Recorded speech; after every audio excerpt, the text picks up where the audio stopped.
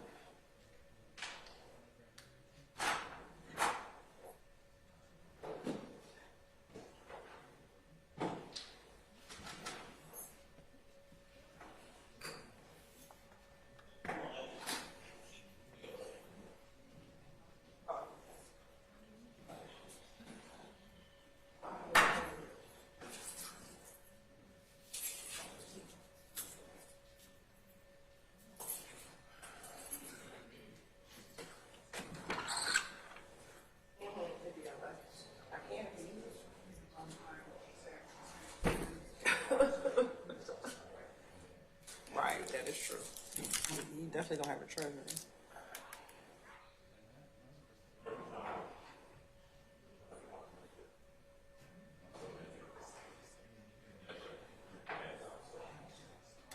Good question. I think Shanti knows about that a little bit more, but I don't know. Yeah.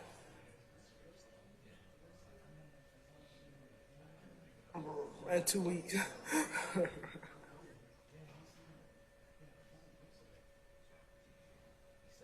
Right, right, right.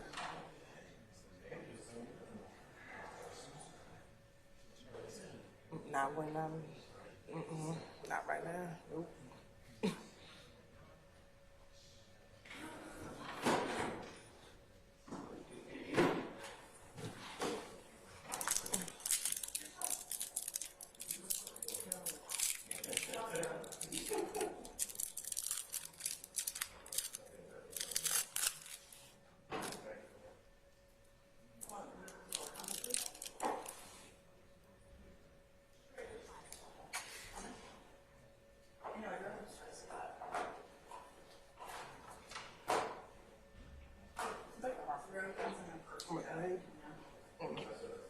They tend to look for stuff and see what happens. We got a detail. Let them know what we are. So,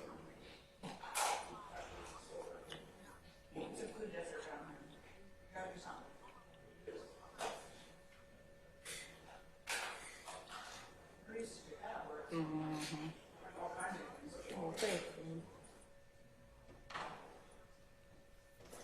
Thank you. Thank you. Well, I appreciate you so much.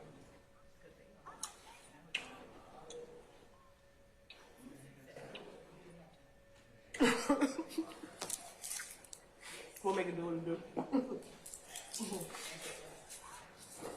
Okay.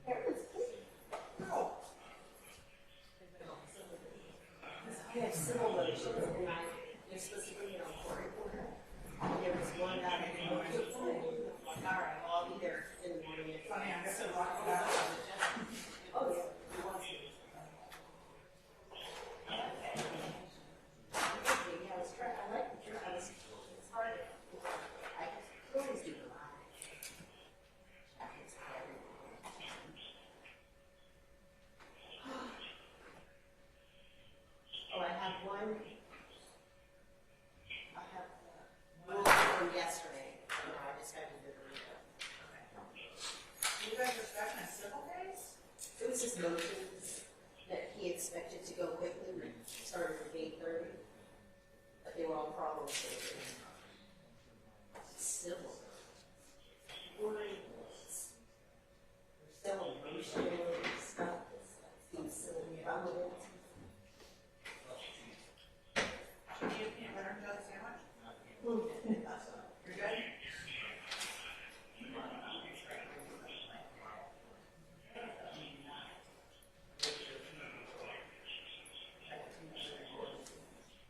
I had it like in my office session one day, but I couldn't announce. I want to try to get some help from your students.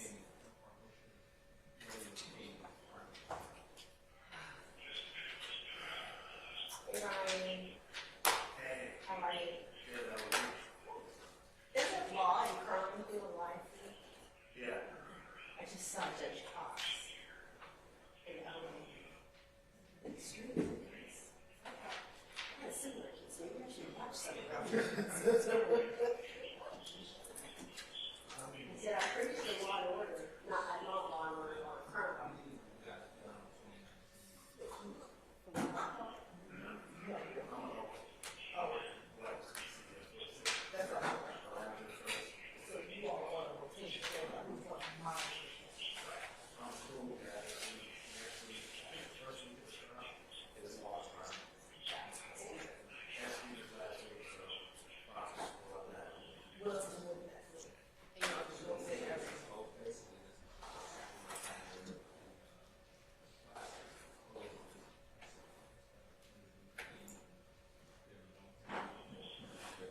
I swear there's nobody's like that ever ready, that funny, keeps coming. He doesn't sit like he needs rest. An average person. I got so many transcripts to work on. I was hoping to do it Friday, but we got definitely. I should try this. She like try it. Yeah, so you guys have added things. We're doing.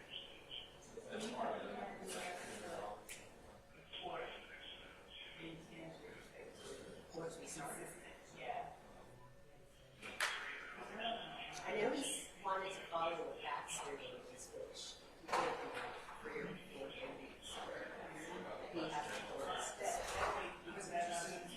I'm sorry, on him. I was just thinking about like yesterday, how I needed to take care of something.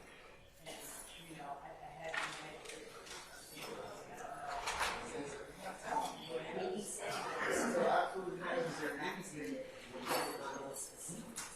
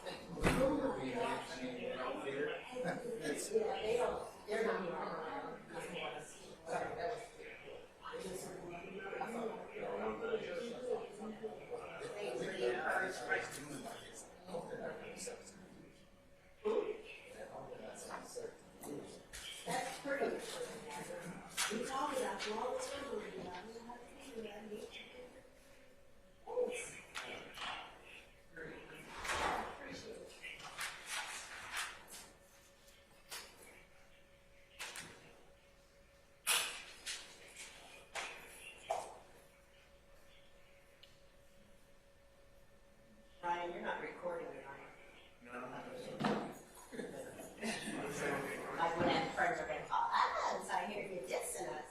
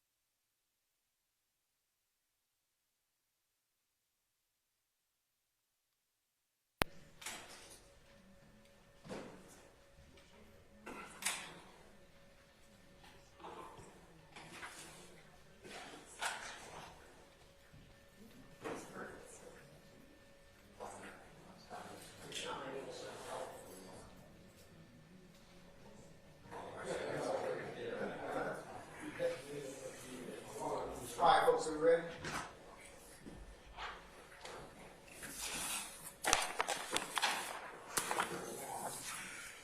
Good afternoon, council's interested parties. We're here back on the record in the matter of the state of Georgia versus Khalif Adams et al.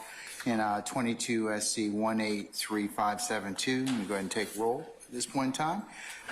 Mr. Stillwell and Mr. Boston, Mr. Sharp. Good afternoon, gentlemen. All right, Mr. Williams and Mr. Steele. Good afternoon. Mr. Kendrick and Ms. Hingerty. Good afternoon. Good afternoon. All right. Mr. Huey and Mr. Matthews Jr., good afternoon, sir. And Mr. Nichols, Mr. Harvey, and Mr. Garner, good afternoon. And Mr. Ryan and Misty Williams, good afternoon. All right, Ms. Love and Ms. Hilton, good afternoon, ladies. Okay, all right. I appreciate y'all's patience and indulgence with the court. Some other unrelated business that took up my time this morning, longer than I expected. So without delay, we'll go ahead and continue with the state's motions at this point. So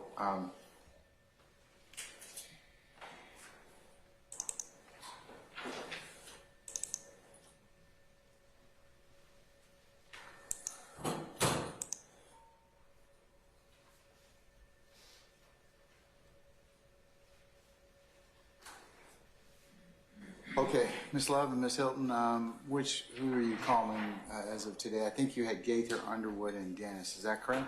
Former investigator Dennis Strada. Okay, all right. Is that who you want to call at this point in time? Dennis, yes, All right, Your Honor. all right. Let's summon Investigator Dennis, please.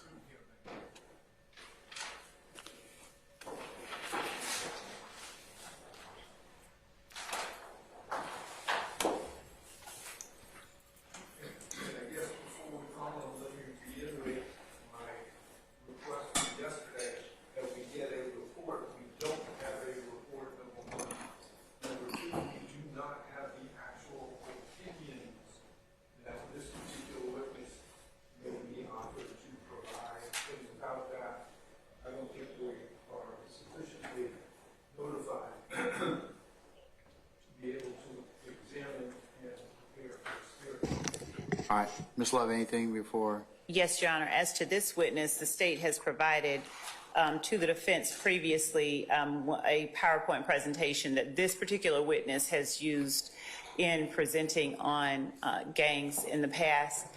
That coupled with what we will provide in the form of a summary of his opinion, we can re-provide to the defense by the 16th, but they do have in their possession at least a presentation that has been made by this witness, something akin to what they've been asking of the other witnesses. All right.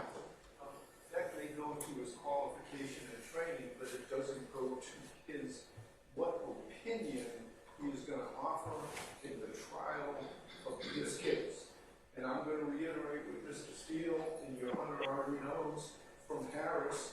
Harris references Rule 16 of the Federal Rules of Evidence. The Federal Rules of Criminal Procedure. It requires a report. Yes, sir. So, and getting a summary on the 16th, when I believe today is the 14th, is particularly unavailing to us at this time. All right, thank you, sir. Can we summon Investigator Dennis at this point in time, please?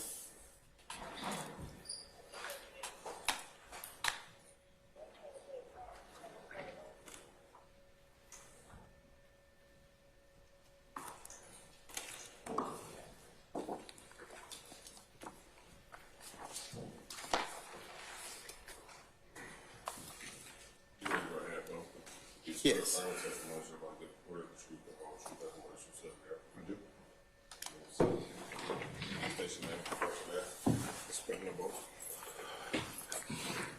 My name is Tyrone Dennis, Tyrone.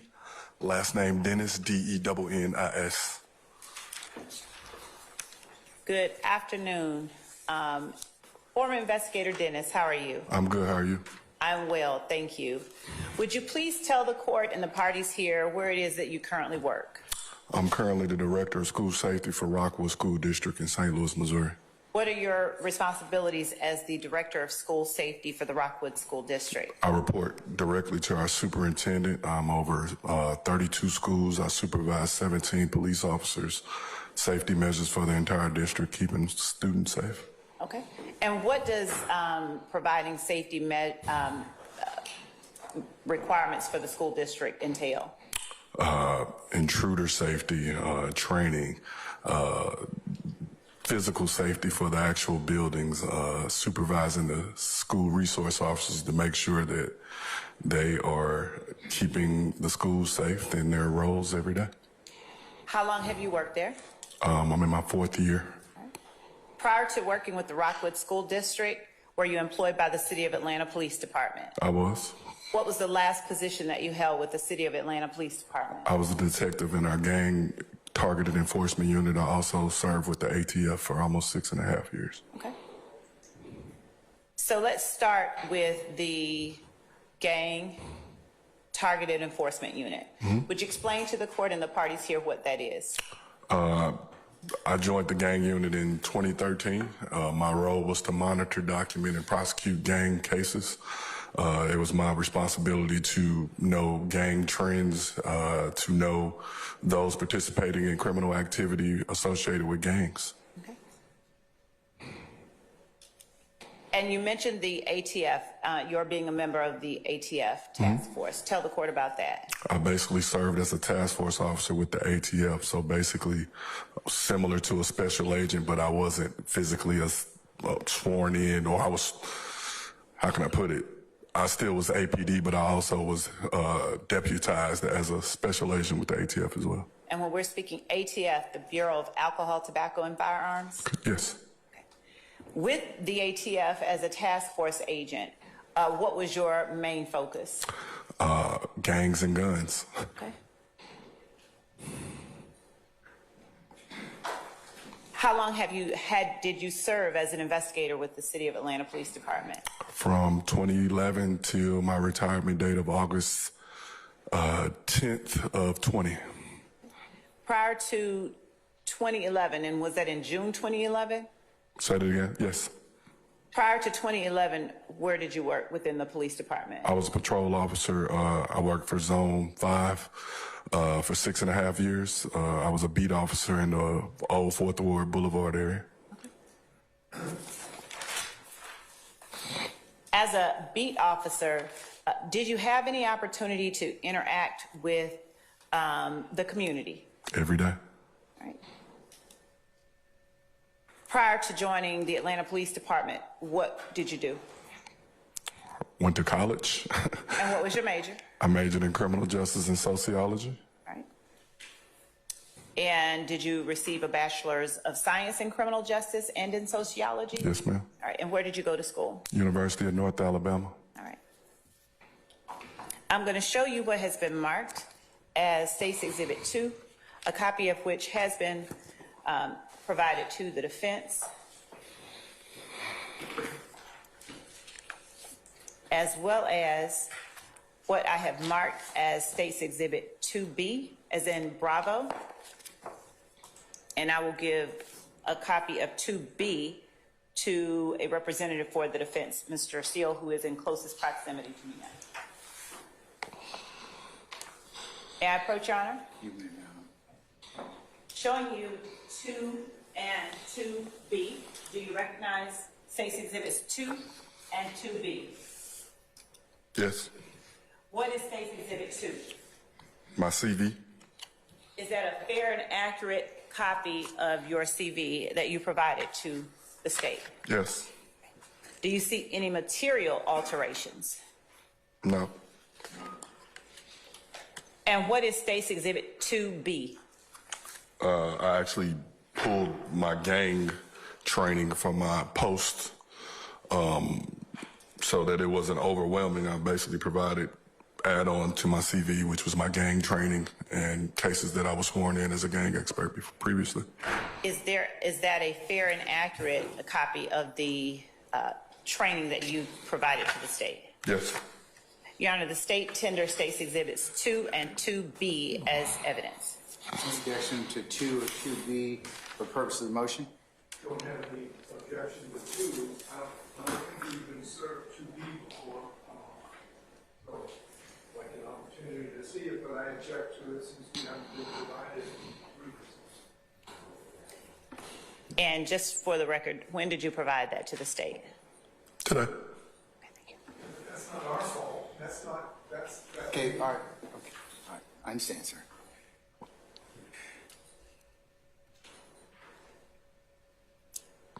How long is 2B? It is double space and 3 pages long. It consists of 1.5 pages of, well, actually 1 page of the training, and then the second and the third page are just the cases that he has testified in. Okay.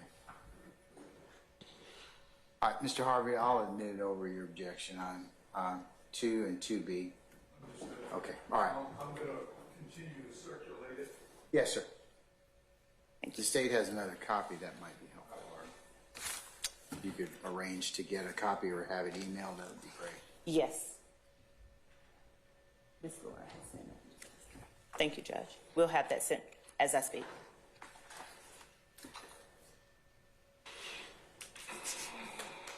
You can continue when you're ready. Investigator Dennis,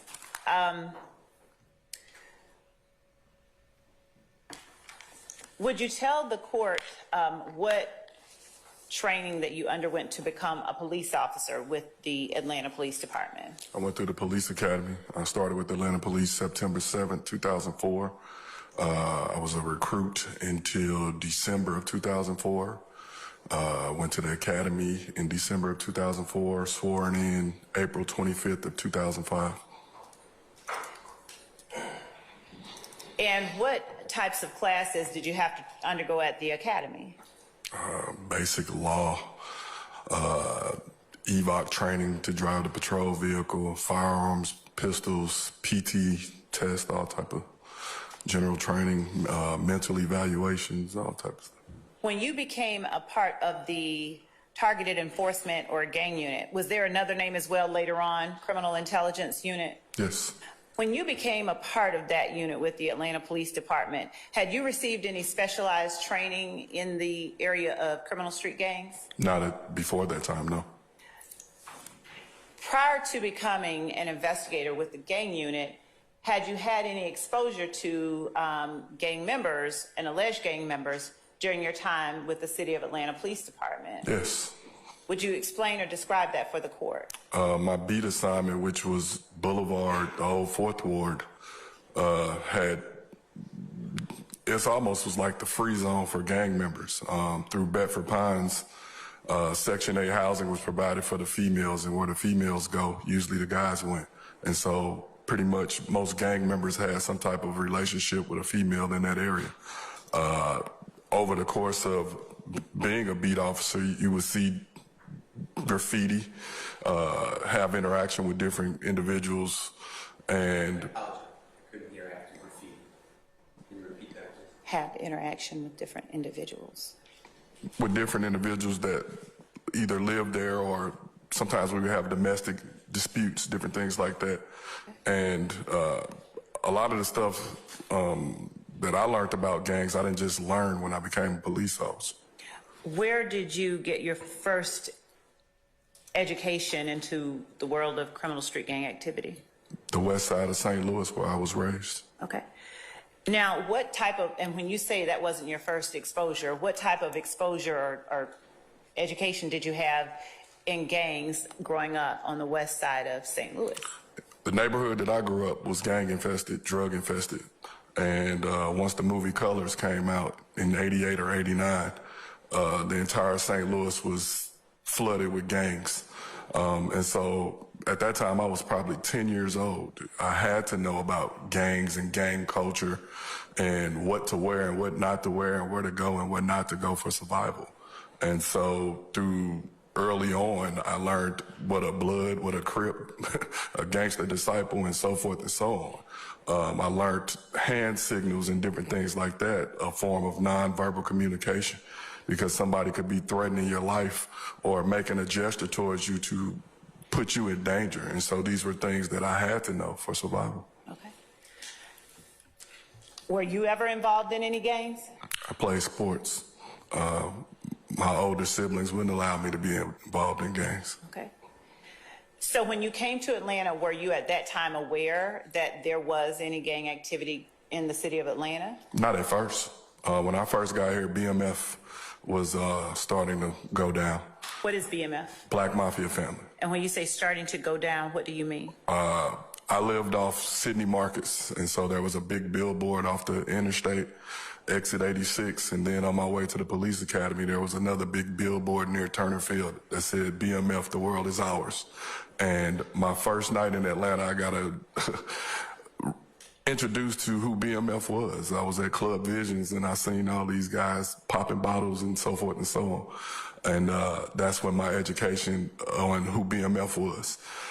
That was the only gang pretty much I was familiar with at first. Once I became a patrol officer, it wasn't, you had groups of guys that kind of hung out together, but it probably wasn't until 07, 08, I started seeing stuff that looked like home, gang graffiti. And knowing on what I already knew, I'm like, what is that doing here in Atlanta? I didn't think gangs was prevalent in Atlanta like that. And you mentioned BMF. What did that stand for? Black Mafia Family. Okay. So you mentioned in 07 and 08, you started to see things that looked like home. Mm-hmm. Where were you working during that time? Zone 5, Atlanta Police Department. Okay. Did you have responsibility for investigating any of that activity, or did you just observe it? For myself, I was fascinated with it myself. And so I wanted to know if it was real or not, because Atlanta wasn't viewed as a gang city. And so I started doing my own kind of homework and getting to educate myself. I had an interaction with an individual who enlightened me about a gang operating within my beat, Bird Gang. And as he enlightened me on Bird Gang, he would give he basically was in custody, and as we talked, he would give a nickname, and I basically created a beat book identifying individuals that was associated with this specific gang. That became my everyday. When I would go on a call or other people would have interaction with them, I basically cataloged them long before I even knew about a gang unit or anything. I became a source of information for the detectives. Or if there was a robbery or something, they would reach out, hey, talk to Dennis. He's got a beat book with individuals documented in there with different tattoos, different whatever. Eventually, fast forward to, I think, 09 or 2010, Chris Markel Bennett was kidnapped. And when he was kidnapped, my supervisor had me reach out to the lead detective, Detective Murdoch, who worked homicide missing persons. And when we actually met at the King Center, and when we met, I basically brought my beat book, showed him all my stuff, and was telling him about this gang. And he looked me in my face and said, "You watch too much TV." And of course, at the time, I'm like, okay, whatever. I'm kind of offended. About a week later, he reached back out to me, and he said, "I want to apologize to you." And I was like, "For what?" And he said, "Because everything that you gave was spot on. And if you didn't tell us this, we wouldn't know anything about it." And so at that point, he put me in to go to Apex. What is Apex? Apex was the spinoff of Red Dog. And what was Red Dog? Red Dog was basically running every drug dealer out of Georgia, created during the crack epidemic to target drug dealers in housing projects and so forth around the city. Okay. I knew what Red Dog was from Freaknik. Growing up in St. Louis, people that came to Freaknik would talk about the Red Dogs, and they don't play in different stuff like that. Okay. When I came on Atlanta Police Department, they still were in existence. And but they were subsequently disbanded after the Eagle raid. Once they were disbanded, they created Apex. Apex would be similar, but they would have an investigative arm. And so Detective Murdoch actually put my name in to go to Apex. I usually worked by myself, so I wasn't used to working with other officers and things like that. So when he initially said it, I was kind of standoffish to it. Mm-hmm. So, but did you become involved in Apex? Did you work? I actually got reassigned to Apex for 6 weeks. Okay. And what were your responsibilities while you were assigned to Apex? Target criminal enterprises and try to see if I can build cases, but I wasn't there long enough to really do anything. Okay. Now, from Apex, is that when you went into the gang unit? No. So 6.5 years on patrol, got assigned to Apex for 6 weeks. Then I made detective, and from detective, I got assigned to Zone 6 Criminal Investigations Division. At that time, they did a realignment of the city, so parts of Zone 6 became, some of the old Fourth Ward became part of Zone 6. And so basically where I worked patrol became now where I was a detective also. And so when I made detective, started off working burglaries and simple thefts, fraud, stuff like that. And then eventually I became one of the robbery carjacking detectives. What kind of relationships did you form within the community as a beat cop and later as a detective? As a cop, the community is key to what you do because the relationships that you form helps you do your job at the end of the day.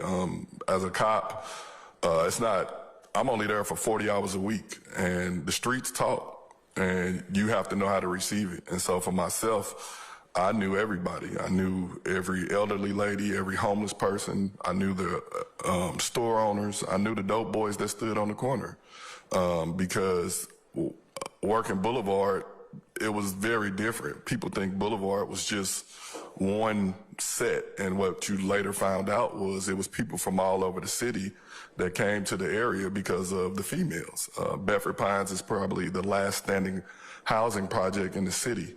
And through Section 8 housing, they would provide housing for the females who had a child. And so you would see guys that come from all over the city, or we would have different interactions for whatever reason in that area. Okay.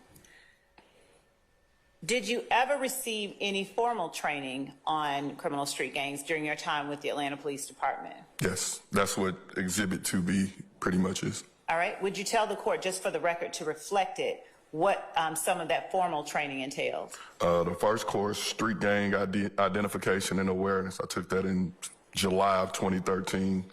What did that entail? How to identify gang members and being aware of trends, clothing, and so forth. Okay. And how many hours was that class? 8 hours. Okay. And that was given by the Georgia Public Safety? Correct. Okay. And going back to the Peace Officer Standards and Training Council post-certification, did you have that during your time as a law enforcement officer in Georgia? Yes. And are you currently certified as a law enforcement agent now? Yes, I'm post-certified in Missouri. Okay. What other classes have you taken, formal or informal, on gang? Exhibit 2B basically illustrates, we in our gang unit, I basically tried to take any gang training that was offered while still trying to work and do my job. And so anytime gang classes were offered, if we could attend, we would. We would also attend other training with other departments. We would have monthly gang meetings with other gang units in other jurisdictions. We shared information. A lot of the times, a lot of our gang members in Atlanta migrated to other jurisdictions. And so a lot of times we became help to them to help them with their cases more so than them helping us. So the gang intelligence course listed on State's Exhibit 2B that you received with the Gwinnett Police Department in February of 2016 for 2 hours, what was that? Basically, information sharing on gangs in the metro area. And what kind of information was shared? What type of crimes that they were dealing with that might be reflective to what we were dealing with in the city. A lot of the times, like I said previously, our gang members would migrate to Gwinnett, DeKalb, Cobb, and so forth. And so we would pretty much have an up on them because we were faced with it before they were. And what about the GGIA basic gang class for 8 hours that you took in 2018? Is GGIA Georgia Gang Investigators Association? Yes, and so the chief of Morrow Police, he's since passed away. They would put on pretty much an annual basic gang class, and that was to help educate gang investigators on some of the same things, gang trends and different things like that. Okay. What about the violent crime investigations class that you had with ATF in 2018 for 5 hours? What was that? That was similar, going over violent crime investigations. Being a task force officer, I was basically my focus was guns, gang members that were arrested with guns. And then it would be my job to look at their criminal history to see if they were basically candidates for federal prosecution. Okay. And the California National Gang Violence Conference, what was that in 2018? Every year they put on a national conference in California. Gang detectives from all over the country, all over the world basically gather in California to go over gangs. It's information sharing. Different departments have dealt with different type of investigations, and you basically learn from those who've done it before you. You share information, and also we share information. I think I actually presented at that conference. Okay. What about gangs, hip hop and gangs in 2019 with South Fulton Police for 3 hours? What was that? I basically made a gang presentation about hip hop and gang culture. And I basically used movies, music, and some of the things that we have in regular people look at and don't even know that they're being pretty much spoon-fed gang culture. I think Boys in the Hood, Minister Society, Juice, all those different movies that I grew up watching that are prominent in black culture, I basically explain the gang nexus to the movie. Even with Boys in the Hood, when I saw Boys in the Hood as a teenager, we stood up and clapped at the end when Doughboy got revenge for Ricky, not knowing that that was gang retaliation. So, how many gang investigations have you either led or been a part of during your time as a law enforcement officer? I lost count. I honestly, 50 to 100 or more. Okay. And during that time, you said that you have interacted with either known gang members or alleged gang members. How many of those interactions have taken place, either formally or informally, during your time as a law enforcement officer? Hundreds. Hundreds? Hundreds. The information that you received from formal or informal confidential informants, or from formal or informal interviews with gang members or alleged gang members, did you always take the information at face value, or did you do anything to try and corroborate or every piece of information that we receive, we have to corroborate and do our own due diligence to investigate it. For me, myself, the worst thing I wanted to do was charge or do something to someone that didn't do anything. And so any information that I receive from, it could be a baby mama or the elderly lady on the corner or a gang member, I'm gonna look into it to see if it's relevant or to try to understand what they are telling me. I can't necessarily take anything on face value because in the law enforcement and gang culture, most people know that talking to law enforcement can be a death sentence. And so me knowing that, I'm trying to protect people's identity and respect that I have a job to do to not only listen to them, but to try to protect them with the information that they're providing to me. Working as a patrol officer, I've built countless relationships with people from the community. I've been gone almost 4 years. I still get calls from the community because people don't know that I'm either gone or I've built a trust factor with them where they feel comfortable in providing information to me. And what is Clippers and Cops? Clippers and Cops is a nonprofit that I created in an effort to bridge the gap between law enforcement and the community, trying to create empathy between law enforcement and the community. When I would go get my haircut, everybody was equal. And when we were in the barbershop, we would talk about everything under the sun. So I felt, why can't we talk about citizen and police engagement?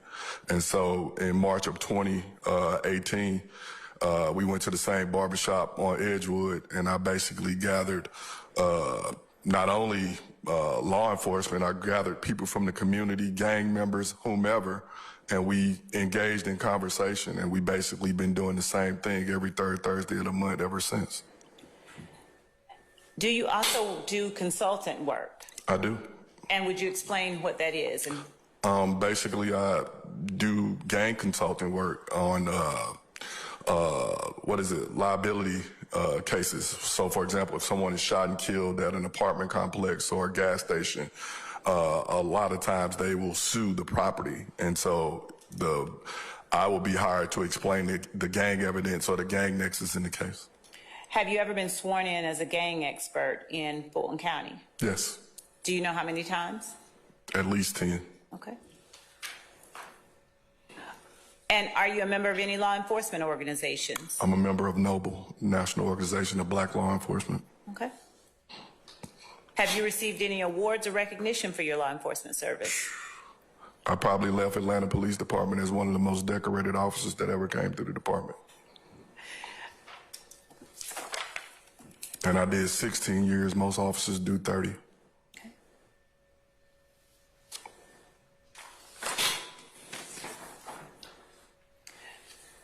Did you have an occasion to gain any familiarity with the gang known as IF gang, IF?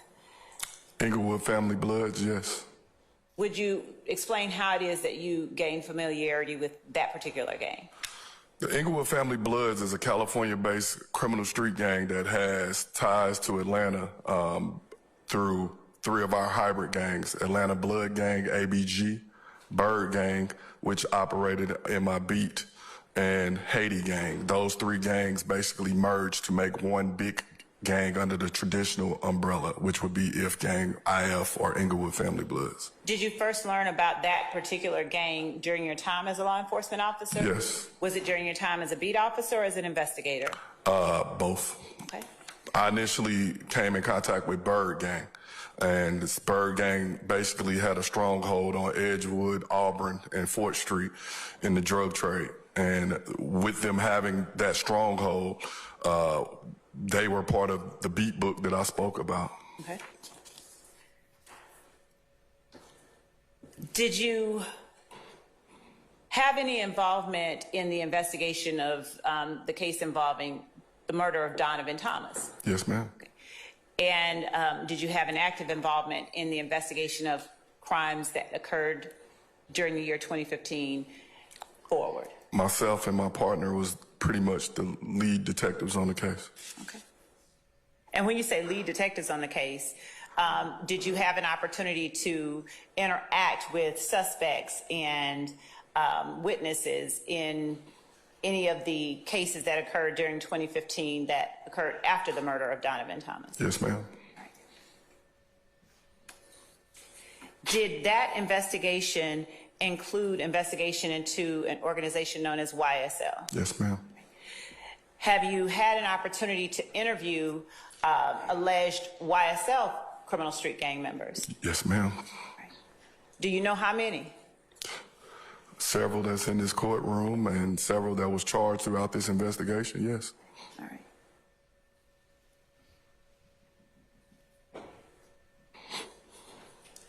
Are you able to explain to the court whether the information that you attained about YSL and Inglewood Family Bloods, what were the sources of the information that you currently hold about those organizations? The information that I gained associated with the information I already knew. Basically, when Donovan Thomas was assassinated on January 10th, 2015, I was off. It was a Saturday night. One of our detectives that was working basically reached out and said, hey, you put Donovan Thomas into our gang files. What do you know about him? And I politely told him to go to my bottom drawer and get my black beat book. Once he got my beat book, he basically had Donovan's profile, Bird Gang's information, and so forth. Fast forward to that Monday when I got to work, my supervisor basically said, what do you know about Bird Gang? I said, what do you want to know? He said, well, we have a meeting with every federal agency in the city at 2 o'clock. I need you to create a war room. And Operation Planners was born. From that, I had to basically compile who Bird Gang was, who the rival of Bird Gang was, which was YSL, Young Slime Life, and identify those that would be either targeted or suspects in his murder. So let me talk about how you gained the information that you then utilized during the course of those investigations and gained through those investigations. Was any of the information that you gained during that time the result of things like cellular phone extractions Yes. or jail calls? Could you explain to the court how that aided in your attaining knowledge and information on these particular groups? In investigating this case, we basically were dealing with an all-out war. Every day, we were awakened by houses being shot up, people being shot. And so it was our job to mitigate that and stop it. People were arrested. When people were arrested, if they had a cell phone, we would get a search warrant to extract the contents of their cell phone. We would then reach out to whatever social media we could find to try to get their social media contents. If they were in custody and spoke on jail calls, we tried to monitor their jail calls and those interactions as well. People that were taken into custody, we would basically attempt to speak with them. We spoke to family members who were victims. We spoke to witnesses. We spoke to people in the community.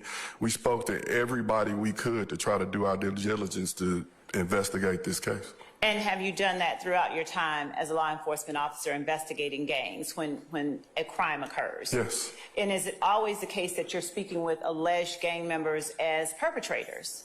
We've spoken to both. Both, what do you mean? We've spoken to people that are already documented gang members. We have spoken to alleged gang members. We've spoken to people that aren't gang members. We've spoken to their girlfriends, moms, sisters, cousins, whomever. And are they sometimes victims? Yes. All right. Usually, my saying was today's suspect is tomorrow's victim. Okay. Did these sources of information, first of all, do you know how many cellular phone extractions involving gang information and knowledge that you have examined? I couldn't even put a number on it. Is it in excess of 50? Possibly. Okay. And what about jail calls? Do you know the number of jail calls that you've listened to that have given you insight into gang culture and terminology in? Countless. This wasn't the only case or big case that we've investigated over the years. Okay. Basically, our unit not only dealt with our own cases, we dealt with other units' cases. We dealt with other jurisdictions' cases. We assisted countless investigations. Okay. And did that information that you gained from the sources you've named for the court give you insight into criminal street gangs in Atlanta that the general public may have had no knowledge of? Yes. And would you explain some instances or examples of that? A lot of times, individuals that were in custody would basically attempt to talk in slang or things like that. Sometimes you would get slang that you may not be familiar with. And so you might have a relationship with someone in the community or this particular community where the crime occurred to help explain to you what that means. Okay. And so sometimes you would have to reach out and say, what does slap mean? Or what does mac and cheese mean? Or the biscuit, get the biscuit out the oven, or whatever it was. You would have to go get clarity for someone else to help you understand if you didn't understand the lingo. In gang culture is constantly changing. And so through social media posts, sometimes you'll look at a social media post and quite not understand what someone's saying. Or sometimes they'll quote a song and change the lyrics, change the lettering. Instead of saying I'm on Cleveland, they might say I'm on Bleveland, or things of that nature. They might, instead of saying bricks with a CK, they might put 2 C's instead. And a lot of times, gang members or people associated with gang culture will take the time to do that. And through social media was an attempt to explain or to help share their identity as such. Okay.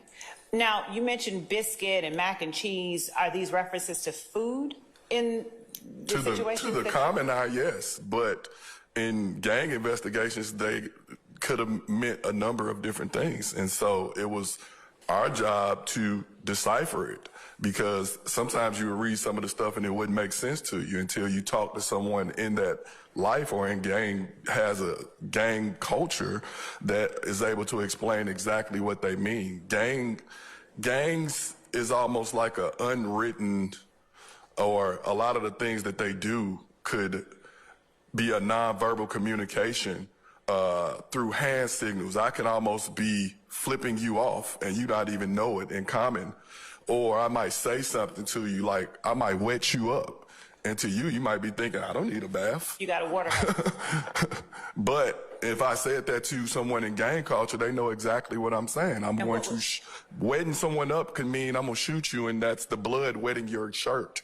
Okay. And so those are things that we had to explain to help it make sense. And did you hear those sort of phrases and terminology while you were an investigator with the gang unit with the Atlanta Police Department?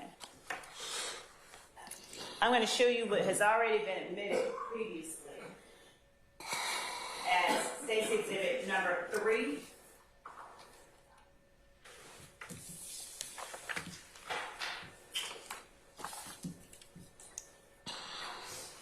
Now, when exactly did you leave the Atlanta Police Department? August 10th of 20. Okay. So State's Exhibit 3, having an effective date of August 13th, 2020, was implemented after you had gone. Yes, ma'am.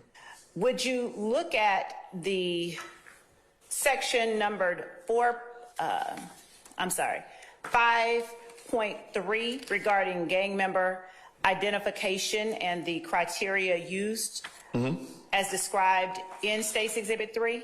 Yes. And would you read for the record what those 6 criteria are? Gang member identification is based on the following criteria. 1, when an individual admits membership in a gang. 2, when a reliable informant identifies an individual as a gang member. 3, when an informant of previously unattested reliability identifies an individual as a gang member and is corroborated by independent verification. 4, when an individual resides in or frequents a particular gang area and affects their style of dress, use of hand signs, symbols, or tattoos, and associates with known gang members. 5, when an individual has been arrested several times in the company of identified gang members for offenses which are consistent with usual gang activity. 6, when there are strong indications that an individual has a close relationship with the gang but does not fit the above criteria, he should be identified as a gang associate. Were those 6 criteria in effect at the time you were an investigator with the City of Atlanta Police Department? Yes. Okay.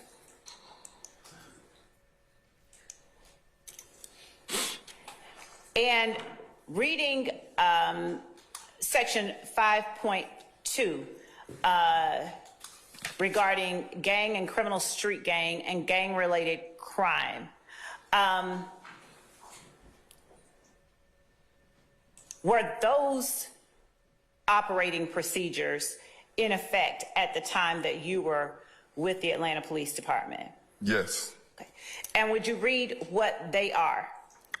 Gang, criminal street gang, any organization, association, or group of 3 or more persons associated in fact, whether formal or informal, which engages in criminal gang activity as defined in OCGA 1615-3. The existence of such organizations, associations, or group of individuals associated in fact may be established by evidence of a common name or common identifying signs, symbols, tattoos, graffitis, or attire, or other distinguished characteristics. Such terms shall not include 3 or more persons associated in fact, whether formal or informal, who are not engaged in criminal gang activity. And gang-related crime. Say that again? The rest of 5.2, gang-related crime. Oh, I'm sorry. Gang-related crime. Criminal acts that include gang violence or gang retaliations related to turf, protection, signing, recruitment, or any criminal activity such as drug trafficking. Any incident wherein participants, suspects, or victims are identified gang members or associates. When a reliable informant identifies an incident as gang activity, when an informant of previously unattested reliability identifies an incident as gang activity, and it is corroborated by other attendant circumstances or independent verification. And you said that those were policies that you followed while you were with the gang unit. Yes, basically we didn't just want to put anybody in as a gang member if they weren't. Okay. And it's not illegal to be in a gang. It's illegal to commit acts of crime while in a gang. Okay. Now,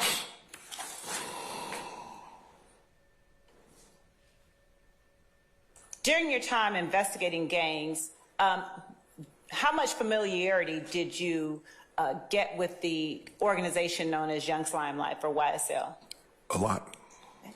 And were those from the sources that you mentioned earlier? Through sitting through countless interviews, interviewing countless witnesses, gained a lot of knowledge about YSL. And what about Underwood Family Bloods? Did you gain a lot of information about that? Same. Okay.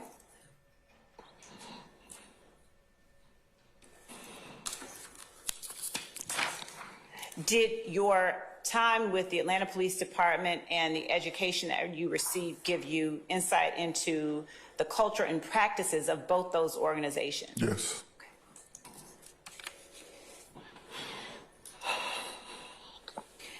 And based on your background, training, and expertise, do you have an opinion about whether or not YSL, the organization known as Young Slime Life, is in fact a criminal street gang? No question in my mind that it's a criminal street gang. Okay. And do you have an opinion as to whether or not the Underwood Family Bloods, or IF, is a criminal street gang? No question in my mind that they're a criminal street gang. All right.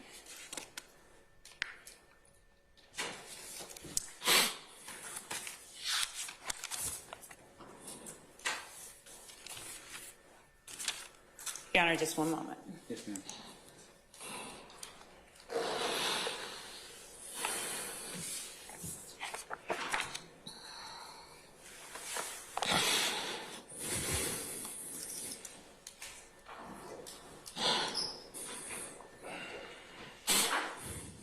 Your Honor, at this time, we tender former investigator Dennis as an expert in the field of criminal street gangs, criminal street gang recognition, investigations, identification, and practices, as well as specifically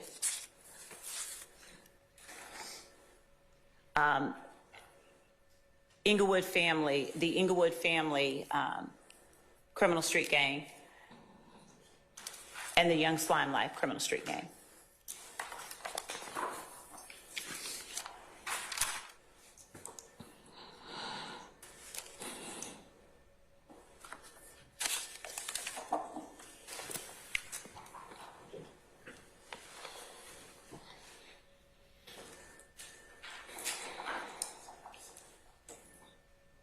And Your Honor, just to clear that up, we are tendering former investigator Dennis as an expert in criminal street gangs in general, criminal street gang, I did not say culture, practices, investigations, and identification. My apologies to the court, as well as the Inglewood Family Criminal Street Gang, and the YSL Criminal Street Gang.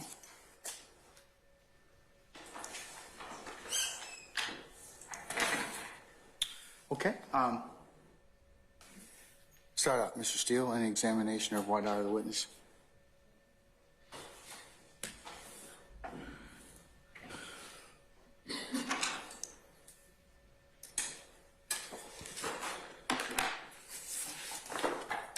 Good afternoon. Good afternoon. Thank you, Your Honor. With regards to your statement a moment ago with the Honorable Prosecutor, you said something to the effect of, it is not illegal to be in a gang. Remember something like that? I do. Can you explain specifically what you're referring to? The Boy Scouts could be considered a gang because it's 3 or more people operating in unit when they put on the same outfit. The police department can be considered a gang by the definition. It's only illegal to be associated with such when committing a crime or breaking the law. That's what I mean. What if somebody in the Boy Scouts or the police department, there's a section of 3 or more people associated, in fact, either as a member or an associate, and 5 of those people are going out committing drive-by shootings. Mm-hmm. But the other 2,000 people are in the Boy Scouts or the police department, same uniform, but they're not doing those crimes. How does that work in your mind? The association of how did they associate being the Boy Scouts could be basically used as their association, but the enterprise in itself hasn't necessarily broke the law. Those individuals use that association to break the law, and so those are the like characteristics of that. So there's a demarcation, and I'm asking you, I'm not telling you. Okay. I want your information to qualify under Daubert. There's a demarcation about the people in the Boy Scouts or the police department, same uniform, same haircut, same radios, same guns, but the 5 people, I think I said 5 people who are using those symbols to go out and commit crime, they would be separate than the rest of the thousands of people. Is that what you say? Or is What I'm saying is, or does it make it an entire gang? That's what I'm it would not necessarily make the entire gang unless we could prove that in previous, the police department or the Boy Scouts were associated with those same criminal activities previously. If they're not, it's just like saying, I'm trying to think of something to a fraternity, right? Let's say 5 members of a fraternity participated in a rape. Does that make the whole fraternity a criminal street gang? No. It makes members of that fraternity that participated in that crime, and the association could be the fact that they're in that fraternity, but it doesn't necessarily make that fraternity a criminal street gang. Reason being is it has no bearing associated with any other crime previously. So the other members of the fraternity, it's the same thing, but fraternity rather than Boy Scouts or police department. The other members of the fraternity who did not commit that rape, God forbid, they are not tainted.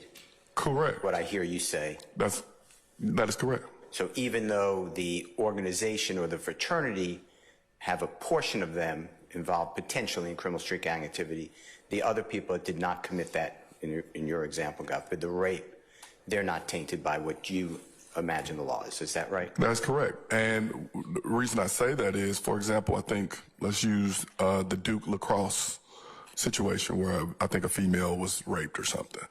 The entire fraternity wasn't necessarily charged, the individuals that were involved with the rape, but the common denominator was they were a part of this fraternity. And so that played a part in how did all of you guys get together? Okay.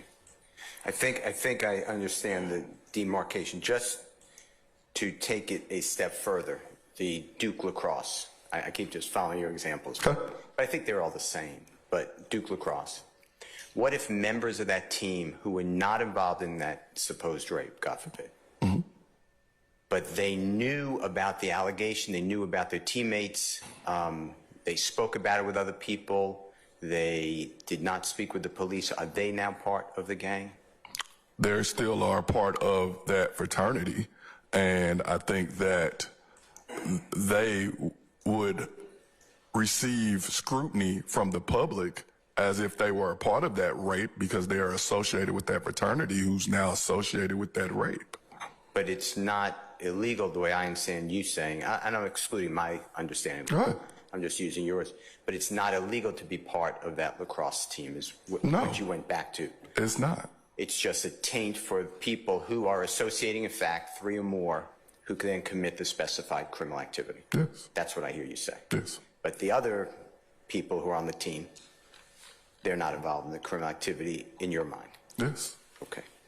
Now, I'm going to ask you about a couple people, if that's okay. And if you don't remember, you need something to refresh your memory, just let us know, okay? Who is Donovan Thomas? Donovan Thomas. Donovan Thomas is Peanut, Big Nut.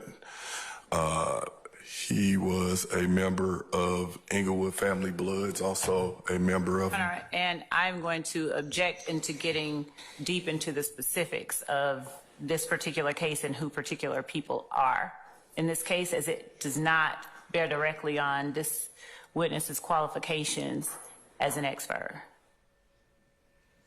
It was specifically discussed in direct who is Donovan Thomas, and it was specifically proffered that he's part of, or through the testimony, part of IF gang, and this court is being asked to qualify the Honorable Detective or former Detective Dennis in an expert of the IF gang. I'm asking about the same thing. Objection. Go ahead. Yes, Your Honor. Can I say something real fast? When y'all keep saying former detective, I'm retired. I left in good standing. I didn't get kicked out or anything of the sort, for the record. Let's just say that, okay? Yeah. Thank you. Are you clear about that now? All right. I will not use the word former. Thank you. And if anyone else used the word former, I would recommend not using it. Thank you. No, y'all just kept saying it, and it's like when you say it, it make it seem like I didn't leave in good standing or something happened for me to leave. I left on my own terms, and I retired. I don't think former means you left on bad terms. Potato, potato. But we're going to call it retired. All right. Okay, so I apologize. That's okay. Do you remember the question? Who is Donovan Thomas? Yeah. Donovan Thomas, Peanut, was a member of IF Gang as well as Bird Gang. I think I had my first interaction with Donovan Thomas when I first became a patrol officer in 2005. Their gang, Bird Gang. And Your Honor, again, the specifics, I would object to specific information being elicited. The question has been answered, and beyond that, I would object to us getting deep into the details of any particular cases. But you did ask him about it, so I think you opened the door about that in terms of and you opened the door about that in terms of qualification. So, but I remind Mr. Seal, this may be more subject or appropriate for us to, if I qualify him as expert, okay? Yeah, I just need to have an understanding, and I thought you overruled the objection, so unless I'm mistaken. I think he's answered the question at this point in time. He did, not really. Twice. No, he said he gave his nicknames. Okay, that's how he knows him, so. I know him, but I'm sorry. Your Honor, I'd like some leeway. This is what you are qualifying the gentleman in, and he's the named victim in our case. I give you some leeway, sir. What would you like to know? Just give the background that you know. I understand that you met him, I believe. 2005. And then you were saying that he was a member. I don't think you said this, so clarify this. He was a member at that time of the Bird Gang, but I don't think you said that, so. He was a member of Bird Gang as I knew it. He also was a high-ranking member of Inglewood Family Bloods as I knew it. Okay. And when you say high-ranking member, we talking about the highest, second highest? I think he was second or third in command. Okay. And at what time in relation to the second or third in command of the IF gang? What do you mean? What year? Are we talking about the whole time, or are we talking about January 10th? There was a point where a gentleman by the name of Mo Rice Williams basically flew to California and helped get the blessings from California to operate here in Atlanta as Inglewood Family Bloods. By doing that, Atlanta Blood Gang, which is ABG, Bird Gang, and then Haiti Gang are three different hybrid gangs that basically merged together to become one big gang under the traditional umbrella of Inglewood Family Bloods. Are they all have roots in the Blood Gang? Yes. And with Mr. Thomas being, you said second or third in command, or did I miss that? Yes, I did. Was that, my question is, was that the entire time, or did that rise to power over? That part I don't know. How about we ask it the other way? On January 10th, 2015, was that his position? Yes. As far as you knew? Yes. Okay. And what type of crimes is IF gang committing? Drug dealing, shootings, robbing, so forth. They basically had a stronghold on Summerhill, Old Fourth Ward, or anywhere where they operated. They pretty much had a stronghold on it.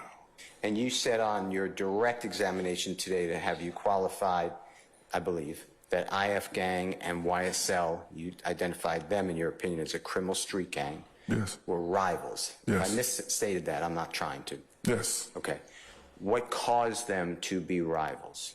If you know, and if you don't know, you got to say, I don't know. I have a general idea of what caused them to be rivals. And I also want to know the background of it. In the summer of 2014, YSL, If Gang, and everyone was one big happy blood family. During that time, there became friction between those in those gangs, which started severing the ties.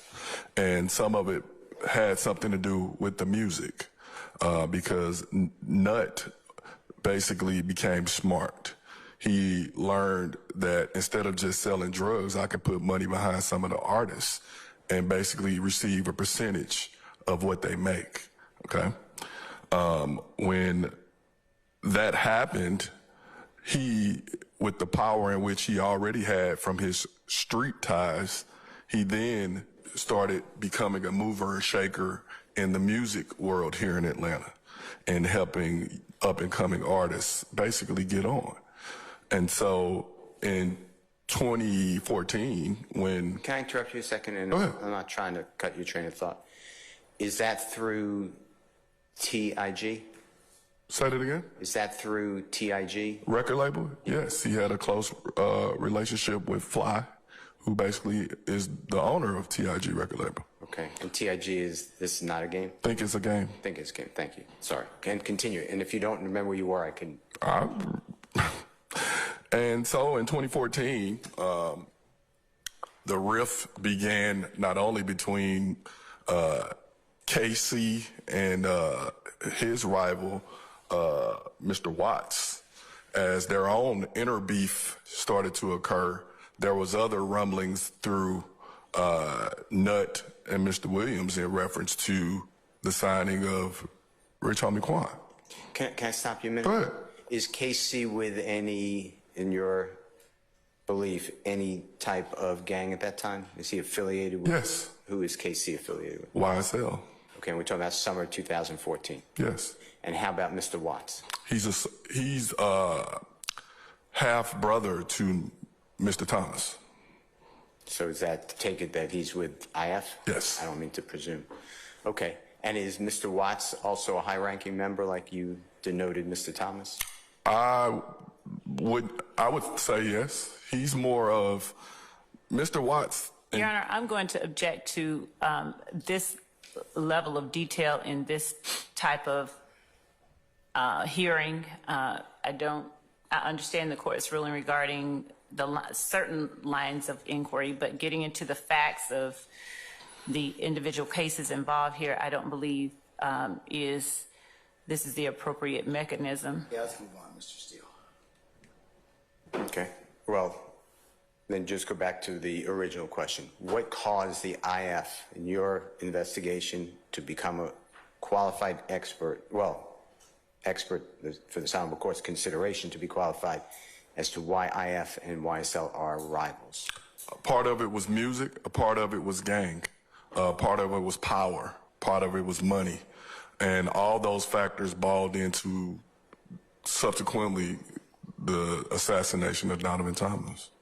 And where do you get the information? And I'll tell you what I wrote down if it helps you. But you're asserting a lot of facts. Okay. So what's the background of those facts? Sitting through countless interviews with individuals that were either A, charged, B, suspects, or C, interacted with law enforcement, and doing my own investigations through witnesses, the families of victims, social media, all this information. We're talking about this is from 8 years ago for myself. And 2015. correct. And some of the individuals that are sitting in here, I actually sat in the interviews with them and discussed some of these things. And some of the points that were made or confirmed, some of them helped do that.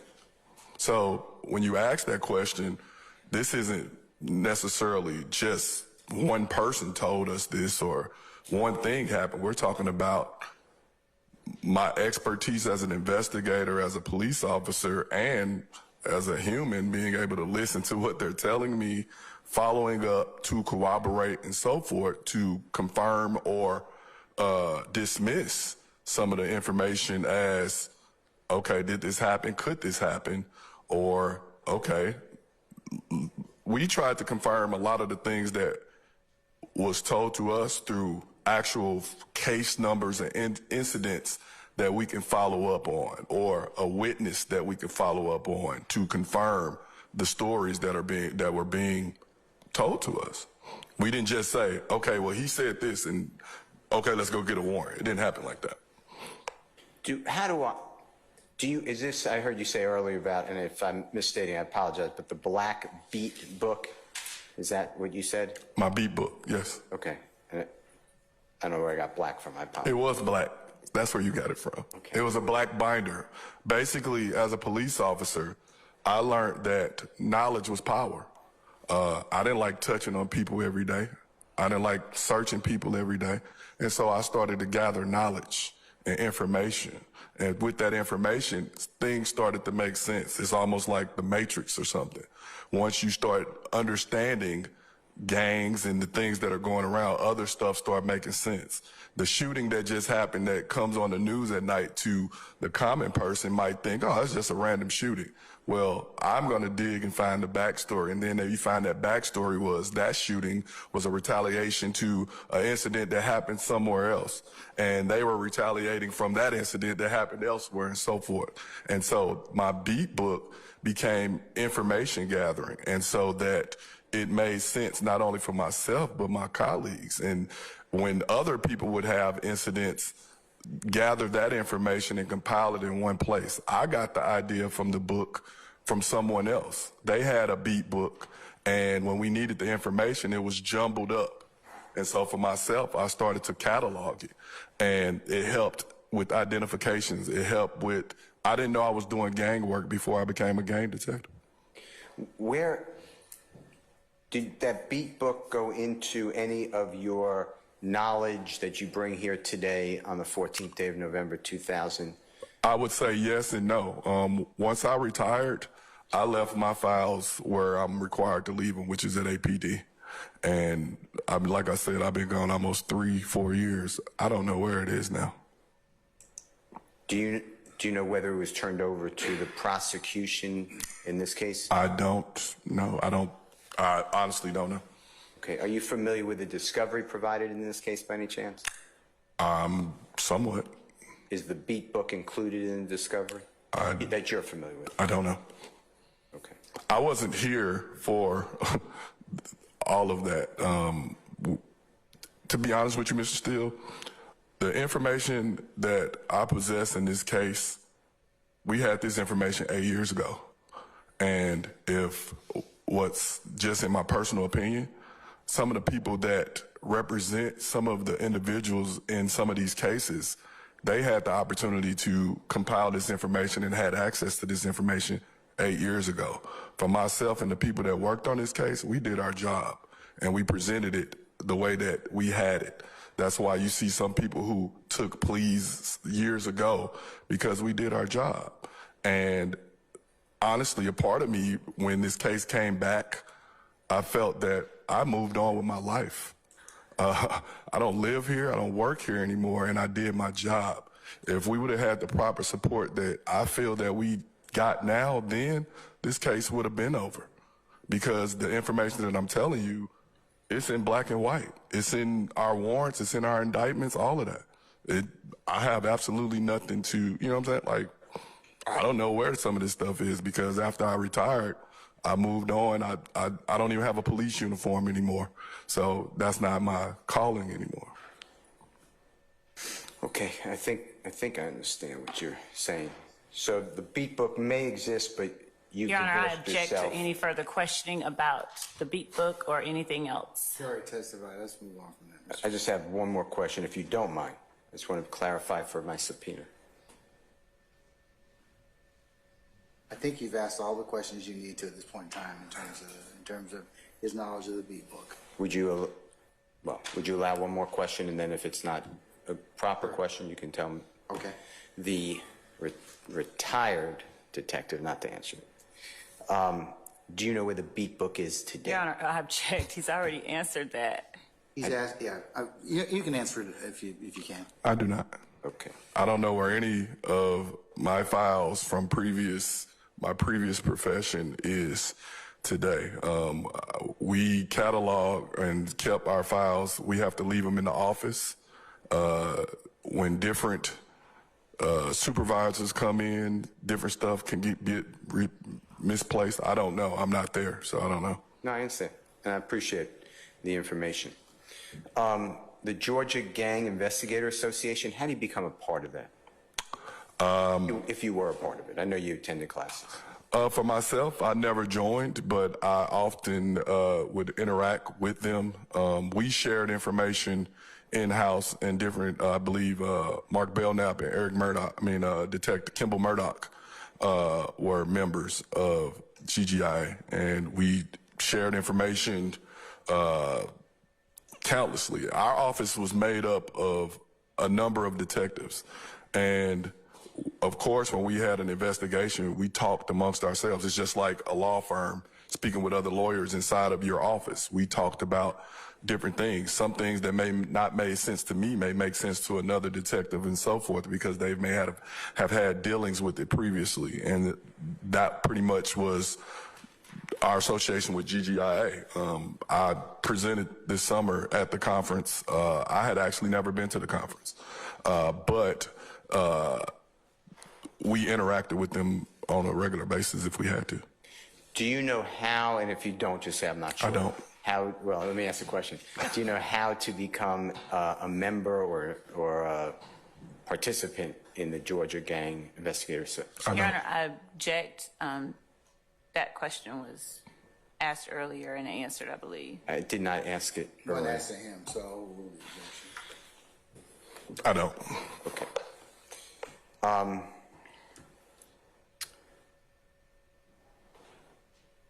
You talked about on direct examination with the Honorable Prosecutor, gangs, hip-hop, and gangs. And I'm just looking at State's Exhibit 2B, as in Barry and Bravo. It says 11, 13, 19. Can you tell us about that more in depth? What is that? Like I said previously, was for myself and helping those who don't. Gang culture and gangs are happening right before our eyes. And if you don't understand what you're looking at, it may just look like whatever. And it's the same Can Go you ahead. educate us with a couple of examples what you're referring Like I said previously, the movie Boys in the Hood. I went and saw that when I was probably 13 years old. When I saw it, have you seen Boys in the Hood? Yes, Okay, sir. I'm sorry. All right, in the movie Boys in the Hood, when Ricky, the football player brother, was shot and killed, Doughboy went to retaliate, his brother.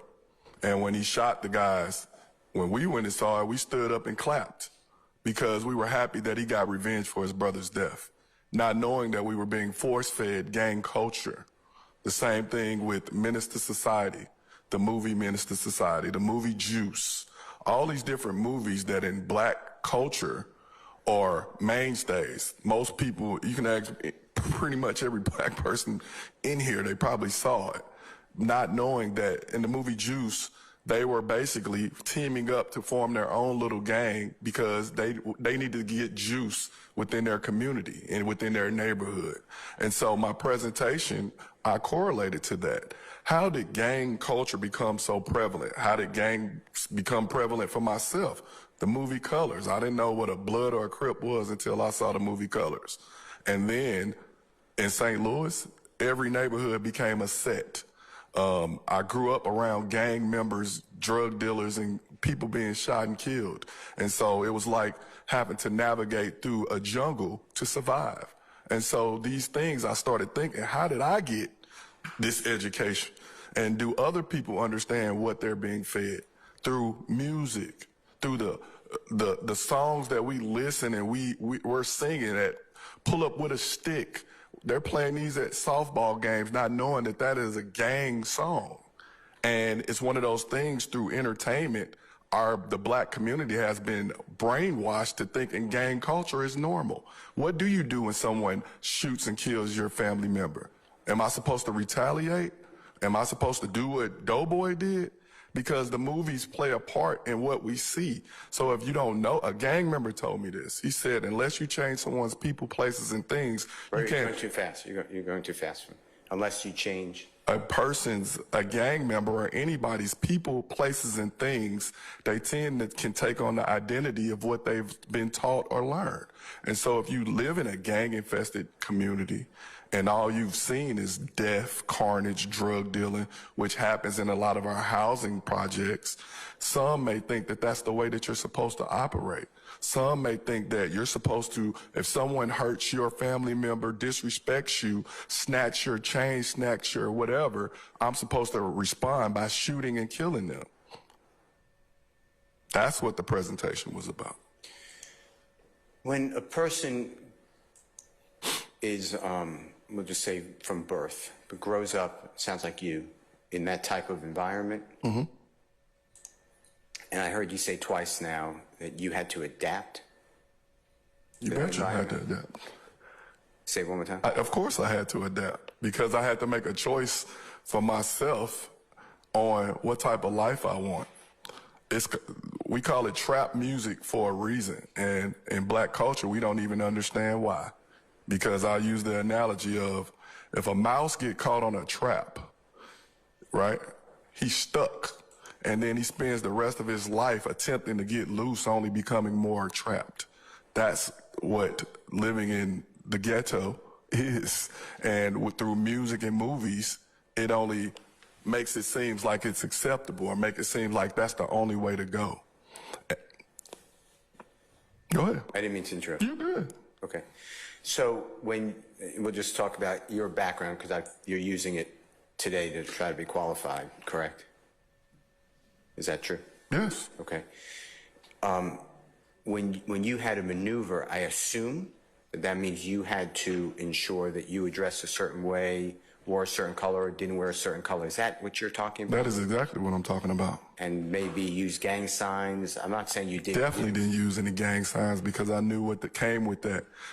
In my community, you don't false flag or represent or throw up gang signs, something that you're not willing to follow up with what comes with that. Because throwing up that gang sign to someone that identifies from a rival gang could cost you your life. Wearing colors that associated with your neighborhood or things that associated with the gang in your neighborhood can cost you your life. And so for myself, you're going to take the necessary steps to avoid being associated with that. I myself play sports. So playing sports, I wanted to go wherever to play sports. But knowing what comes with where you from could cause me a problem. I couldn't go wherever I needed to go to play sports. And I had I had to have an understanding for survival. But in your neighborhood, and I guess I misjudged your statements, are you dressing a certain way to fit in that neighborhood? Me? Yeah. No. I'm wearing everything the total opposite of. I'm not wearing the rival color or I'm not wearing color. I'm going to wear the basic. You're a neutral. Huh? Neutral. Yeah, I'm going to wear something very neutral so I'm not mistaken walking to the bus stop as being associated with that. Okay. It says on your State's Exhibit 2B, under civil cases, it's a third one. It says Little Wayne civil case. Mr. Gerwitz, which is Gewirtz. Are you paid for that? I was retained to help provide information in reference to that case. And is that the shooting that we have in the indictment today? Yes. Okay. Are you still on that case? It's pretty much sitting and waiting. It's the bus driver suing those involved with the case. And so until they proceed forward, it's kind of in limbo. But you're still, as far as you know, you're still an expert in that case? Or, Yes. Or a consultant, I guess you wrote. Yes. Is that true? Okay. You talked about Black Mafia family. What year was that? 2004. Is that the first time that gangs are coming into Atlanta area? Is that what you were testifying to? That's when I got here. So I don't know exactly. As you speak to people that grew up here, they'll tell you about other gangs and different. What happened in Atlanta when the housing projects basically were your affiliation or different gangs operated in the different housing projects. As they tore down the housing projects and as Atlanta became pretty much a hub for gangs across the country for the same reasons that a lot of people come here. Hip-hop music, warm weather, big houses, and nightlife. And a lot of gang members come from New York, LA, Chicago, all over to Atlanta and love it here and operate here and are able to live differently than where they live back home. Okay.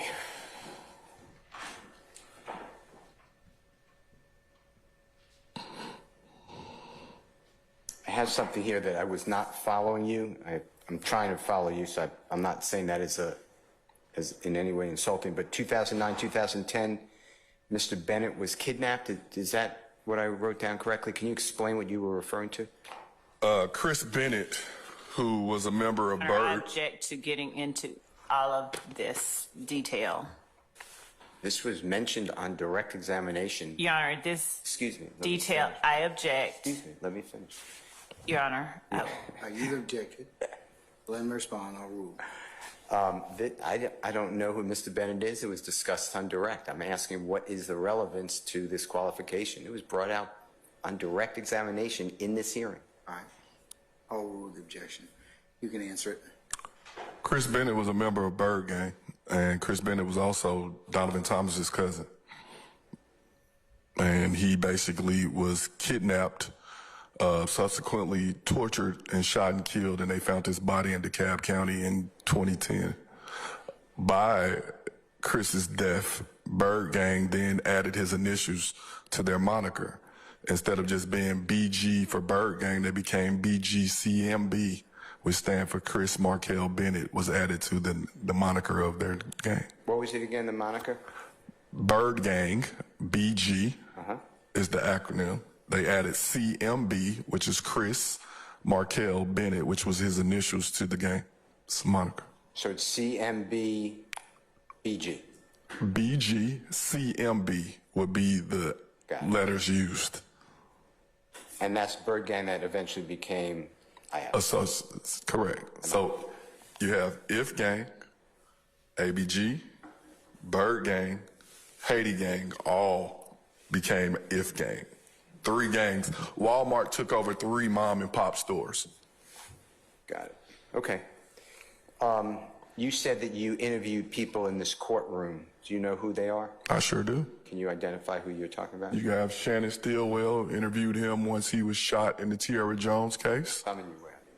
Right behind you. Diamante Kendricks, interviewed him when he was arrested with Martinez Arnold after they attempted to retaliate and do a drive-by after Martinez Arnold was stumped out in Magic City in October of 2015. Who else is over there? I can't see anybody else. I never met Mr. Williams in person. Okay. Okay.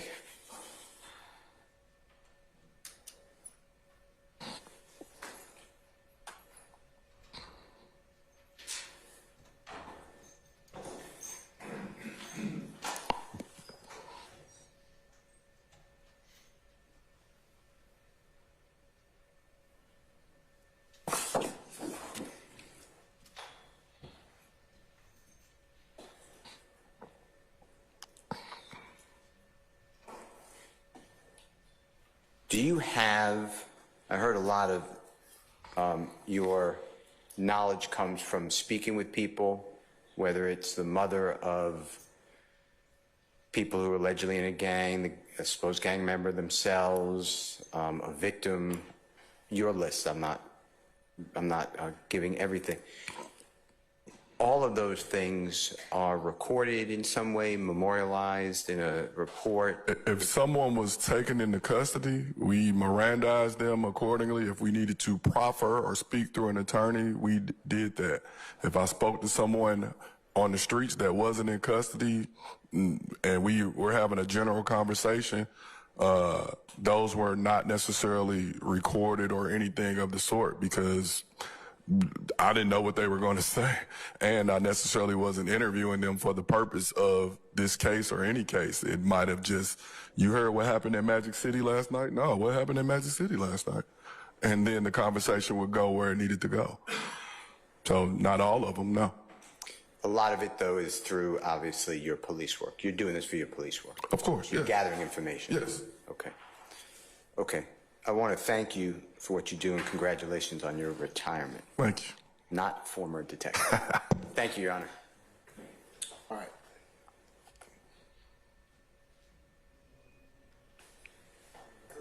Folks, why don't we take 10 minutes and we'll continue with the examination of Yes, Your Honor. Mr. Dennis, okay? He almost said it. I'll call you Detective Dennis. I'm not afraid. I'm not You the afraid. boss. You call wherever you want to call.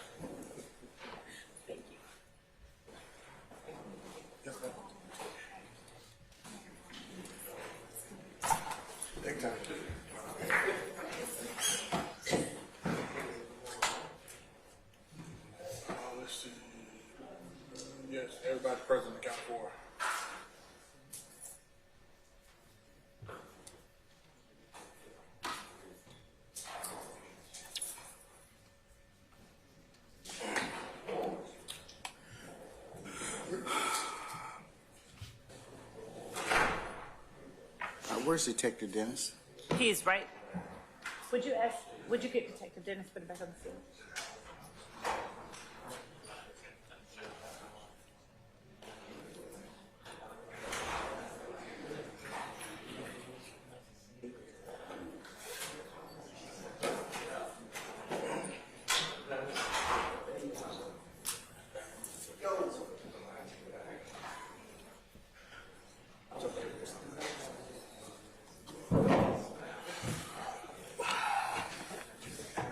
All right, Deputy Ingram, is everybody back, sir? Yes, sir. Everybody is present and accounted for. All right, okay. We're going to continue with the examination of Detective Dennis. So who's next? Mr. Short, you want to go next? All right.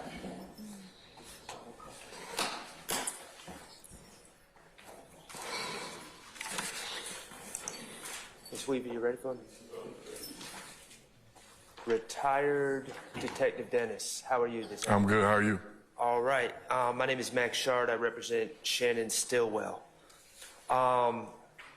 First, I just wanted to talk to you. You and Attorney Steele were discussing some hypotheticals. And I want to go back to that to make sure I understand. But before I do that, as a gang investigator with APD, when you were with APD, did you ever swear out warrants for individuals for violation of the Georgia Criminal Street Gang Act? Yes. Okay.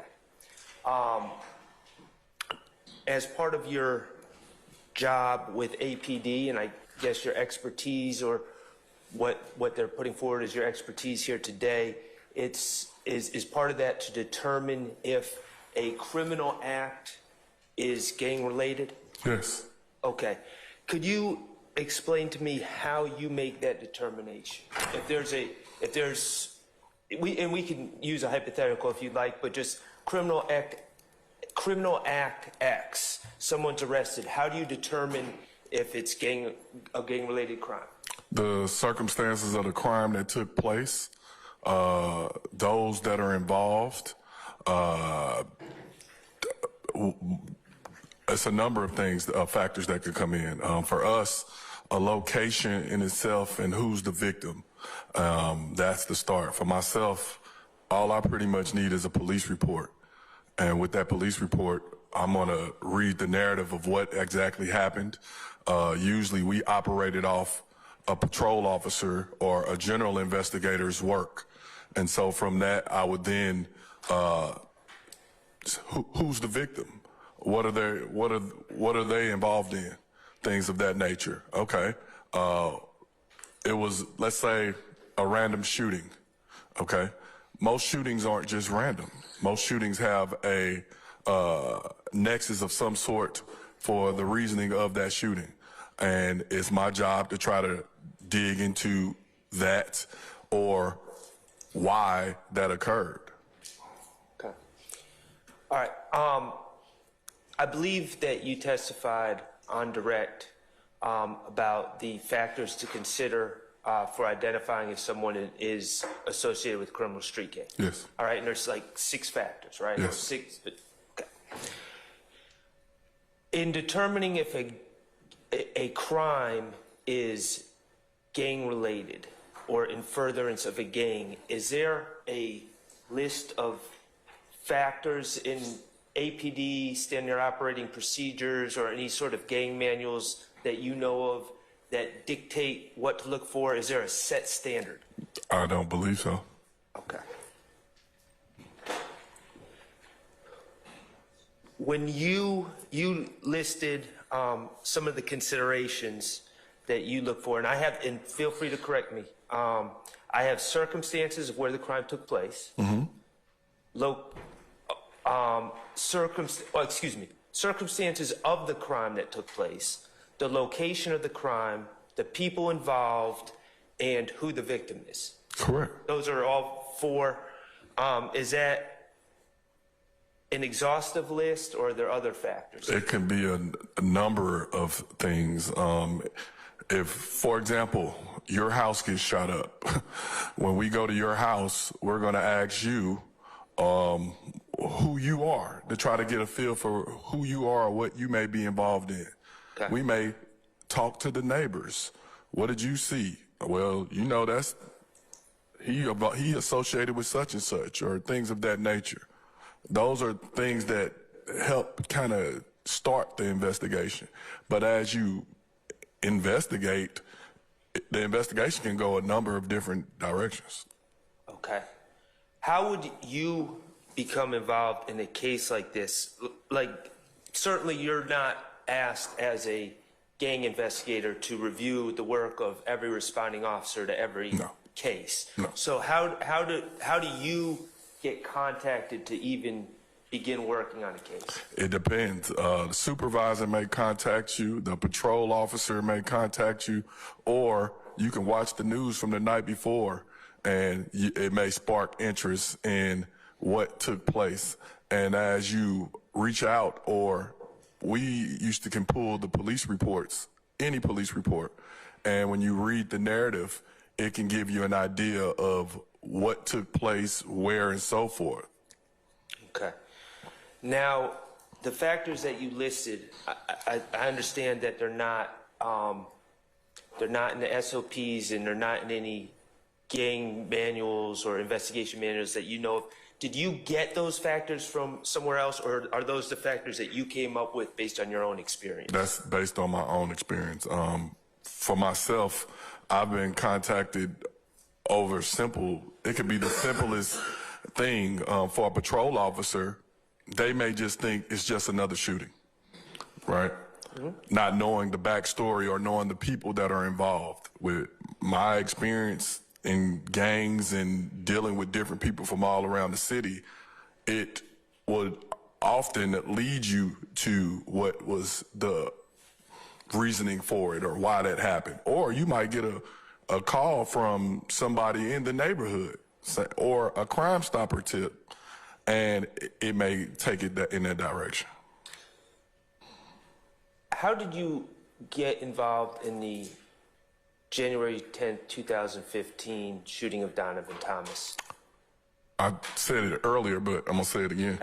On January 10th, that night, I was off. Another detective was working, and when Donovan Thomas was shot and killed on McDaniel Street, he reached out to me saying, "Hey, you put him in APIN. That's our gang files." Yep. And he said, "What do you know about Donovan Thomas?" And I told him to go to my bottom drawer and get my black book, my beat book. And in that book, it had a profile of Donovan Thomas. And that Saturday, the city everybody was talking about it. The city was going crazy. They created a fake page called Death to Snake N-Words. Mm-hmm. And on that page, they spoke about who was suspected in involvement with the death of Donovan Thomas. Leading up to Monday, when we got to work, my supervisor basically pulled me to the side and said, all of us to the side, said, "What do you know about Donovan Thomas?" And I basically told him, "What do you want to know?" And he said, "Well, we have a meeting with every federal agency in the city at 2:00. You need to create a war room." And that's when the Operation Planners was born. Now, at that time, were you a gang investigator yet, or were you with those? I was a gang investigator, yes. Did you have an open investigation into YSL prior to that date? Me? No. Did the gang unit, to your knowledge? No. We had people that have dealt with rock crew or maybe YSL individuals, but no, there was no long, big investigation into them at that time. Okay.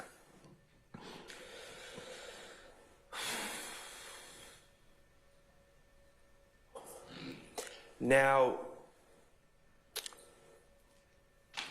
going back to the discussion you had with Attorney Steele, you indicated, and we can take any hypothetical group, we'll just go with the Boy Scouts. Okay. You indicated that in your understanding as an expert, individuals that are part of a group that commit a crime, we'll stick with the rape example, that would not implicate everyone else in the group, correct? Correct. because those members of the group are members of the Boy Scouts, and the Boy Scouts are not a criminal street gang. That's correct. Okay. How do the Boy Scouts become a criminal street gang? Through criminal activity in furtherance of the Boy Scouts as a criminal street gang. If the Boy Scouts start coming up investigations for carjacking, shootings, robberies, selling drugs, then the Boy Scouts can be documented as a criminal street gang. But if there is no evidence of that, those individuals pretty much are standalones that happen to be Boy Scouts. Who makes the call that the Boy Scouts are now a criminal street gang? The investigation, pretty much. The information that's gathered would make that call.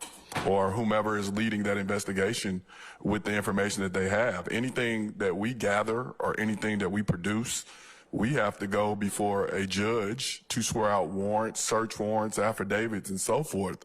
So any information that we present, we have to be able to back it up with probable cause facts to be able to stand by the information that we're providing. So, to become a criminal street gang, is it just the commission of, was it 2 or more prior acts on or after a date in 2015, or is there more to it than that? It's much more than that. Okay, could you tell me some of the other factors? If you're coming across people that have life-like characteristics that are participating in a crime, say, for example, we carjack somebody. Say, for example, we shoot somebody. Say, for example, we sell drugs together. We will then determine what is the like characteristics. And so, for example, the 6 identifying factors to identify them, what do they have in common? Oh, they're calling themselves the Boy Scouts. Okay.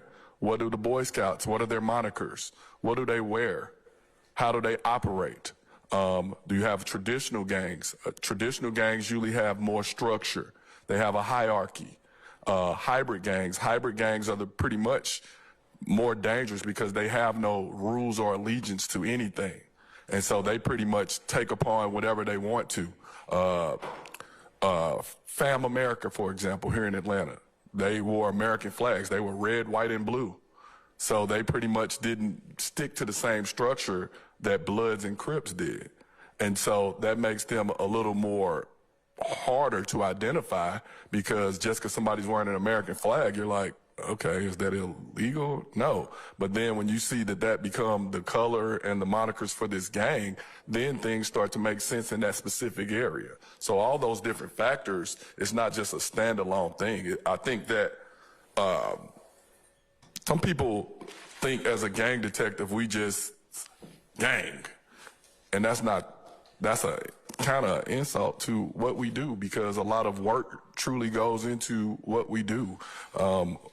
Listening to people, reading social media, jail calls, interviews, all these different things are, I think Mr. Steele asked something earlier. I don't even know how many man hours went into this investigation and how many interviews I've sat through with different individuals about this case to help garner the opinions and different warrants and different things that we had to do throughout this investigation.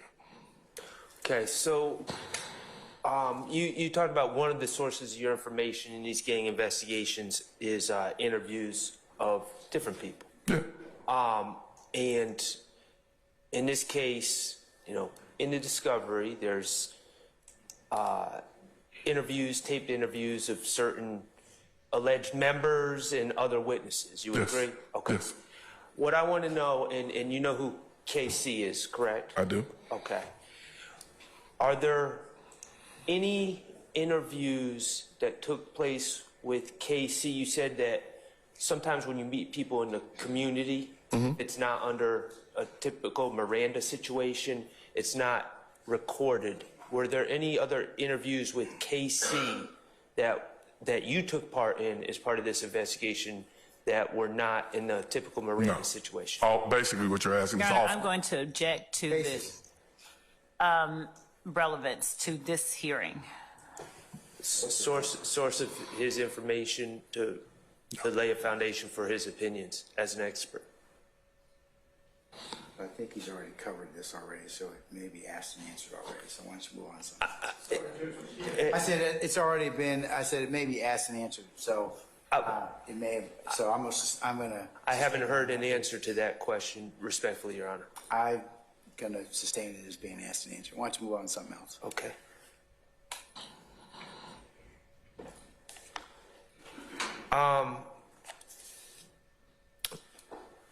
You, as an expert, you said you consult on civil cases, Yes. and does that also involve testimony? I've done depositions, never had to go testify on a civil case. Okay, and I've never been a civil attorney, so help me understand.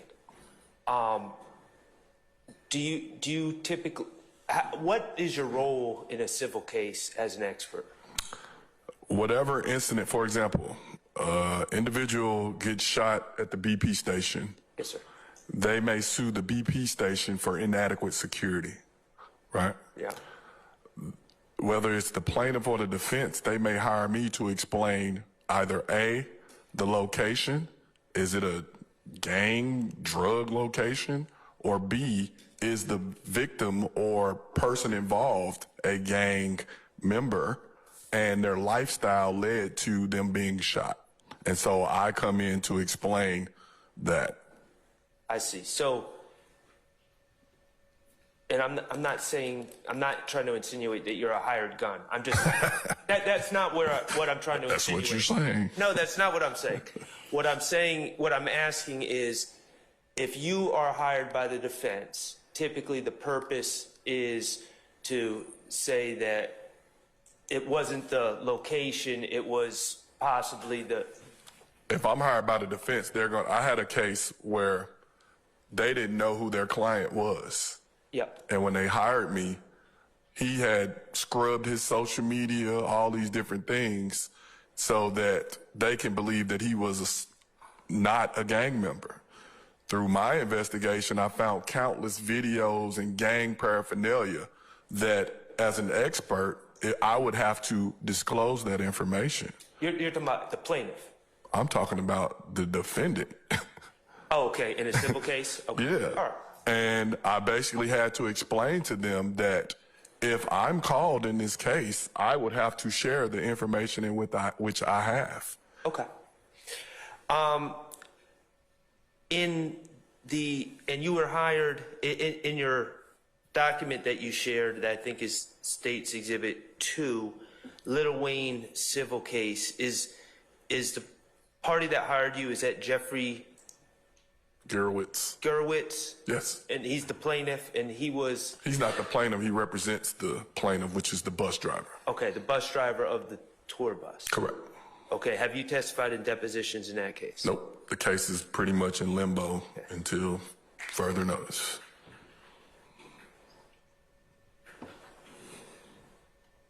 When you are hired on civil cases, is it on an hourly fee, or how does that work? A retainer? Okay. Just a set fee for the entire case? It depends on the amount of work I have to do. The starting retainer, it's just like you guys. Depending on how it starts, if I have to do extra work or may have to travel or something, all of that will be billed to whoever hired me.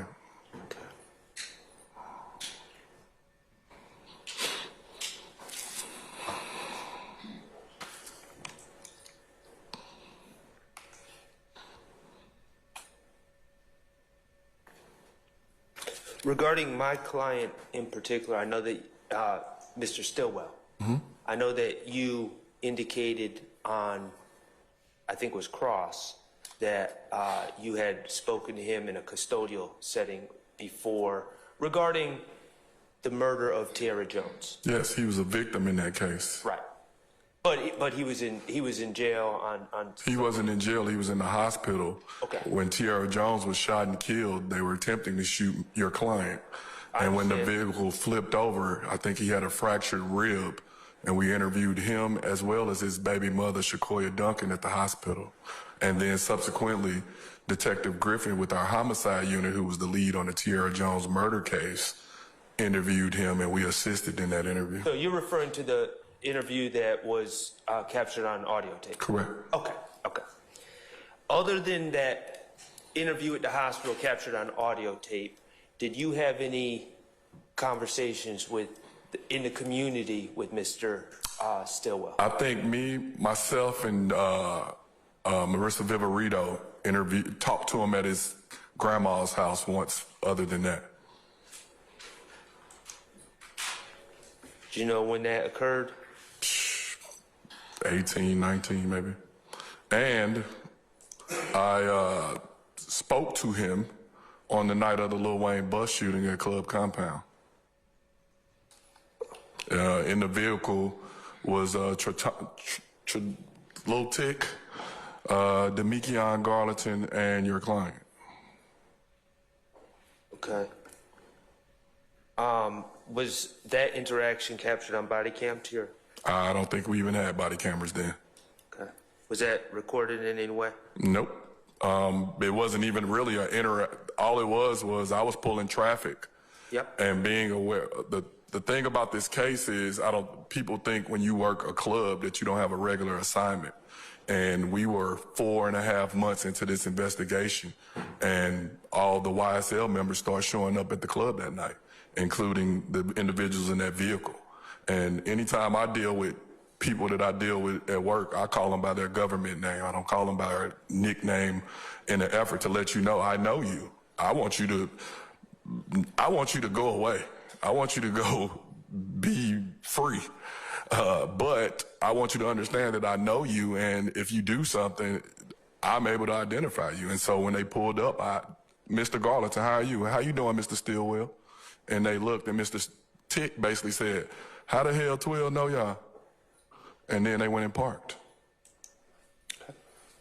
Were you involved as an expert or as an investigator in the Cobb County investigation? I sure was. I was at the club that night when everything transpired. And when it transpired, I've known Mr. Winfrey since he was probably 10 years old. I think my first extra job was a TI video shoot, and Mr. Winfrey used to walk on his tippy toes, bouncing around. And the night of the Lil Wayne bus shooting, he actually came and gave me a hug. And because, how you doing? You good to see you? You all right? Yeah. And then as the night transpired, while pulling traffic, and once things started to break out, I also saw Walter Murphy, who I didn't know at the time, take a gun out of his waistband and put it on the tires of Mr. Williams' sister, Green Explorer. And when he put the gun on the tire, I took another individual and pushed him into Mr. Murphy, and Mr. Murphy took off running. Mr. Williams' sister basically said, why the hell is the police pointing the gun at me? And I showed her the gun that was in my possession. And then everyone started scattering. I then saw Quindarius Zachary, or Sick D, and I said, Mr. Zachary, you might want to go home. And he said, you don't know me. I said, the last 4 of your social is this, your date of birth is this, your mother is this. Do you want me to keep going? He said, I'm gone. Then as we started pulling traffic, another officer told me to stop traffic, so the white Camaro stopped the white Camaro. I wasn't jumping in front of a car. He hit the gas. As the car took off, we started getting reports from the security inside the club that stayed behind that the bus is being shot on 285. We were concerned with the 2 officers that escorted the bus on motorcycles. As we began to call them, they pulled back up at the location. At the time that you got out of the way, I guess, or Got out the way for my own safety, yes. got out the way of the white Camaro, you were able to see who was in the white Camaro? It was Jimmy Winfrey. Okay. Just Jimmy Winfrey? That I saw. And another officer indicated that he had a stick on the seat. A stick is slang for an assault rifle. All right. Who was that officer? Officer Finney.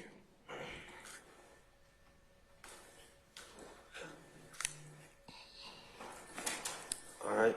And I understand that you were a fact witness in that case. I guess my question is, were you also involved in the Cobb County charging decisions in that case? I was not. Cobb County, we knew that Cobb County didn't know what was going on. Once again, it goes back to if we didn't get involved in this case, Cobb County thinks it's just a bus being shot up, not knowing that the players involved are involved in this other investigation that's going on. What happened is, after we got off, the next morning I watched TMZ like everybody else, and they said a white Corvette pulled up on the side of the bus and shot up the bus. And I said, wait a minute, a Corvette and a Camaro looks very similar. What Mr. Winfrey didn't know is I have an undercover page. I basically follow him on my page.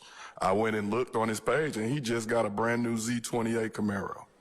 I screenshotted it. I reached out to the Zone 2 commander and said, who's working the bus shooting? Because I thought it was on us. He said, well, it's on Cobb County. Put me in touch with the detective, Detective Racy. And that's how the relationship was formed. Okay, but so once that relationship was formed, did you work alongside Detective Racy? Oh, most definitely. It's Racine, right? Racy. Racy, okay. I know how it's spelled, I just don't know how it's spelled. Racine is in Wisconsin. All right, so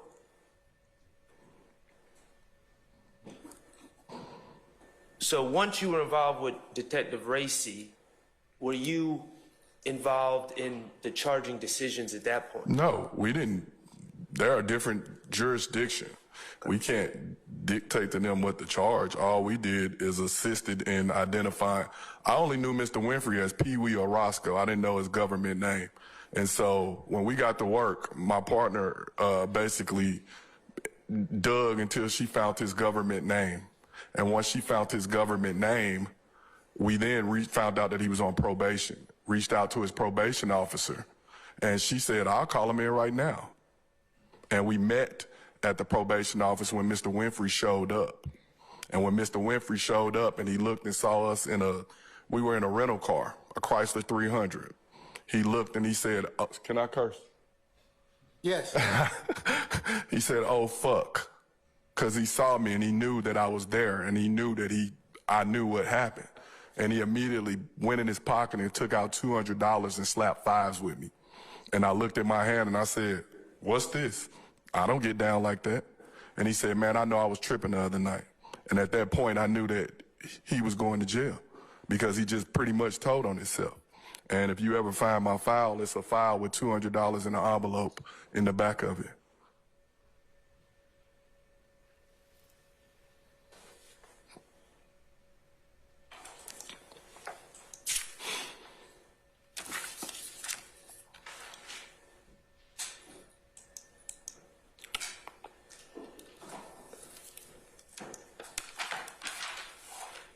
I don't believe I have any further questions. Thank you. Thank you.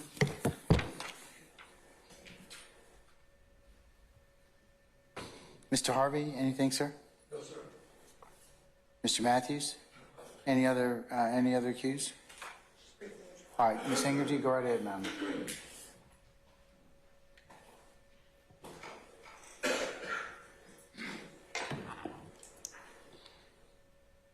Good afternoon. Good afternoon. My name is Katie Hingerty. I'm here representing Mr. Kendrick today. Okay. Briefly, you had mentioned earlier that you thought it was in your opinion that music had contributed to the Donovan Thomas and YSL being rivals.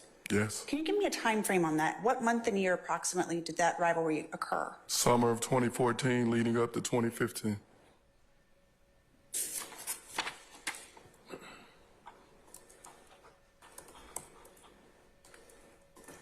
And also, you've referenced your partner a number of times, and I got that it was a woman. Can you say for the record who your partner was? Lakia Gaither? And she's also involved in this investigation. She was. Lakea. Those were my only Gaither, questions. Gaither. Thank you. Thank you. All right, anybody else? Okay.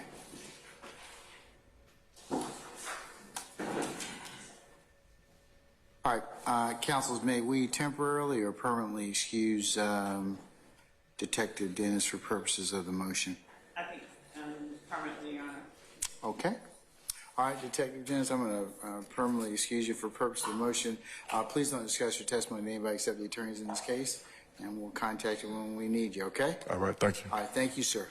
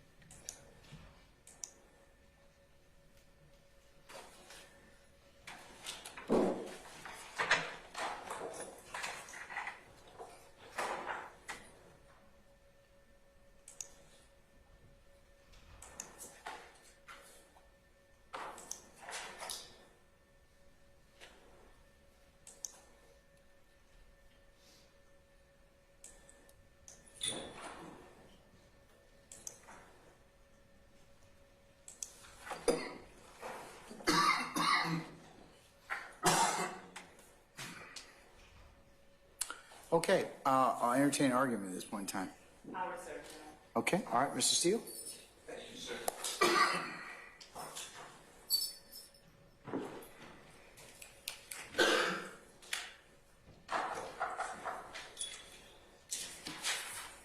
Chief Judge Glanville, I'd like you not to qualify retired Detective Dennis as an expert in this case for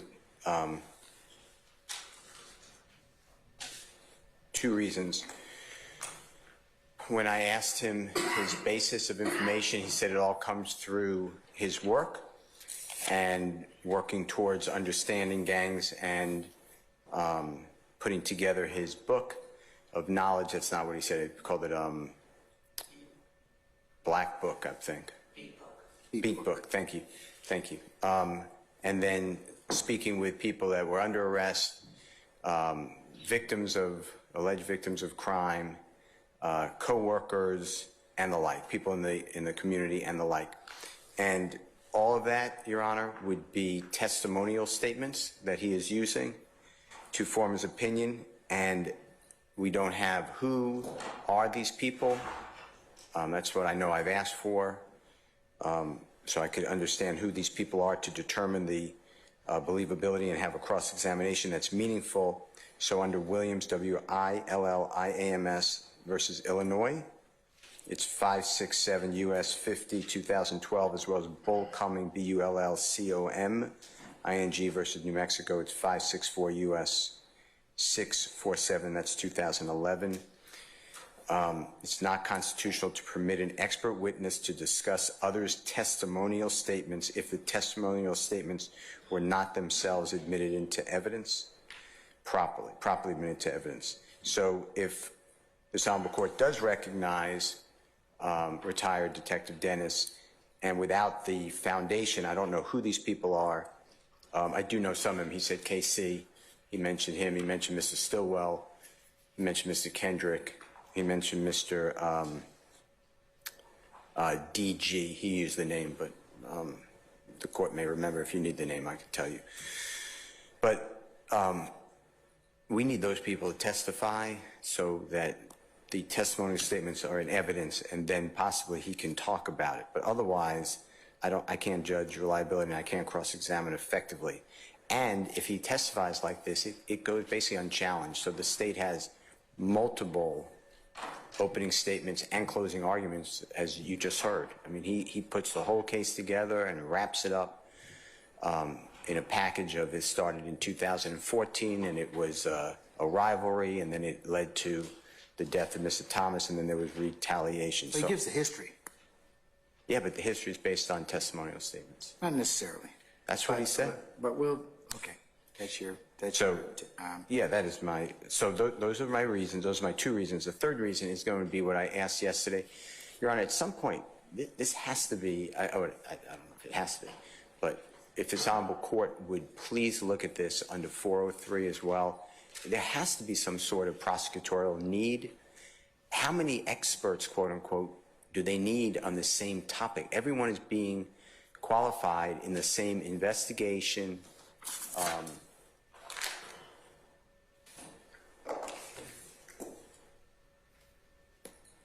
practices and culture, criminal street gang, recognition, and then he went into YSL and IF gangs. And this is now Investigative Viverito, this Honorable Court qualified Detective Belknap, and now this is Detective Dennis. And I think at some point the scale has got to be overweighted. So those are my reasons. Thank you, sir. Thank you.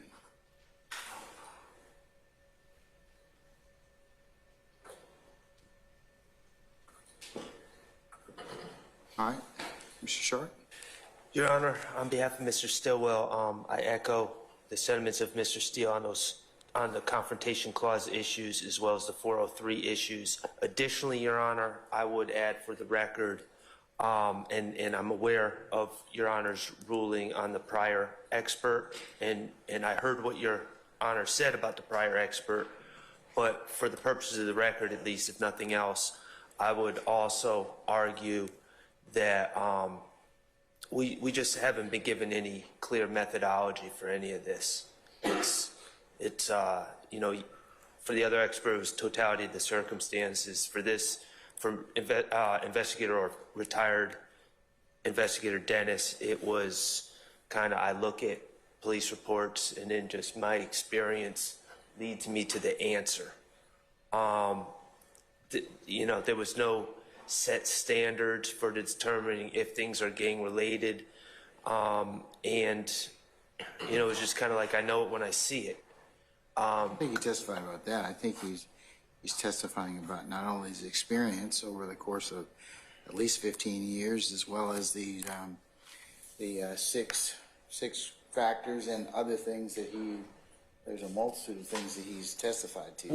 Well, the 6 factors go to identification if an individual is a member of a gang. But, Your Honor, one of the big issues in this case, and I believe that the state is going to put Investigator Dennis forward to speak to the jurors about this, is whether individual overt acts are in fact gang related or in furtherance of the gang.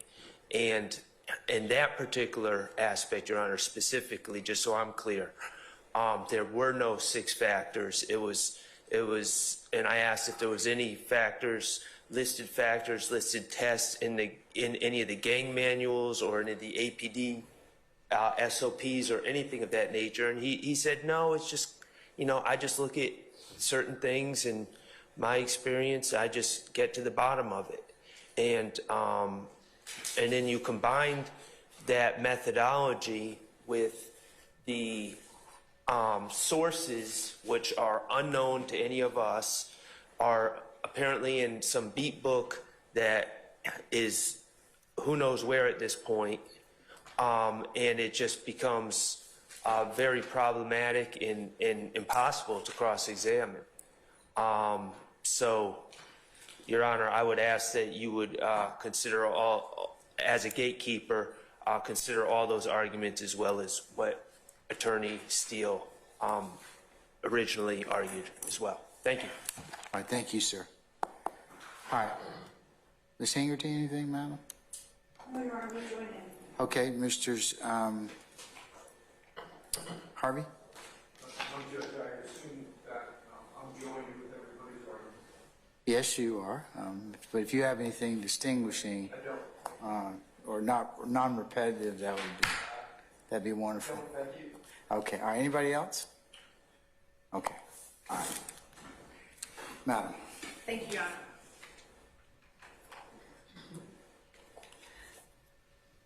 Your Honor, as it relates to retired investigator Dennis, speaking to Mr. Steele and Mr. Sharp's concerns regarding the confrontation clause, to say that the basis for his opinion lies solely in interviews that he has conducted with people ignores a great deal of Investigator Dennis's testimony, his training, his investigations, the education that he has received, the classes that he has taken, and to somehow suggest that,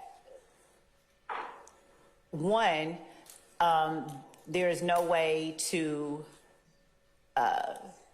gauge his sources because they don't have the people that he has interviewed is, again, just ignoring a large part of his testimony.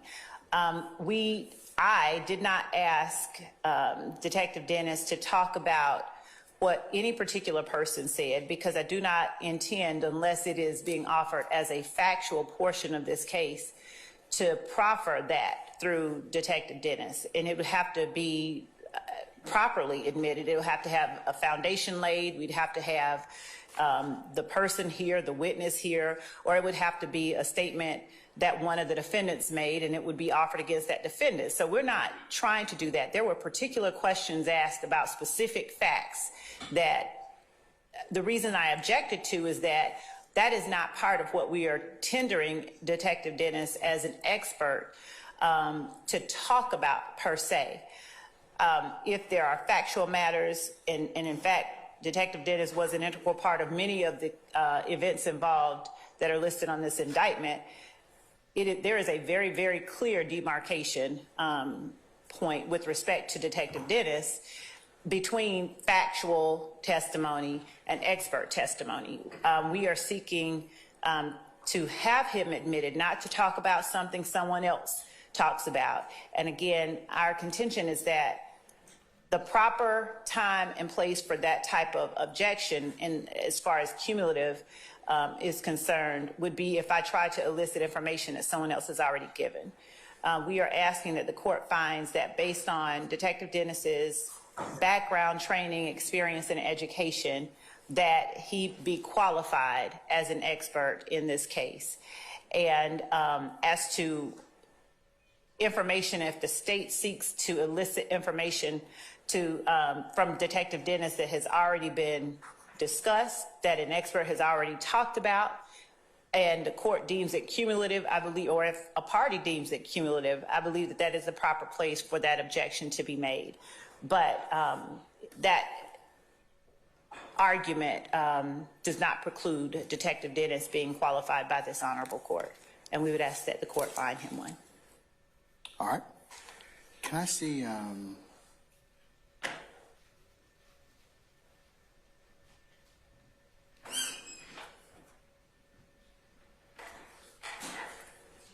states 2 and 2B, please?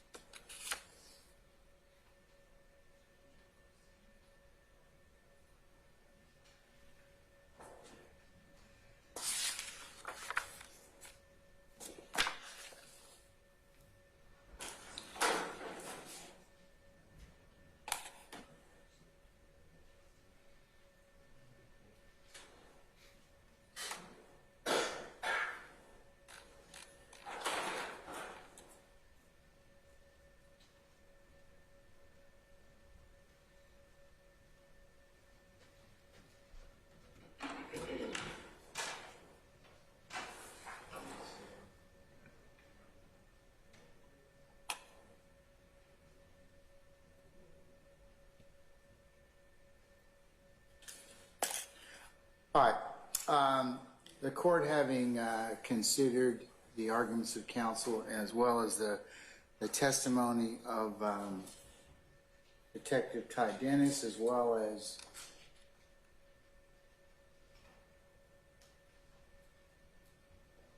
States 2, which is his CV, and States 2B, which is a continuation of his CV, which specifically breaks out his gang training and the cases that he's been involved in to include civil matters that he's been involved in as well as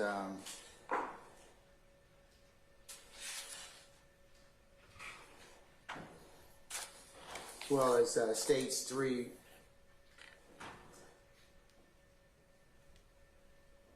which was admitted yesterday to the court. We'll take notice of that.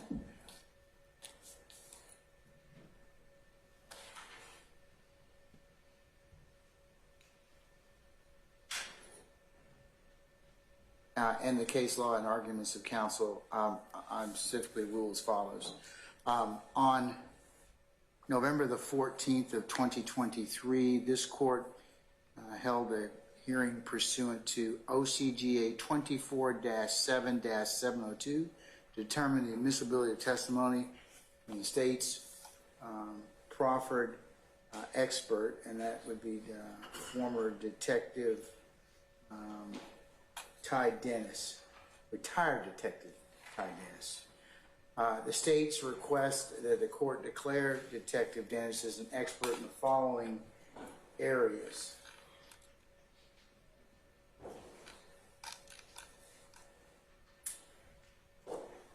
The field of criminal street gang recognition, culture, practices, investigation, identification, as well as specifically the Underwood family criminal street gang and the Young Slime Life criminal street gang.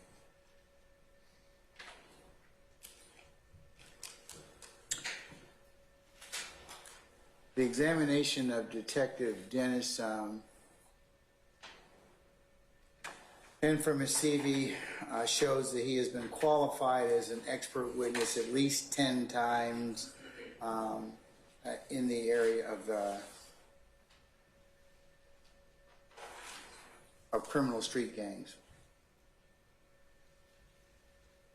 Having heard evidence, testimony, and argument from all parties, which this court will apply to all the named defendants specifically in this case, I'm going to find that this evidence is admissible pursuant to OCGA 24-7-702B.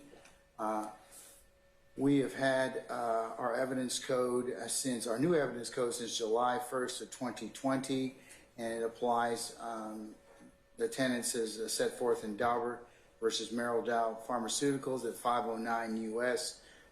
579-1993 to criminal cases. And as I mentioned earlier, and I'll mention yesterday, I mentioned today that expert witnesses formerly were governed under the provisions of 24-7-701, but as of July 1st of 2022, the rules of OCGA 24-7-702 mirror the requirements of Daubert, and they now apply. OCGA 24-7-702 provides a witness who's qualified as an expert by knowledge, skill, experience, or education may testify in the form of an opinion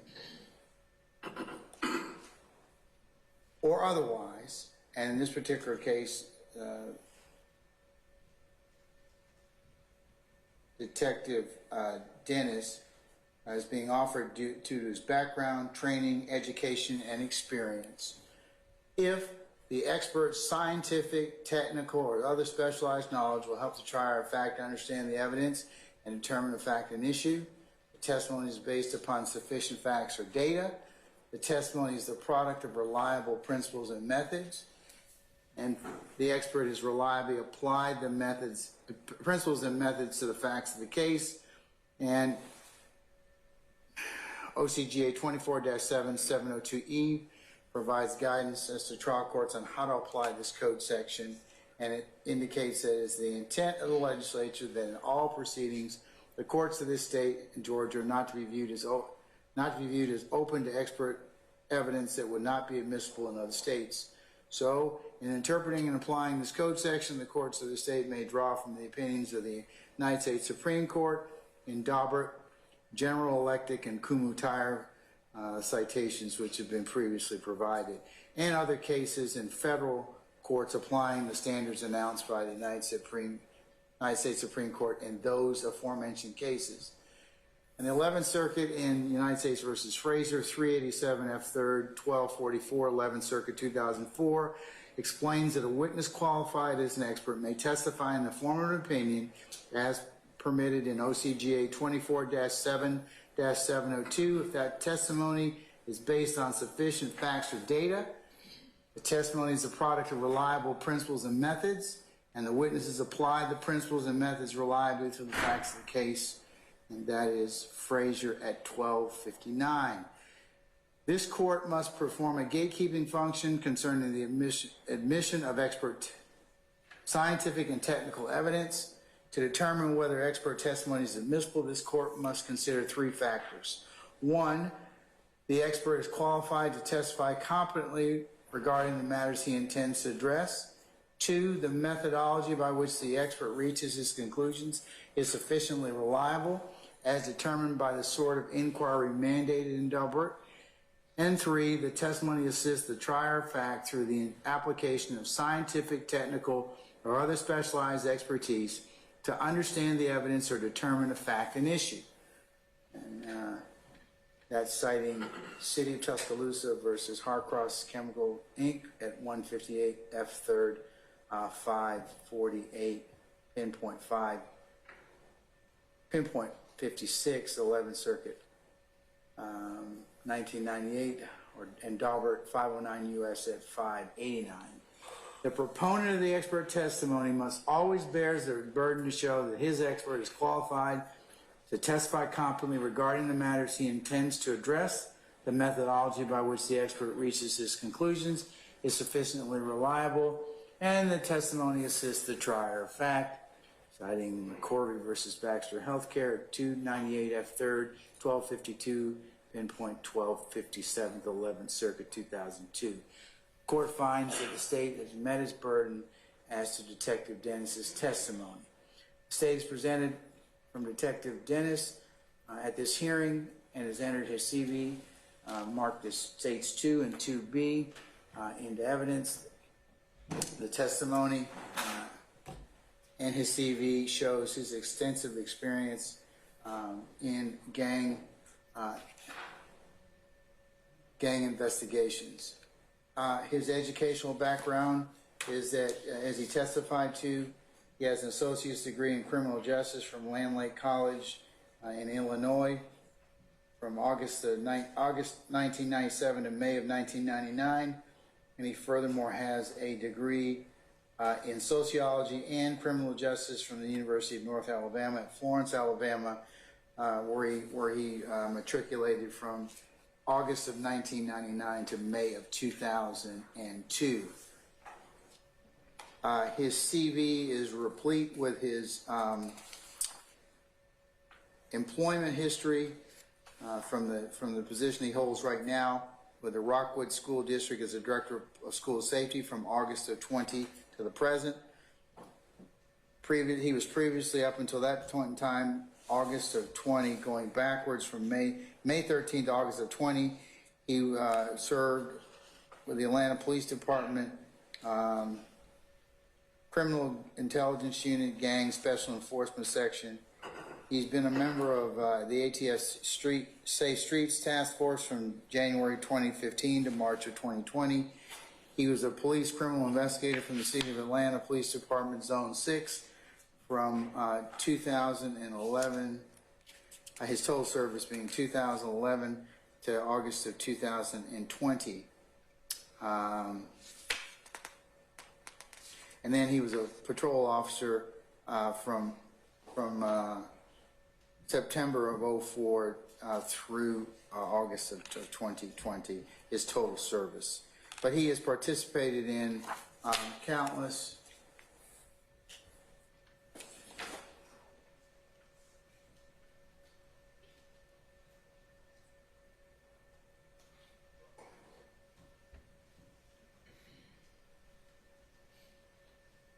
investigations related to criminal activity dealing with homicides, firearms, robberies, shootings, and carjackings, conducted the processing of crime scenes for evidence such as weapons, fingerprints, physical evidence, gang paraphernalia, and photographs, analyzing GCIC and NCIC reference to checking criminal histories as placing wanted persons in the system, arranging case management, organization case files,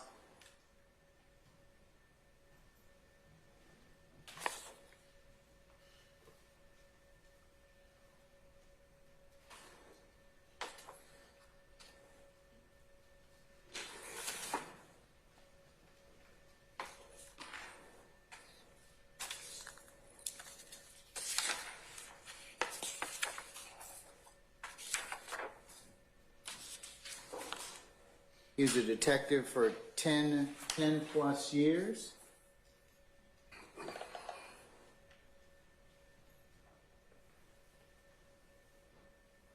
He is specialized in criminal street gangs with investigation, documenting, and monitoring since 2013. He's taken over 100 hours of training focusing on gangs and gang violence. He's been certified as a gang expert, has testified in at least 10 trials with prosecution of gang-related crimes such as murder, shootings, carjackings, and armed robberies.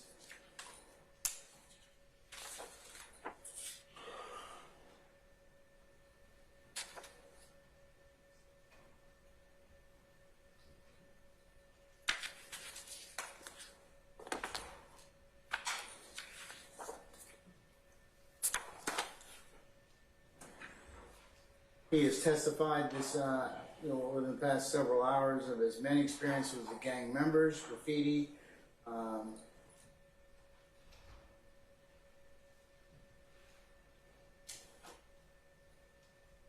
and he has done gang consulting work and premises liability cases. He has testified significantly on the background and of the IF gang, the composition of the IF gang, their interface with the YSL gang. He has done cell phone extractions, looked at social media, monitored jail calls, interviewed defendants, people in the community, alleged gang and non-gang related gang members as sources of information. He's done at least 50 cell extractions, listened to many jail calls. He's familiar with people talking in slang or in code. He told us about terms mac and cheese or get the biscuit, or I'm going to wet you up. Hand signals. He specifically testified about the culture and practices of the IF and YSL gangs, and gave his opinion in respect to the YSL and IF gangs.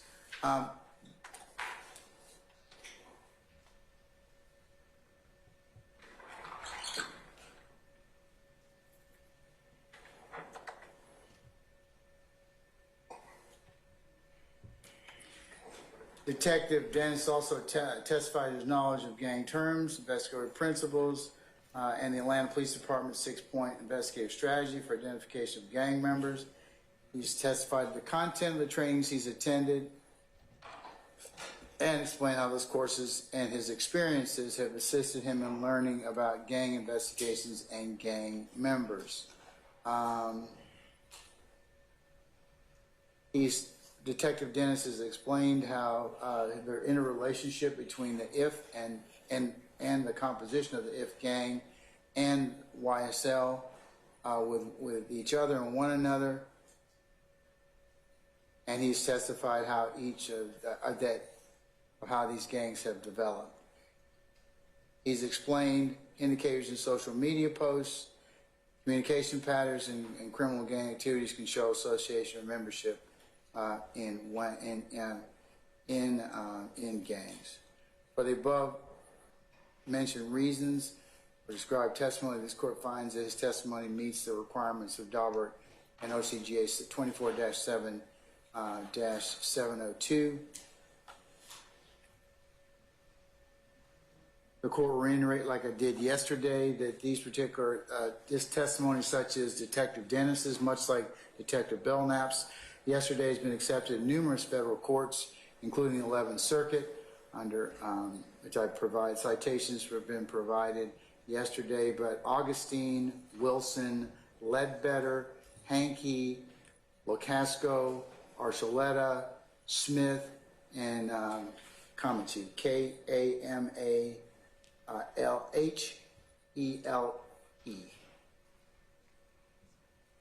Experts like Detective Dennis may be qualified based on their extensive experience. As cited in U.S. versus Lobo Lopez at 468 F APPX 186, pinpoint 189, 11th Circuit. Rule 702 does not require that a court rely solely on an individual's education to qualify him as an expert. Rather, as a test expressly contemplates that an expert may be qualified on the basis of his experience. As described by the court, Detective Dennis has significant experience with gangs and gang investigations, including the IF gang and its the composition of that gang in YSL.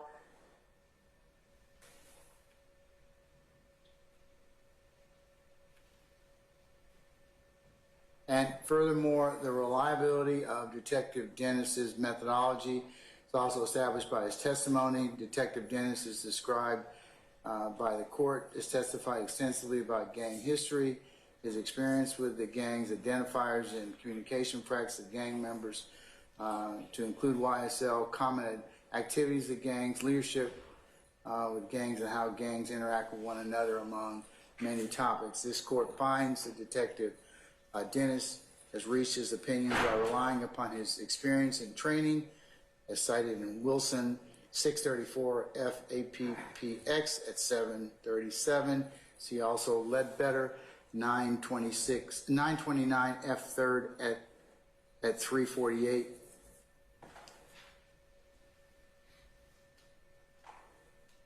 Further, Detective Dennis's years of experience applying his methodology sufficiently supports the reliability of his application to the facts. In this case,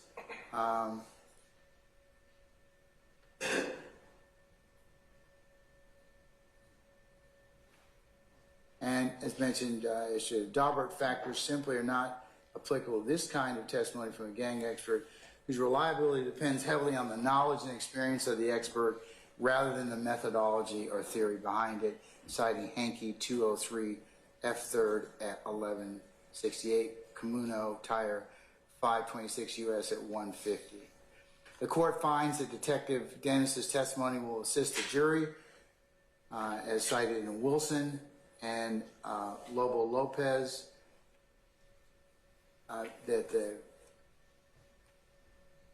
that Detective Dennis, his testimony can shed light, in particular, on the communication patterns of gang members and associates, and would be helpful to explain social media evidence and other, in particular, the state plans to present in this case. And because these defendants are charged with participation in criminal street gang activity, this evidence will assist the jury in evaluating the alleged gang activity underpinning as in pursuant to the indictment and this charge in the indictment.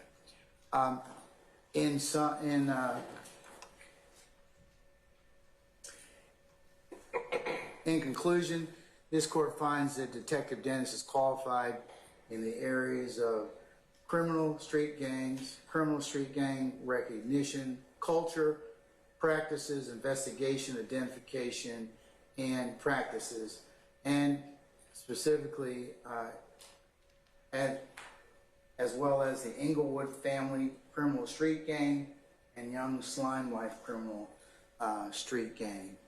And his testimony is relevant and reliable. This court finds that Detective Dennis's testimony is relevant and will help the trier of fact to understand the evidence and determine facts and issue. This court finds that this testimony is based on sufficient facts and data, specifically Detective Dennis's years of experience and training as an investigator in this area, including those particular items that he's testified to, as well as on his CV in states 2 and 2B.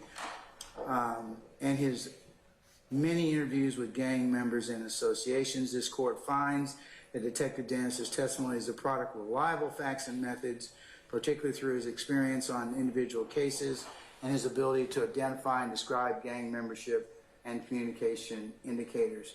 And that this court finds that Detective Dennis has reliably applied the principles and methods to the facts of this case. So I'll grant I'm going to allow him to testify. I'll qualify him as an expert in the aforementioned areas, but also that is subject to the state laying a sufficient foundation for the other factors and pieces that an expert would otherwise testify to.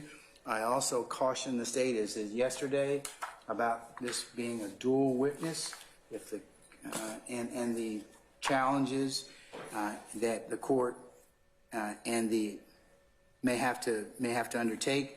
So before you decide which witness you're going to use for which purposes, that you let the court be advised so that I can give the appropriate admonitions if required at the appropriate times, and that, of course, this testimony may be subject to additional objections. Yes, Your Honor. All right, so if you could prepare a suitable order, it's due by Monday. Yes, Your Honor. All right. Okay, folks, we're going to take 10 minutes. We'll come back, okay? Thank All right, you. we're going to be in recess.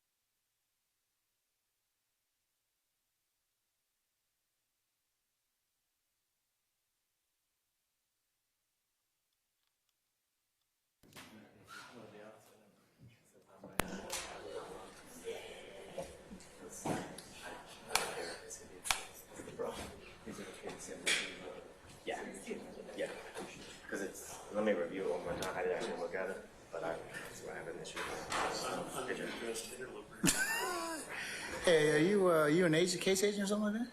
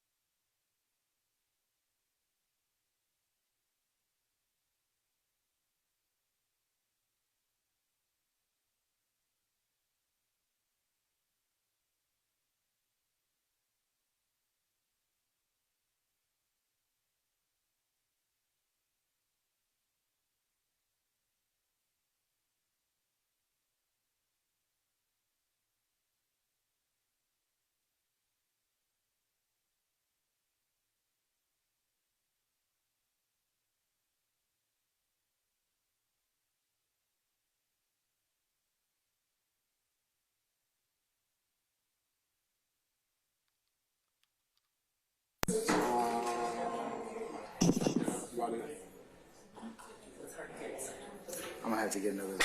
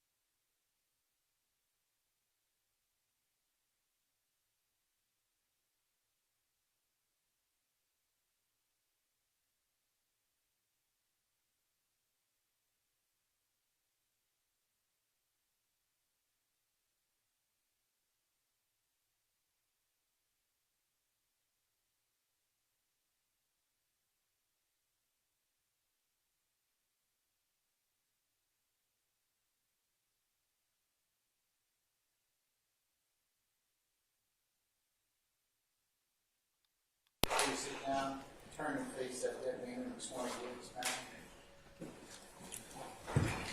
Before you sit down. Oh, I'm sorry. Sit down. You swear to first testimony you give today the truth, the whole truth, nothing but the truth? I do. Have a seat.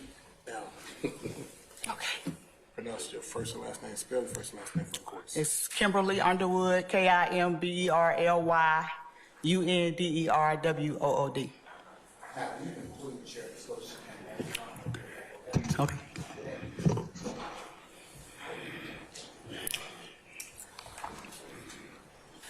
Good afternoon, Detective Underwood. Good afternoon. How are you? Okay. Would you please start off by telling the court where it is that you currently work? I am a pretty much contract worker with the City of Atlanta Police Department as a detective in the Atlanta Police Gang Unit. How long have you worked as a contract detective with the Atlanta Police Department Gang Unit? I retired in December of 2022. So I started back as a contractor March 1st of this year, 2023. You mentioned that you work in the gang unit. Yes. Is that where you worked before you retired? Yes, And how long did you work there? 13 years. All right. What were your responsibilities as an investigator with the gang unit? I was responsible for investigating gang crimes, investigating gang members, gathering intel on gang members, doing prevention from gang members, intervention, and also enforcement. I had to do arrest warrants, search warrants, cell phone search warrants, residential search warrants, anything to do with investigating criminal street gangs. Now, how long did you say that you worked as an investigator in the gang unit? I was since 2009, so 13 and a half, 14 years almost. Would you tell the court what training and education that you acquired during that time that qualified you to work as an investigator with the gang unit? And in the gang unit, when I first got to the gang unit, I actually was flown out to California to the California Gang Investigation Association, and I did a 28-hour course with them to learn about gangs. Because, of course, when I got to the gang unit, I had no training or experience in gangs, even though, you know, I policed in Zone 3 as a patrolman and as an investigator. But once I got to the gang unit, I had no gang training, so I did that. I went to Miami to Project Safe Neighborhood gang training. I did gang training around the state as far as like different counties like Cobb, maybe Gwinnett, some training like that, and some training at the Atlanta Police Department.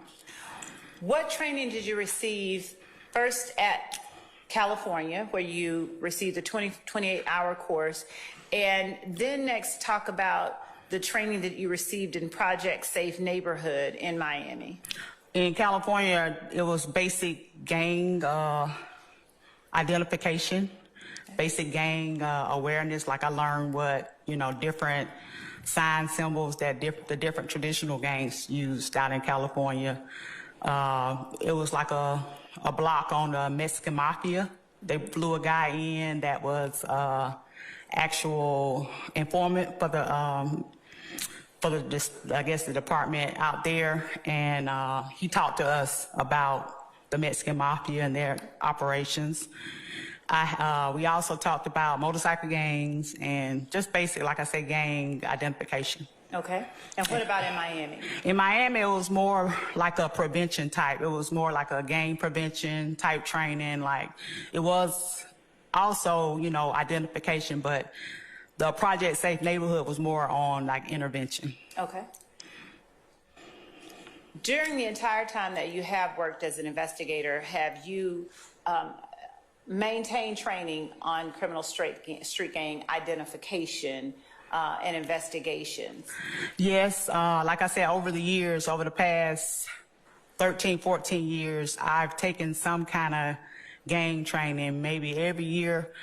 In 2011, I decided I wanted to be a gang instructor. So I went and got my post-instructor certification with the Atlanta Police Department, and I was able to start teaching gang classes where I taught, I teach now, I still do it. I teach police recruits a 4-hour block on organized crime and gang investigations. I have taught several other groups at the police department, like the Atlanta Police Background and Recruitment Unit, so they'll know what to look for when they're hiring people off the street to make sure they're not gang members. I've taught the Atlanta Fire recruits. I've taught the block captains here in the city of Atlanta about gang awareness. So I do a lot of teaching, so it kind of helps me with my training as well, because a lot of times when I'm researching on what to teach, I'm steady learning. So what was required to attain the certification as a post-gang instructor? It was an 80-hour class, the worst class I've ever taken in my life, the hardest. It was harder than college, by far. Had to, the first week we did a written test. We had to know all the basic, knowledge on presenting a class. And then the second week we had to write a lesson plan, which was challenging. And then I had never did public speaking, so the third week we had to do public speaking, and I was a wreck, but I got through it. It was, like I said, it was the hardest class that I had taken, and at that time my brother had a stroke, and I was going through a lot, but I ended up passing the class anyway. And what types of things were taught as a part of that class that you later had to take that test on? It was how to, public speaking, pretty much, how to present the actual information to a group, and just, basic instructor, how to, put together a PowerPoint, to, Okay. That kind of stuff.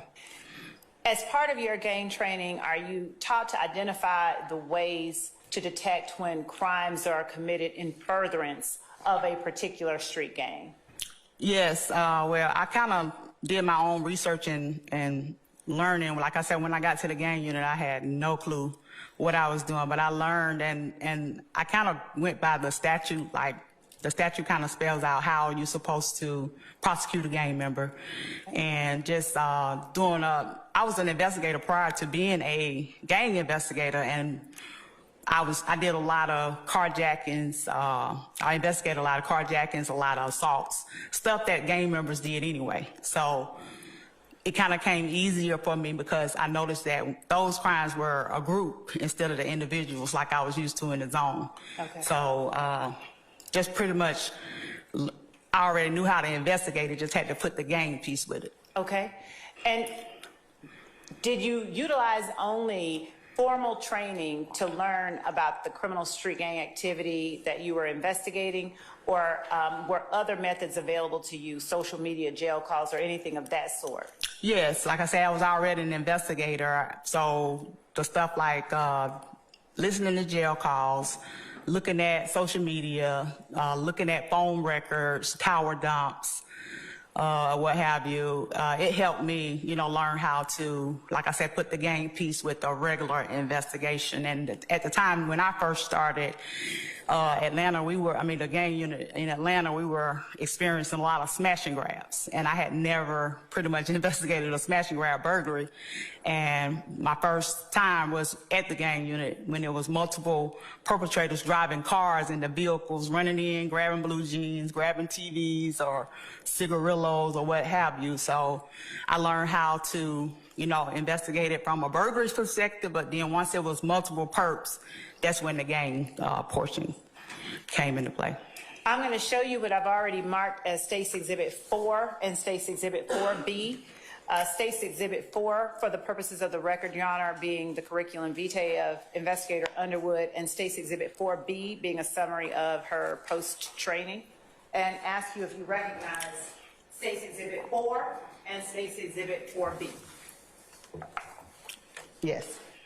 Would you take a look at it and tell me, as to State's Exhibit 4, is that an accurate reflection of the resume you provided to the state? It is.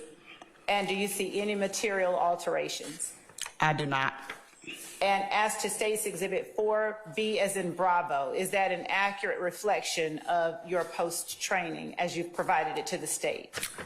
It is. Do you see any material alterations? I do not. Your Honor, the state tenders State's Exhibit 4 and State's Exhibit 4 Bravo at this time. Any objection for purposes of the motion? All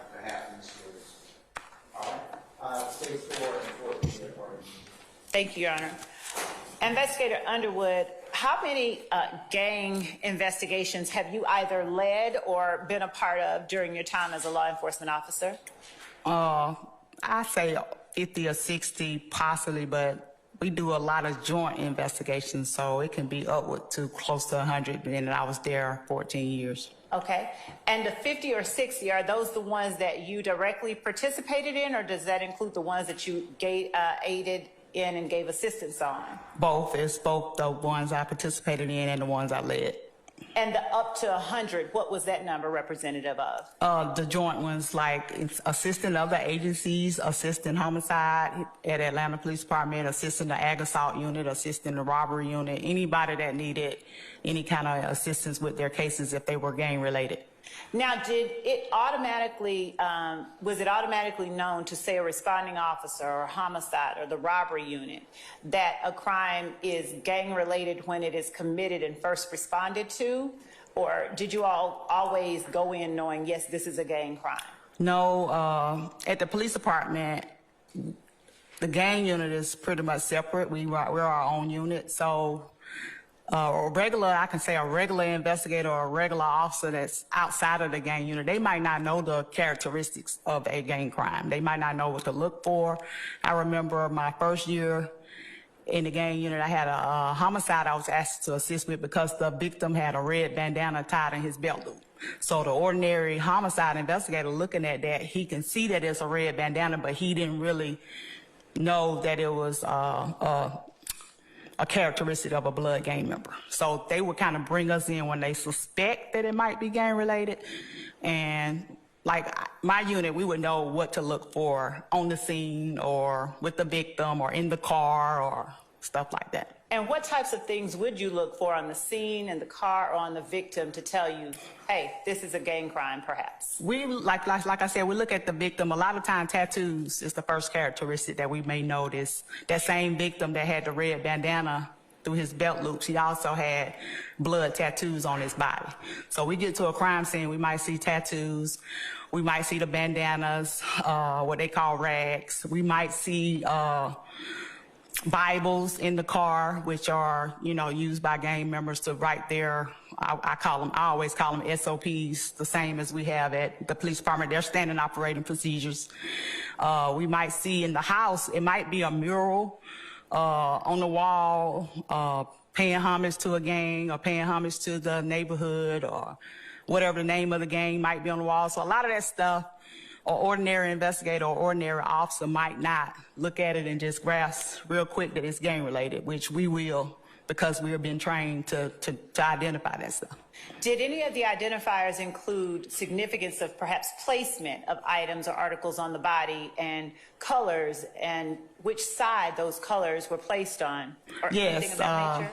Yes, the Bloods, of course, the right side, they'll represent everything on the right side or wear their bandana on the right side, maybe in the Crips and maybe the folk gangs, like GDs would be the opposite on the left side, and their colors are different.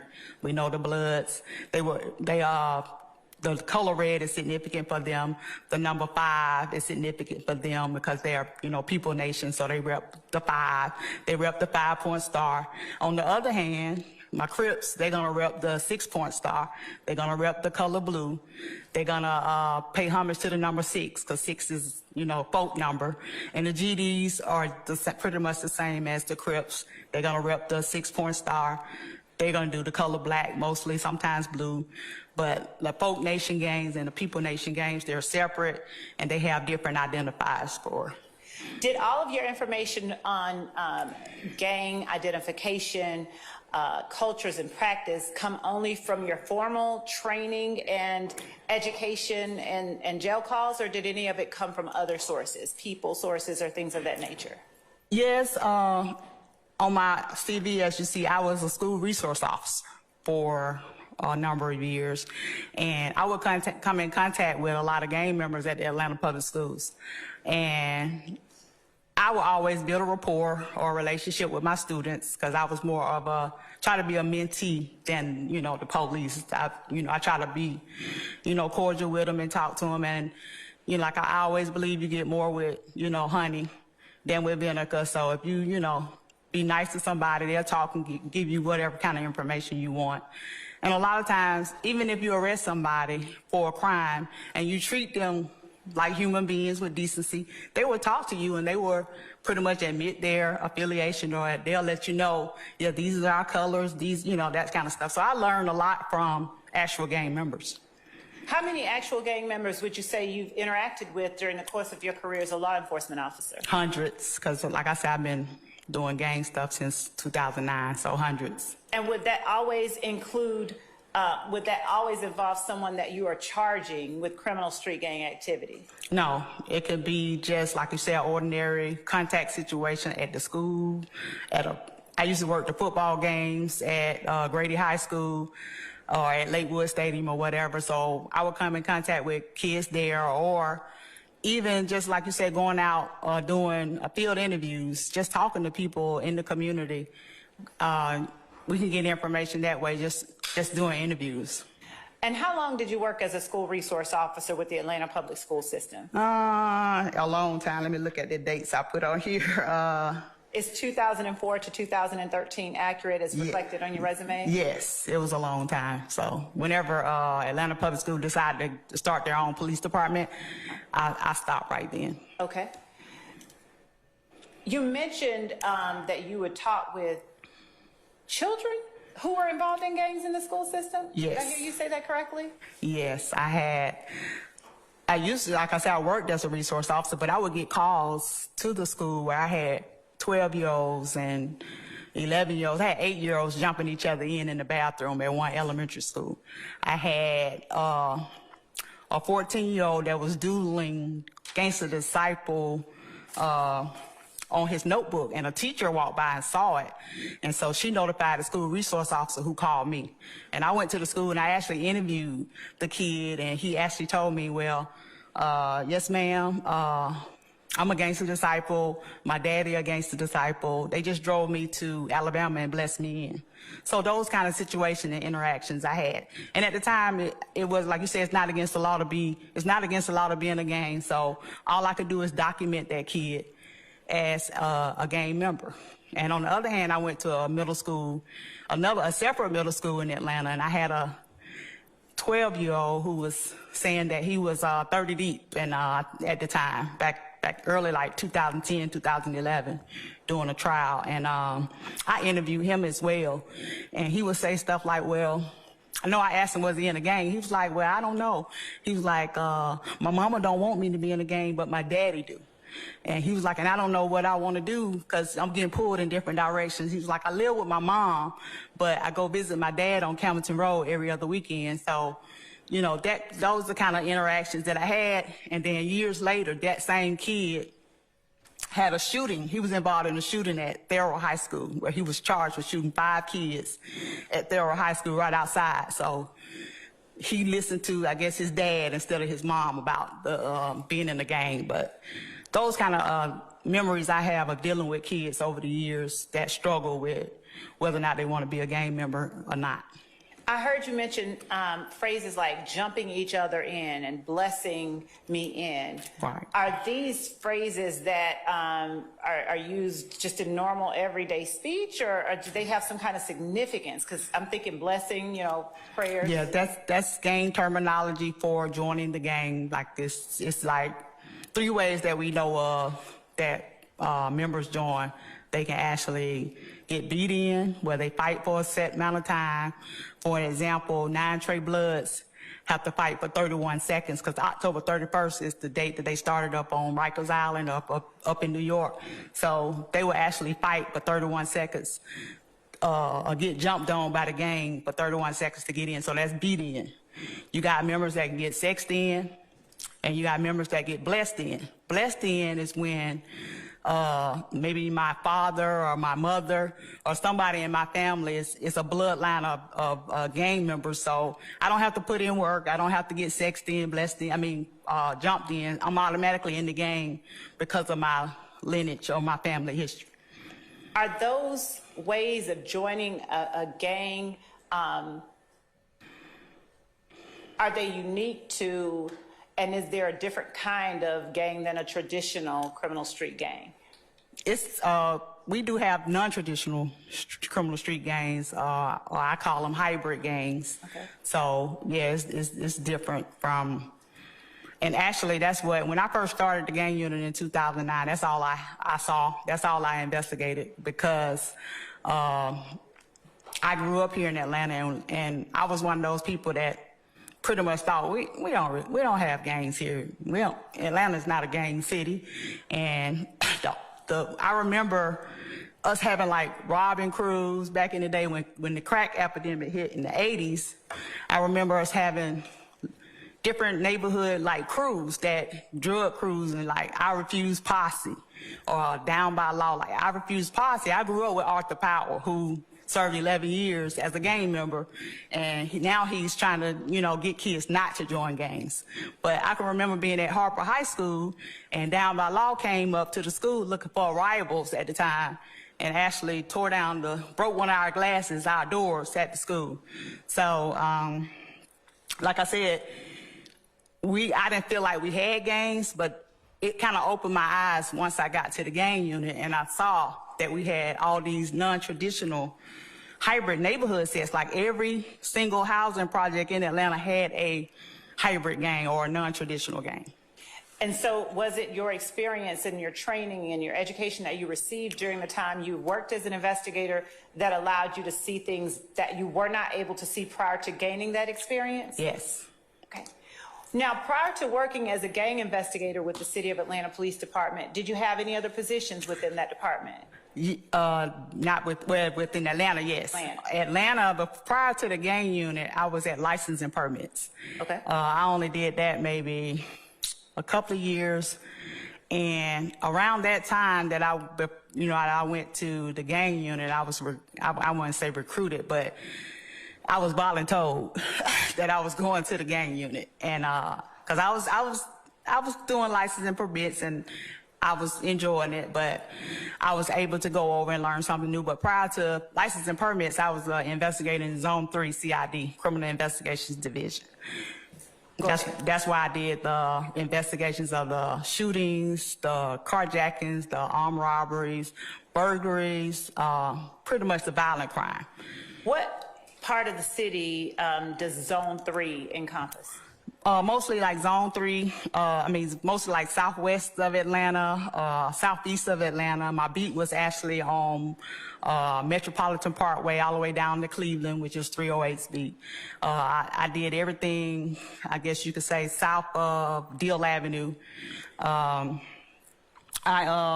also, when I was in Zone 3, I actually had to assist other beats next to me, so I did go to Cleveland Avenue. I went to Thomasville, I went to Jonesboro South, I went to Mechanicsville, which was McDaniel Glen. So I worked Zone 3 most of my career, which is like, well, gang unit most of my career, but as a patrolman most of my career, I stayed out there about 8 years.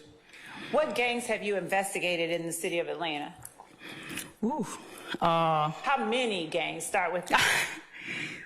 Several, but back, like I can name the hybrids. It was 30 Deep was like the main one that was driving the crime when I came to the gang unit. MDC, Most Dangerous Clique, out of Bourne Homes Housing Project. We had YMM, Young Money Makers, out of 2500 Center Street. We had Bank First, Play Later, out of Oakland City. We had Rock Crew from Cleveland Avenue.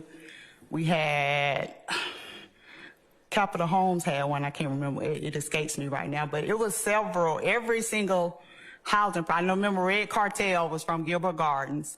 So it was several hybrids that I did investigate when I first came to the gang unit. And my years as an investigator, I saw the gang life in Atlanta evolve and change. I saw where all of my non-traditional hybrids, they actually aligned themselves with traditional gangs. Like somebody from New York or New Jersey drove or flew down here and organized the 9 Trey, Bloods. Somebody came down, organized the Sex Money Murder Bloods, but they organized the hybrids.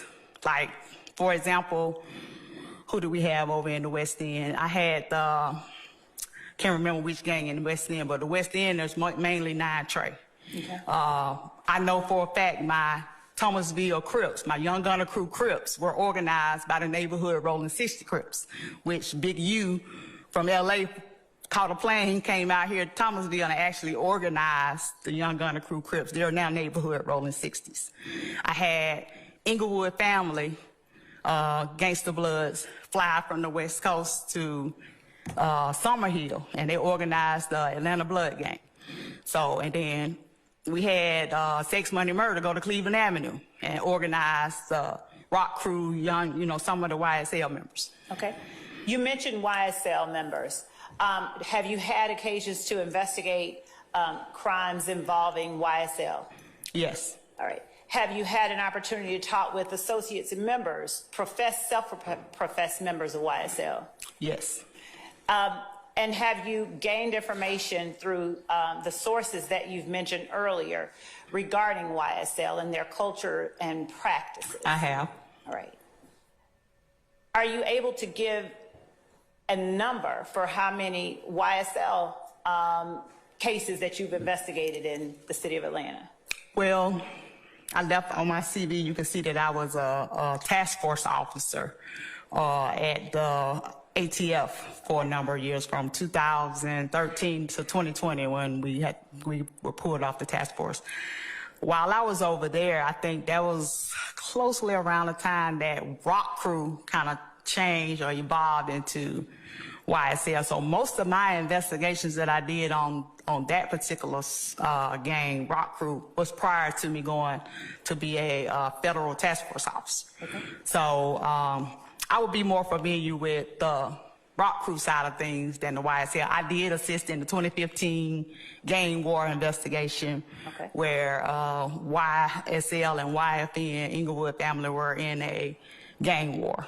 Okay. And I assisted from the task force. Did you get or gain information through your participation with the Bureau of Alcohol, Tobacco, and Firearms as a task force officer? Did you have access to resources that informed your knowledge and experience as it relates to gangs?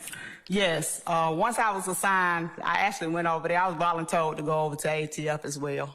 But once I got over there, and the deal was that if I was enjoying working gangs, but the deal from my major at the time was if you go over there, guess what? You can still work gangs. You just got to work guns as well. Okay. So my focus when I got to ATF was to actually target gang members with guns, okay, and the violent repeat offenders. Okay. So once I got over there, the cases that I made at ATF were actually gang members who were violent repeat offenders.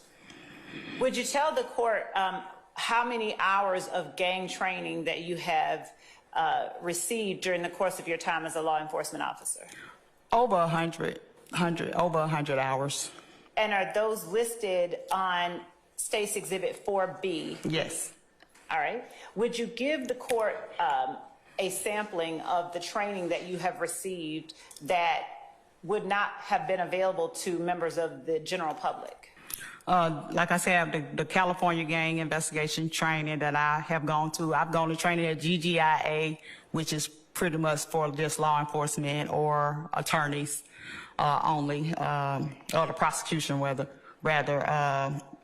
Gang awareness, and the intel meetings that we would go to. It was primarily law enforcement officers, but the intel meetings, we would get credit for training because we would actually discuss gang trends, discuss the kind of crimes that were occurring in whatever jurisdiction we went to have the meeting. So the gang identification, the gang awareness, like I say, I'm an instructor, so I have to talk about that stuff that, when I teach about how gangs in Atlanta have evolved, like I was telling you. So, and I have to stay up on the trends just to put that information back out to whoever I'm teaching. Okay.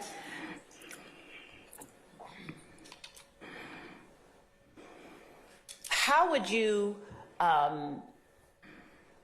come to interact with gang members that you were not arresting or investigating for a particular crime, were there any instances where you would just go up on a scene, do a knock and talk, and just speak freely with people on a scene about a particular group of people?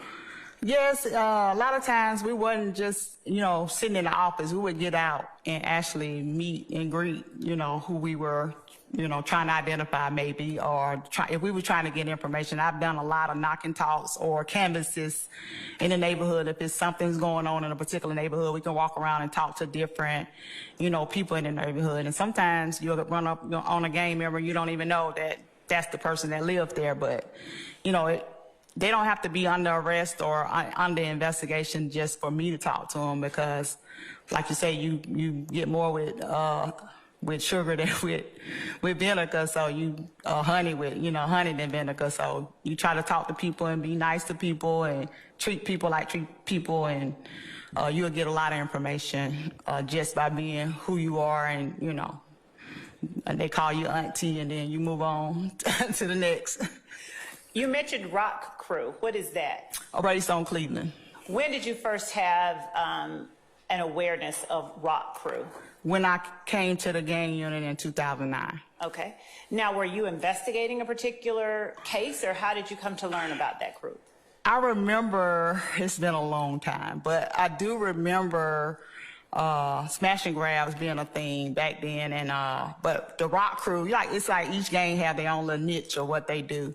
Because I remember Fam America making fun of 30 Deep before doing only smash and grabs. But at the time when I first started, Rock Crew was still in ATMs, and they were tearing us up. So I knew that they hung out at 108 Cleveland Avenue. And I told my supervisor at the time, we need to go do a shakedown pretty much at 108 Cleveland to try to figure out where these ATMs going. Because I know from the intel we was gathering, from the evidence we gathered as far as the recovery locations of the ATMs, we knew that, that Rock Crew members were involved.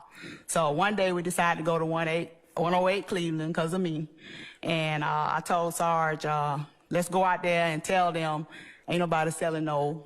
Can I cuss, Judge? Sure. Ain't nobody selling no ass. Ain't nobody selling no drugs. Ain't nobody selling nothing. Ain't nothing going down out here. We're going to be out here every day in y'all's face until I get my ATMs. Because I know that they are being hidden over here. And so at the time, I think we arrested like 3 members because somebody had a warrant. I think we might have arrested Mr. Williams that day, and I can't remember what it was for, but it was probably some minor. But later on that day, around 5 o'clock, somebody called the DEA and said, I want to leave a tip. All the ATMs are in a house on Glen Rose Circle. So we were still at work. I went back to the house on Glen Rose Circle. It was like a vacant house, had 8 ATMs in one house. I had to call a wrecker to actually get the ATMs towed from that location to evidence down at police headquarters. But all of the ATMs had been cut open. Of course, all the money had been removed. But I can remember looking at videos back then where we would see 8 people go and steal an ATM at one time. They would back a pickup truck, have a hand truck. They were organized, and they were stealing ATMs left and right. And we did arrest a couple of the Rock Crew members, or I can't even remember if they was YSL at the time, but I think it was Rock Crew members for ATM theft. When you did come across someone that you spoke with that gave you information about an alleged street gang or criminal street gang activity, did you attempt to corroborate it or debunk it, or did you just take it at face value as fact? Oh no, I'm the kind of person, I try to be thorough, and I don't just take a person's word for it. You could tell me something, but I'm gonna go and do my own investigation. So that's what I've always done. If I get information, I'm gonna dig and dig and dig until I can feel comfortable that it's fact. So I don't just take somebody's word. I go above and beyond to try to prove or disprove. So you mentioned you could not remember whether the Rock Crew members that you had investigated had become YSL. What do you know about the evolution of the group called YSL? From what I understand, like I said, I was at ATF, but I think around that time, Objection. Hold on one second. Basis. I apologize. Detective Underwood has already testified that she was transferred. She was hooked into ATM. She does not know about YSL. She did not testify that she does not know about. That's your objection, Mr. Steele. I'm going to overrule it at this point in time. But I Okay? asked for a foundation. Don't mind. All right. Madam? Thank you, Judge. Would you tell the court whether or not during the course of your career as an investigator with the City of Atlanta Police Department and a task force agent with the Bureau of Alcohol, Tobacco, and Firearms, whether or not you were able to gather any information and education that would tell you about the evolution of a group called YSL? Yes, when I went to ATF, I kept my same cubicle that I actually sit in today, where they moved me to another office, but it's pretty much the same cubicle I've had for 14 years. And what I did was I spent the first half of my day at ATF, and every evening, because I live south, I would come and sit in my cube and work from APD. So just because I was at ATF don't mean that I disconnected from APD. I was probably one of the only TFOs that spent more of the time at APD, because I think I liked the, gang unit there at APD better than I did up as a task force officer, and plus it was further away. But I didn't disconnect, so I did keep my knowledge, training, experience about the different trends. Like I said, I saw the evolution of how my hybrid gangs here in the city evolved into traditional gangs. So, and like I said, I was a part of the 2015 investigation where we had the gang war. Did the investigations that you conducted involving social media, interviews that you described, include things like listening to jail calls? Let me object to the form of the question suggesting the answers. I'll rephrase, Your Honor. You're welcome. Go ahead. I'll rephrase. Would you explain to the court the areas that you were able to gain knowledge from through your time as a task force officer or TFO and an investigator with the gang unit? That educated you as to YSL and its evolution? Well, like I said, I still had access to our APIN files, so if anybody else in the unit had an investigation, I had access to that. I also, like I said, I would keep up with it for myself, because I was actually teaching still. Even though I was a task force officer, I was still a post-certified instructor, so I would have to leave my TFO job and go to the academy and teach. So I kept up with the trends and, like I said, the evolution. I kept up with what was going on with the inner workings of the gangs in Atlanta. And if it was a hot gang at the time and it brought attention to that gang, of course I was a part of it as well. How did you keep up with the trends and the evolutions? I would keep up with, like you said, do the investigations with the other, even though I was away from APD, I still would come back in the evenings and I would still talk to the other investigations like Belknap or Dennis and Gaither and whoever was in the gang unit at the time. We would all do pretty much investigations together, or we would help each other out on each other's investigations. So I would do interviews still. I would still do, listen to jail calls. Even at my desk at ATF, I had access to the Fulton County jail calls. I had a friend that worked with us that's now he's a SAC at the Department of Corrections. So I would get a lot of information for the Department of Corrections. And at the time, Investigative Viverito was at probation, and we worked hand in hand on a lot of cases, because she would also help me with my investigations. If I had a target that was on probation, she would help me, even if it was on her caseload, or if it was not on her caseload, she would still help me. So just actually working with everybody else, doing my own thing is on my own too, but just the basic investigations like the jail calls, the social media dumps, the the interviews, interrogations, what have you. When you said if a gang was hot or if a group was hot? What is that? What does I mean, they were the ones striking, like that example I gave of my ATMs and my rock crew. 30 Deep was hot at one time. I remember locking up 11 members at one time because they had just did a smash and grab where they hit 2 locations, so they were hot, and we knew they were hot, and they put me on morning watch, meaning I had to work from 11 at night to 7 in the morning because they were tearing us up on smash and grabs, and we have to go where the crime is, so I had to go to morning watch and, you know, work all night. But one particular night, I had 2 smash and grabs, and we suspected it was 30 Deep, and it was a car that was used in the crime that was abandoned on some railroad tracks over off of Deal Avenue. And at that time, that officer knew his beat. He knew the actual gang members or perpetrators in his neighborhood, on his beat. And he told me, a resident, that I needed to go check out at, it was actually 712 Deal Avenue. And so I called my Sarge again. I was like, hey, Sarge, I need to do a knock and talk. It was like 4 o'clock in the morning, and it was raining outside, and I knew that these smash and grabs had just happened. So he was like, cool. So I went and did a knock and talk. Mother answered the door, and of course I had 11 or 12 gang members in the house at that time. As soon as I walked in the door, I saw evidence of the crime. I held the scene, got a search warrant. The other unit came, the other units from the gang unit came to help me. And that particular night, we locked up 11 members of 30 Deep for smash and grab for 2 different locations. Did your law enforcement training that you received as a post-certified law enforcement officer, how many hours of law enforcement training in general have you received?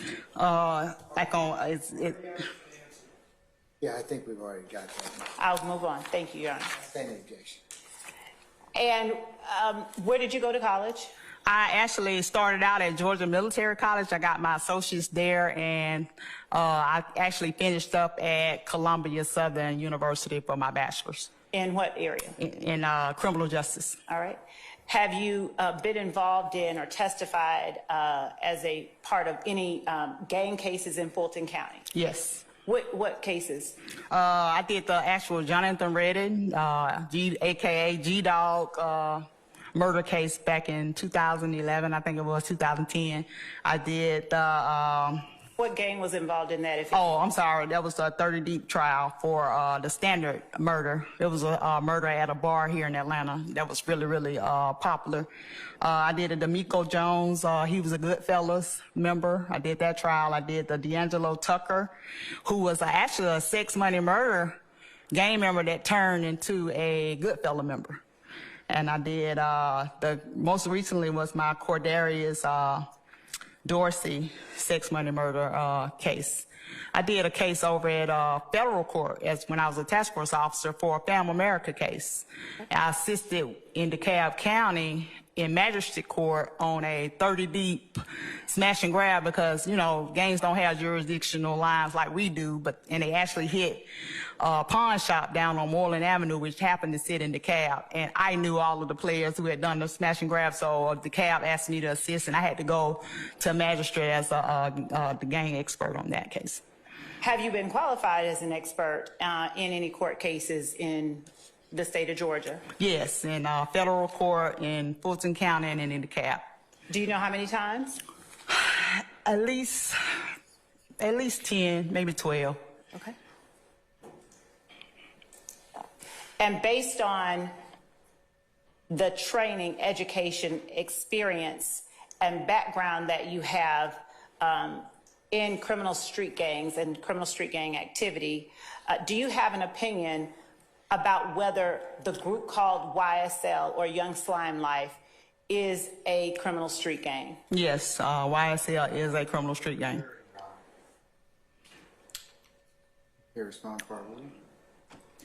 Your Honor, we're asking for her opinion, and we're asking for her to give the court her opinion as it relates to... Overrule the objection, Mr. Steele.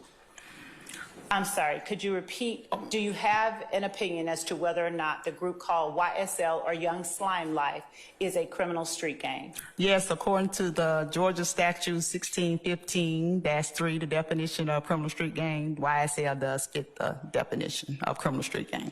And based on, is your opinion based on the education, training, and experience that you've relayed to the court? Yes. All right. And you mentioned being involved in the activities as they occurred in 2015 regarding YSL. Do you have an opinion as to whether or not those actions were properly categorized as criminal street gang activity? Yes. Object to the properly categorized. I stand as the form. Why don't you rephrase? Thank you, Your Honor. Do you have an opinion as to whether or not the crimes that you mentioned in 2015 regarding YSL? And to be clear, would you describe some of those crimes to the court that you referred to when you speak of the crimes in 2015? In 2015, we had a gang war where every morning when we came to work, it was 40, 50, 80, sometimes 100 shell casings in front of somebody's house. Or we had people shot, innocent people shot around that time. We had innocent people killed. We had, you know, like I said, the drive-bys, the fights, the car chases with the police, with, you know, we had members of certain gangs retaliating because, you know, it was ticket for tat. They were going back and forth. What gangs? It was actually YSL and Underwood family bloods. Okay. The Underwood family blood member house gets shot up. Then a few minutes later, a YSL family member's house was shot up. So this went back and forth for months, and we had to end up trying to actually put together something like this, like a RICO back then, but we didn't get it going like we wanted to. We actually did federal cases because I actually sent one of the Underwood family members to prison on a federal charge. But we actually, you know, worked it as a group. We ended up calling, like on the federal side, we do operations. So we had operation planners where myself, Investigator Dennis, Investigator Gaither, we had Investigator Belknap, who was a part of the U.S. Marshals Task Force. He helped out. We had my partner at the time at ATF was a special agent, Tyra. She was my partner. She helped out. We had ATF actually special agents helping out with this investigation. So we all kind of came together. We knew we had a problem in the city because at that time, these two gangs were driving the crime in the city of Atlanta, and they were fighting each other, like I said, and they was killing innocent people. So we came together, tried to come up with a plan, and what we did was kind of just started picking them off one by one. We would actually charge who we could charge if somebody was on probation or if somebody was a felon and we caught them with a gun, that kind of stuff. We used that as a tool to stop the violence. And we did. We were successful as far as stopping the violence for a little while, and then it'll spike back again, and then we'll lock somebody else up, and then it'll stop. So, our tools that we used to actually combat that crime at the time, we did what we could with what we had. Based on your knowledge, background, training, education, and experience, were those crimes that you just described as a part of the back and forth or the war between YSL and Underwood family, were those crimes criminal street gang activity? Yes. You spoke about Rock Crew. Mm-hmm. Was Rock Crew a group that consisted? I stand the question as a form. Just rephrase it. Yes, Your Honor.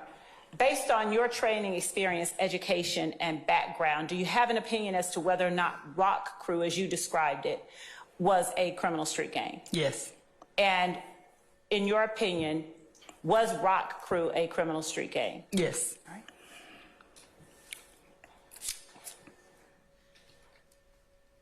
Your Honor, at this time, we tender Investigator Underwood as an expert in the field of criminal street gangs, as well as Atlanta criminal street gang trends, cultures, and practices,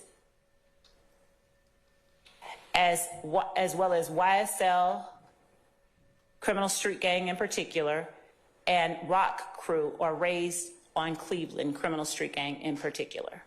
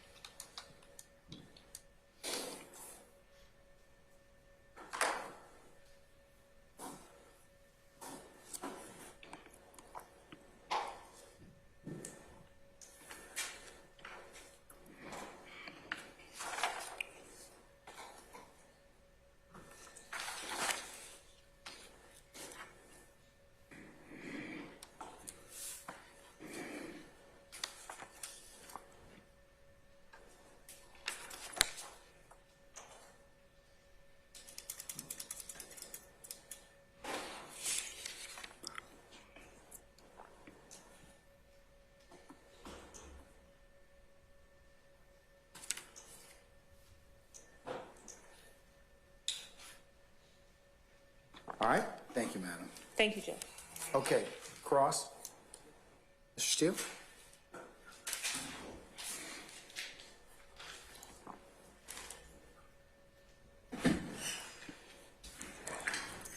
Good afternoon. Good afternoon.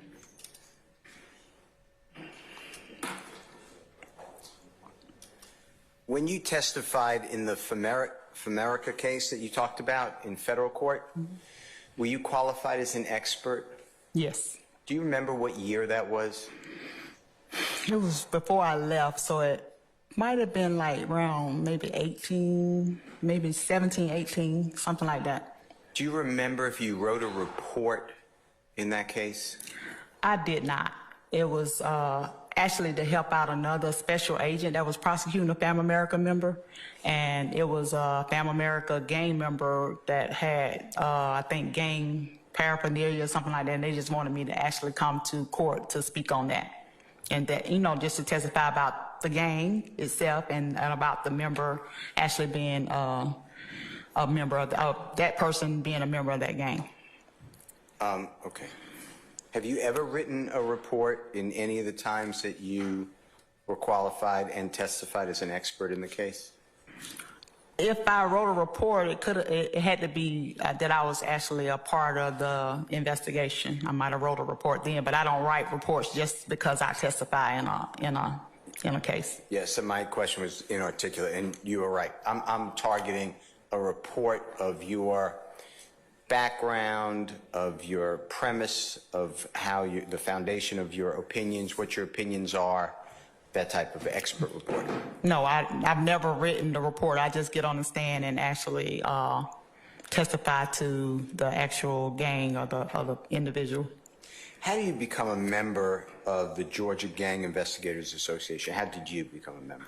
I heard about it when I first started back in 2009, and you just go online. You can go online and just submit or request an application, I think, or you just fill out the information online. But it's been so long, but I remember going to different meetings, like I said, up in Gwinnett, and I think I heard about it in Gwinnett, and somebody was like, well, you need to join, and I ended up paying the $25 and joined.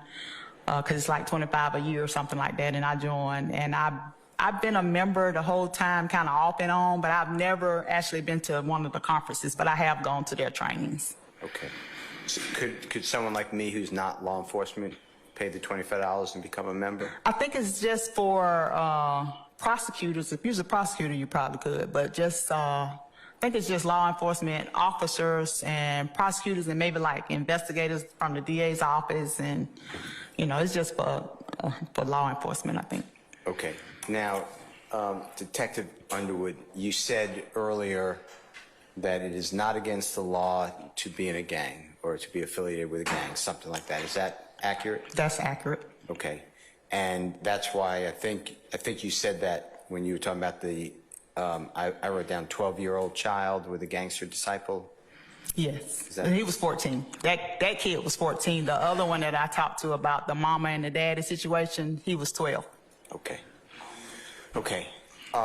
So if you have, in your understanding of the law and your expertise, for this honorable court to decide whether to qualify you as an expert in the categories that the honorable district attorney asked, if a person is a member or an associate, I guess either one, of a gang and have tattoos, the bandanas you talked about, the wall display, pay homage to a gang, I'm just using your words earlier.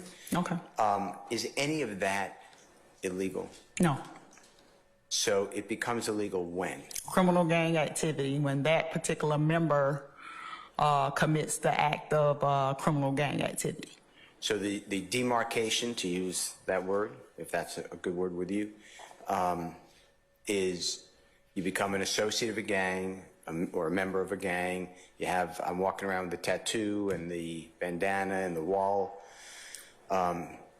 hanging, the wall displays, but I am not breaking the law. But if I go out and commit a crime that's in furtherance of the gang, you need the nexus, right? Yes. Okay. Then that's what you say now, Brian, you have You violate the law. Now, Brian, you violate the law. Yes. Is that true? Yes. Okay. Now, what if I cheer on the gang? Like I have posters, I love I love the Bloods. It's a great way of life. Is that a problem? That's not a problem. It's not against the law. So, okay, you're talking about freedom of Just for association. the law, yeah. It depends on, Okay. I think I understand. So you're talking about freedom of association, freedom of speech. It's the crime connected to the Yes, further the gang. it's the crime. If you can be a member your whole life and not commit a crime. There's some out there that just a member, they just want to be a part of something, and they just want to be, but they're afraid to probably actually go out and commit crimes because they don't want to go to prison or what have you. Because it is gang members that's never been to prison, never been arrested, but when they go out and actually commit a crime, that's when it's a problem, when they come across my desk and I have to, charge them for being a gang member. Let me ask you this then. Is it just any crime? Let's say I go home and my wife is in bed with another man, naked, and I lose my mind and I pull out my gun from my drawer and I kill that person. They didn't do anything to me. But I'm the same person I just described. I'm tattooed with bloods. I'm carrying the blood signs. I have my walls bloods. Is the fact I committed the homicide, is that now a gang activity? Not if you're doing it out of just out of the fact that it's your wife and she's sleeping with another man and that's the reason why you're doing it. That's not on behalf of the gang. That's your own personal feelings about what just happened that caused you to commit that murder. So no, that wouldn't be criminal gang activity. And what do you use personally? What do you use to decide whether it is criminal street gang activity? I go by the actual statute where it has a different, crimes actually listed. It had even simple battery, like at a school. If I go to a high school and it's 13 girls in a fight and it might be 8 against 5 or what have you, if they are part of a gang, I can actually use just a simple battery fight. I can use the charge of criminal street gang activity or participation in criminal street gang activity.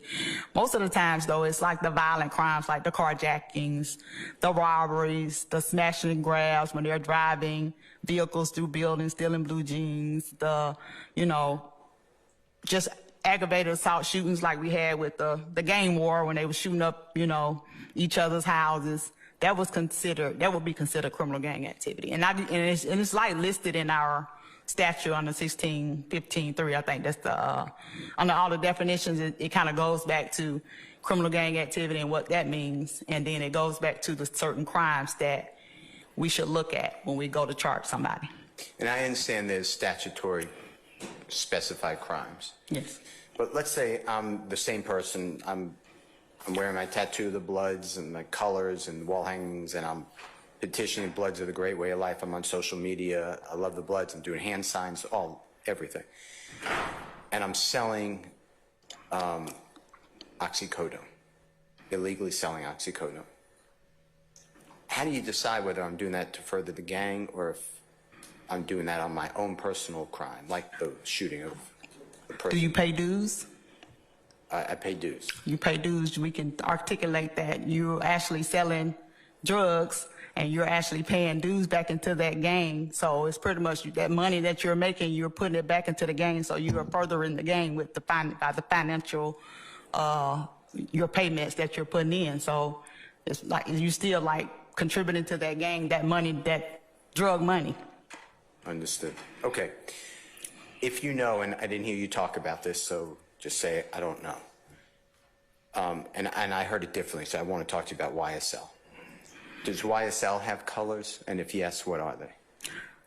YSL to me is a non-traditional, but they actually use the colors of the actual traditional blood gangs. Like some of the YSL members are actually sex, money, murder members. Some of them are not. I do know that. But they actually still use the colors like the traditional blood gangs, like the color red. They do use the color green because they use the little green emojis, the little snake emojis on social media, what happens. So I only see like the red and green, but to me, they do the same symbols, like the 5-point stars, the number 5, the the letter B instead of C, and different words. So they I'm not gonna say emulate Bloods, but they use the same characteristics as Bloods. Do you know why, and you may have just said it, and if you said it, just say, I just told you. Why is it the green and the red? The red is for Bloods. The Bloods use the color red. And then the green are usually like for the emojis or the slime that they, talk about when they're posting, or they're actually glorifying whatever gang they're bragging about, whatever gang they're in, especially like on social. I see it mostly on social media, where I have seen some kind of graffiti somewhere too, but on social media you can see the little green snakes that they use for the YSL symbols or what have you. How did you learn that, if you know? If you can sit here today and say, yeah, I remember how I learned. How did you learn about the green and the red colors? I learned it just by looking at it and discussing it with other gang investigators. But a lot of these gang members tell on themselves. They post everything. They want to glorify their gangs so bad that they spell it out for you. They'll put it out on a poster board. Like you said, if you're holding up a poster saying, I love the Bloods, a lot of the gang members do that. They actually hold up posters on social media saying, I love the Bloods, I'm a Blood, I'm a Sex Money Murder Blood, I'm a Underwood family Blood, what have you. They actually educate us on the stuff that they do on social media. Okay. With regard, and you get that from your own views of social media as well as sharing it or learning about it through other coworkers? Yes, because a lot of times when we do gather intel, we put it in our APIN files. So I can open up I put it on our APIN files. Yes, I understand. And say if I didn't know a gang member and his name popped up in maybe a suspect in a homicide, and I go to his profile, somebody else like Investigative Belknap or whoever might have actually put this person in. They enter this person, into our files, and they will actually have photographs from a crime scene that they might have investigated. So a lot of times I can go back and look into the files, and I learn about that person just because of what somebody else put in. So they'll document that person, and they'll document their tattoos maybe, or they'll document, or if they get a Bible, or like I call it, the SOPs from a gang, and they get it and they upload it into the files. I learned that way by reading, the actual information or documentation that's uploaded into the files. The co-workers' work that is already being generated. Exactly. I use that to learn as well. Access to that. Yes. Is there that you remember, is there a YSL SOP / Bible? Seemed like I've seen something come maybe from GGIA, or like GGIA does send out intel where they'll email the whole group stuff that they find, like it might have been the Department of Juvenile Justice or somebody, I can't remember, it might have been another jurisdiction. If they actually collect evidence or they collect, that kind of intel, they'll upload it and send it in an email to everybody. How do you know that it's reliable, if you do know it's reliable? It comes from like another agency, like a law enforcement agency. But you just trust it because it's come from law enforcement? Yes. Do you know the background of where law enforcement got that from? Like a reliable person, a non-reliable person? And if you don't, just say, I don't know. I don't know, but a lot of times law enforcement will take it just like how I would do on a scene. If I'm on a crime scene, or if I'm doing an investigation and I gather some kind of intel that I want to share with other agencies, then, the fact that, I guess I am who I am, they either take my word for it or they don't have to. You mentioned, I believe, that you may have, my words, interrogated, spoken with, whatever the correct term is, people that you believe are YSL members or associates, and you use that information for today's testimony. Is that accurate? Did I write that down right? Have you spoken with people who... Excuse me, can you reword the question? Yeah. I'm trying to follow you. Okay, I think you said this earlier, but I'm just going to ask the question. Have you spoken with people who you believe are YSL associates or members? I have. Okay, and my rest of the question was about YSL. Yes. And whom are those persons? I've actually spoken to Jeffery Williams myself. I've spoken to Shannon myself. I've spoken to I guess I can call him Casey. I've spoken to him. I've spoken to Trontavia Stevens. I've spoken to,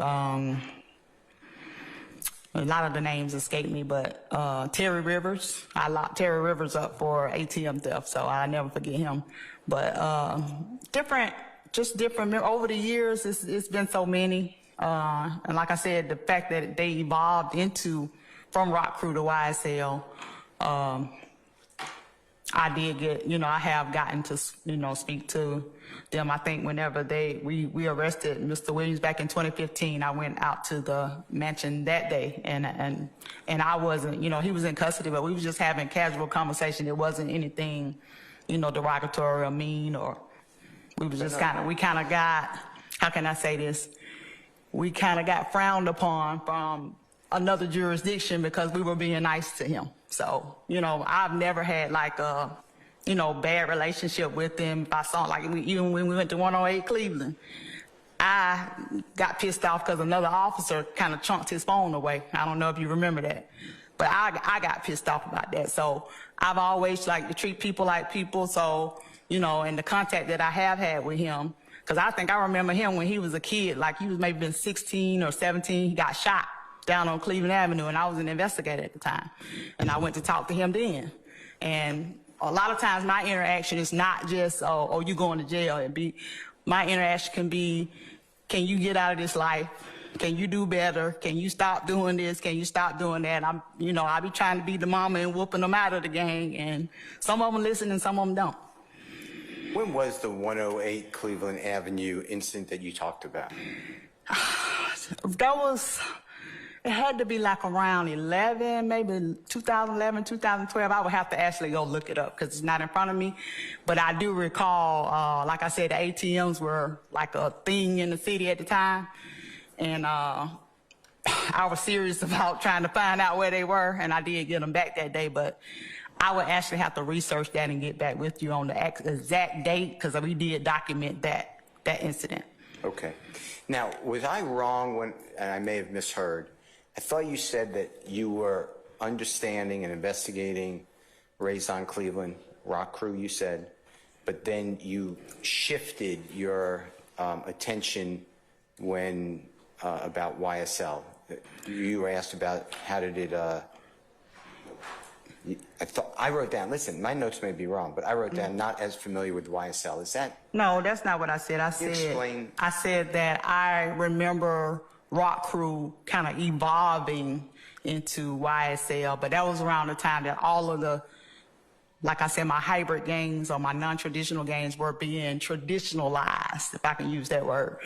That was around the time that YSL Rock Crew kind of moved, or YSL, the same time that Sex, Money, Murder Bloods came over to Cleveland Avenue and actually organized the Rock Crew members or the YSL members. But I'm not 100% sure, but it was some kind of split down too between Rock Crew because the actual leader of Rock Crew, which was Quentin Porter, his name came up in like a discovery package around that time, and it was like animosity, from what I understand, between him and Mr. Williams, and a lot of them kind of distanced themselves from actually Quentin Porter around that time, and that's around the time that I think YSL kind of took off and went their own separate way from Rock Crew.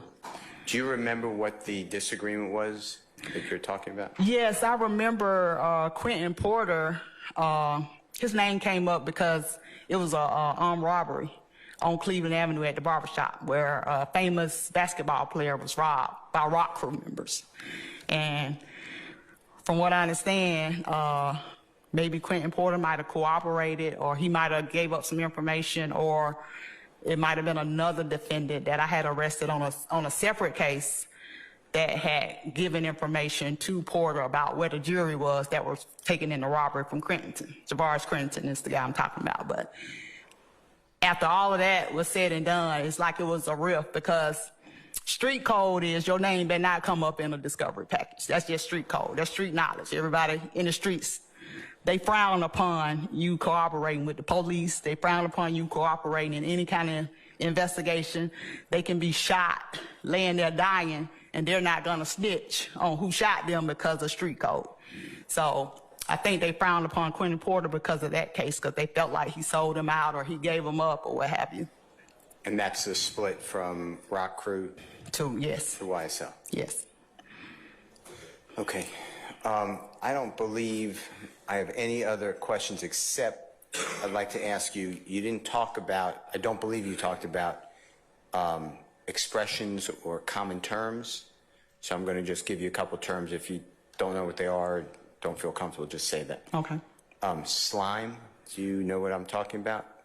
Yes, that's a term that the Bloods use, and I don't think it's just sex, money, murder Bloods. I think Nine Trey might use slime. I think it's just a blood terminology, just blood terminology. What does it mean, if you know? And if you don't know, just say, I'm not familiar. Well, from what I gather, you know, I guess my opinion, a lot of them use it as, you know, a term of endearment to each other. Like friend? Right.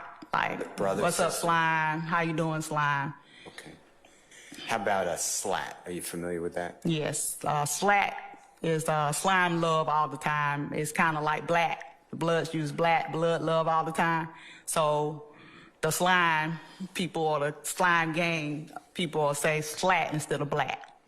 And that again crosses different, I guess, gangs or generations. I'm trying to remember, does any other, it might be other Blood gang members that scream slime, they might use slat too, but I can't. Don't quote me on that. I won't quote you on anything. Did, well, that's not true. There's a transcript. You're being quoted. Did either of these terms predate YSL, slime, slat, if you know? No, because like I said, I've been doing this since 2009. I don't remember I don't remember Rock Crew screaming slat. Okay. How about the other? I don't remember Rock Crew screaming slime either. How about other associations that you mentioned that use those same? Like I said, I didn't really get to see traditional gangs here in Atlanta until the evolution. I did a detail. I can remember myself and Investigative Dabney years ago. We had to do a detail at Piedmont Park where we saw actually Hispanic gangs that were at the park, and it was like some. I can't remember which gang it was, but I remember they had on the blue. It might have been Serenos. We saw Serenos in person for the first time. That was like our first time actually seeing a traditional gang like back in 2009 because, like I said, we didn't really have that we knew of traditional gangs that we had investigated or come in contact with or answered calls to or whatever. So when we saw them, we were kind of excited because we was like, oh, we in the gang, you know, we got to see real gangs because, like I said, back then, the Rock Crews, the MDCs, the YMM, the YGCs, all of those non-traditional gangs, they were not really looked upon as real gangs. Like I would go to juvenile court and try to prosecute LNGM, which was a non-traditional gang, and the juvenile court judge at the time didn't believe that those kids were actually gangs because they felt like, oh, those kids just looked at YouTube videos and they emulating, you know, what they see on YouTube or on video, so they're not for real. But these gangs were still committing criminal gang activity. So in my eyes and in my prosecutions, they were actual real gangs. 3 or more people. Right, and they were actually getting together and committing crimes like the smash and grabs, the robberies, the carjackings, the murders. The standard was like back in 2010. That was gang related all day. Do you know what I'm talking about? Wipe the nose, go like that with your finger.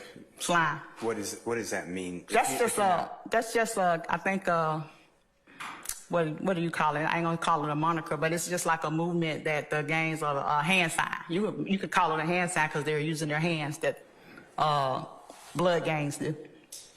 And does that also transcend YSL if YSL uses that? I have seen YSL members do it maybe on social media. How about other on videos? Other persons too? Not maybe other blood gangs maybe. Okay. And is anything, it goes back to the same question about I'll just use me. I have my tattoo, my blood's tattoo, the bandana, my wall display, bragging about the gang, the Bloods, and I'm holding up the signs on social media. I'm saying slat, slime, wiping the nose. If I don't commit the crime, the designated crime, to further the gang's activity, then all that is freedom of association. Is that still right? If you do all of that and you don't commit a crime, it's nothing we can do. It's not against the law to be a gang member. It's not against the law to glorify gangs, even though they do it every day. It's just, I'm hoping that some of them get a conscience and see what it's doing to our community as far as they glorifying these young kids that's, in a tug of war with their livelihoods or with their life on which direction they want to go in as far as doing right or, hanging out with this crew that's actually getting in trouble. You're referring to like that mother and father with that child? Yes, it's a tug of war. Like the mother is saying, I don't want you to be a gang member, but the dad was a gang member and he wanted the kid to be a gang member. And now that kid, I hadn't seen that kid again. And I interviewed him, like I say, when he was 12. When he was 17, he shot 5 kids at Thurl High School. And he's gone away for good. So, that's how we're losing kids to the streets. And it's not like we're picking on gangs. That's not, I would rather do intervention and prevention than arrest. We can't arrest our way out of this. But, I guess if people saw what this glorification of gangs is doing to our kids, maybe they'll change. Thank you. Thank you. Your Honor, I don't have any other questions. Thank you. All right, thank you, Mr. Steele. Yes, sir. Mr. Sharp. May I have one brief moment?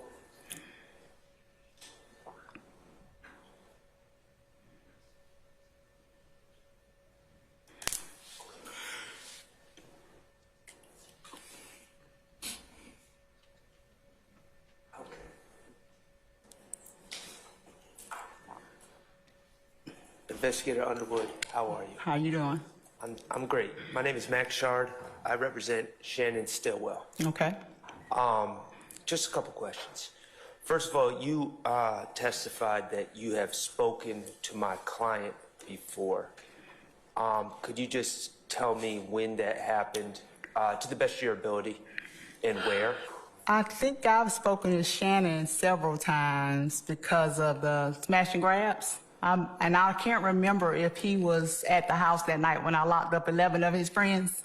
Okay. I would have to actually go back and look at the report. I know he associated with those guys in 30 Deep. That's when I first met him. We're going back to 2010, around then? It was like 2010, I think, when that smash and grab happened. Okay. Mm-hmm. In regards to the allegations made in this indictment, in this case, have you had any conversations with Shannon Stillwell? No, okay. I just heard about the incidents. I know he got grazed one time, and we kind of wanted him to come forward and tell us. Like I said, a lot of the gang members, they can get shot, they can get hurt, and they won't cooperate with the investigation because there's a street code, and because during the war, he actually got grazed. He could have been shot in the head. He got grazed in his head. And he never filed a report. He left the scene. And that kind of stuff I knew about him. And I knew when he was in the car with Tiara Jones, and they were actually targeting him and actually kill her by, trying to kill him. Okay. I understand. I'm glad he's with me today. So regarding your testimony, or you had a discussion with Attorney Steele about how you determine if something that's done is gang related or in furtherance of the gang. Right. You remember that exchange? When I asked him, did he pay dues? Right.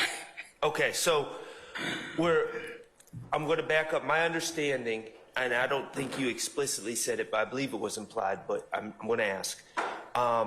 The gang member who shoots someone that he catches sleeping with his wife, that would not be in furtherance of the gang, in your opinion as an expert? In my opinion, no. Okay. A gang member who is selling drugs and pushing the proceeds into the gang, that would be in furtherance of the gang in your expertise? Yes. Okay. What about a gang member who has gang tattoos, who is selling drugs to pay his rent and not pushing any into the gang itself? If the way I look at it is, if he's paying any kind of dues to that gang and that's his only form of employment, if the only way he's making money is selling drugs, he has to give a portion of it to the gang as far as his dues, because traditional gangs have dues. So I would say that the proceeds from the dirty money that goes over to the gang would be furthering the gang. Well, what about a non-traditional? I mean, you said traditional gangs pay dues. What about a non-traditional? If a non-traditional gang is not paying dues, and like you said, it is a single drug dealer that's actually just only using the money for themselves, then I would say no on that situation. But I think it's case-by-case basis. So if it's just you and you standing on the corner by yourself and you selling drugs and you paying your rent, I would not say that that would be in furtherance of the gang. Okay, thank you. And in making these determinations, do you rely on any standard protocols or sheets or questionnaires to make the determination whether it's in furtherance or not? Are there any set standards that you rely on? It's not really standards, but we look at the totality of the actual circumstances of what happened. If it's you and 3 other people and y'all ran into Macy's and grabbed all the polo clothing together, and even though you're going to keep your polo money to yourself, you're going to keep all your, when you go sell your polo, you're going to keep it to yourself, but the fact that you guys did it together, I would look at that as criminal gang activity. Okay, when you say we don't have, who's the we? You're talking about individual investigators? Is that correct? Oh, I'm saying the Atlanta Police Department. I'm sorry. Okay, Atlanta Police Department. Okay. Yes. And when you make the determination about whether something's gang related or not, do you have to run that decision by anyone else, or is that your decision to make as a gang investigator? I kind of take it, I would take the weight on my own shoulders to say whether I feel comfortable like enough to say that that person is, or that particular incident gang related, or is that person in a gang, or whether or not that person is in a gang at all. I come up with the decision on my own, just from my training, my background and experience for doing this for so long. Every now and then I will confer with somebody else that, what do you think about this? Like, cause I actually get a lot of tattoos from background and recruitment. And if I look at a tattoo and I'm not sure, I will go confer with another investigator and say, hey, take a look at this. What you think? Do you think, cause tattoos can mean a lot of things. So to me, it has to be more than one characteristic or more than one thing to go with that tattoo to say, that you're in a gang or whatever. Understood. Thank you very much. All right, thank you. Mr. Harvey? Mr. Matthews? Ms. Hangerty? No, thank you, Your Honor. Ms. D. Williams?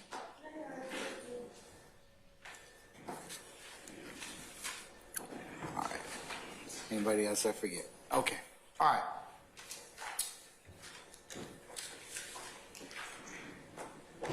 All right, folks, let's take 5 minutes and then I'll hear argument and hopefully make a decision, okay?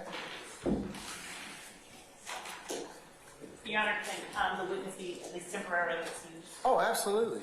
Thank you, Judge. Do we actually need him anymore? Him? Really? It's been a long, Man, it's been a long day. You gonna start with me? Really? Okay. Do we? He said Ken, I think. I hope he said Kim. Do we need Investigator Underwood anymore? I don't believe so, but I'd ask that you just. All right, madam, we're going to go ahead and temporarily excuse you. I'll permanently excuse you in just a minute, but don't discuss your testimony with anybody except the attorneys in this case, madam. Thank you. All right. Ms. Love, did you have another witness by chance you were going to call? No, Your Honor. That was it. I just That want was to it. make sure. Yes. Okay, all right. Yes. We're going to recess about 5 minutes. Thank you. Okay.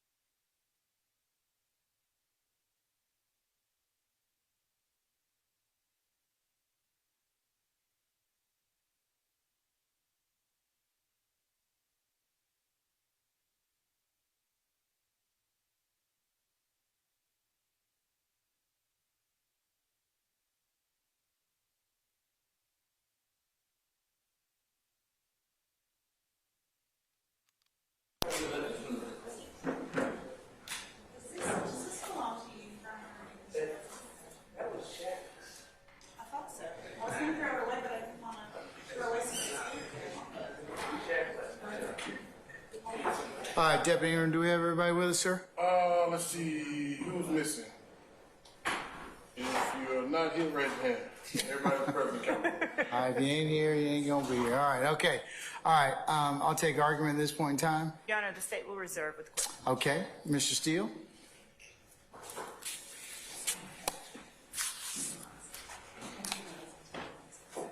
Your Honor, I again, under the confrontation clause, an expert doesn't get around the right to confront witnesses.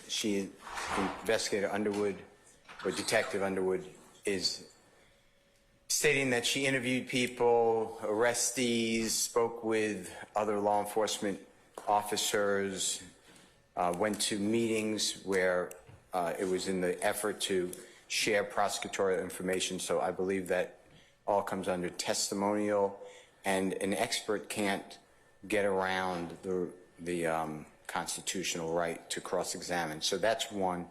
Two, there were no specifics here. It was just a lot of, this is what I do, and she has a great memory, clearly going back more than a decade on specific events and phones being thrown into the woods or wherever. But there was no specific policy that you can pin down and say, okay, here's what you did. It's a lot of totality of circumstances. I make the decision on whether this furthers gang activity, whether this is a gang. I also object, and I know your court knows this, to having a witness designate that YSL is a criminal street gang.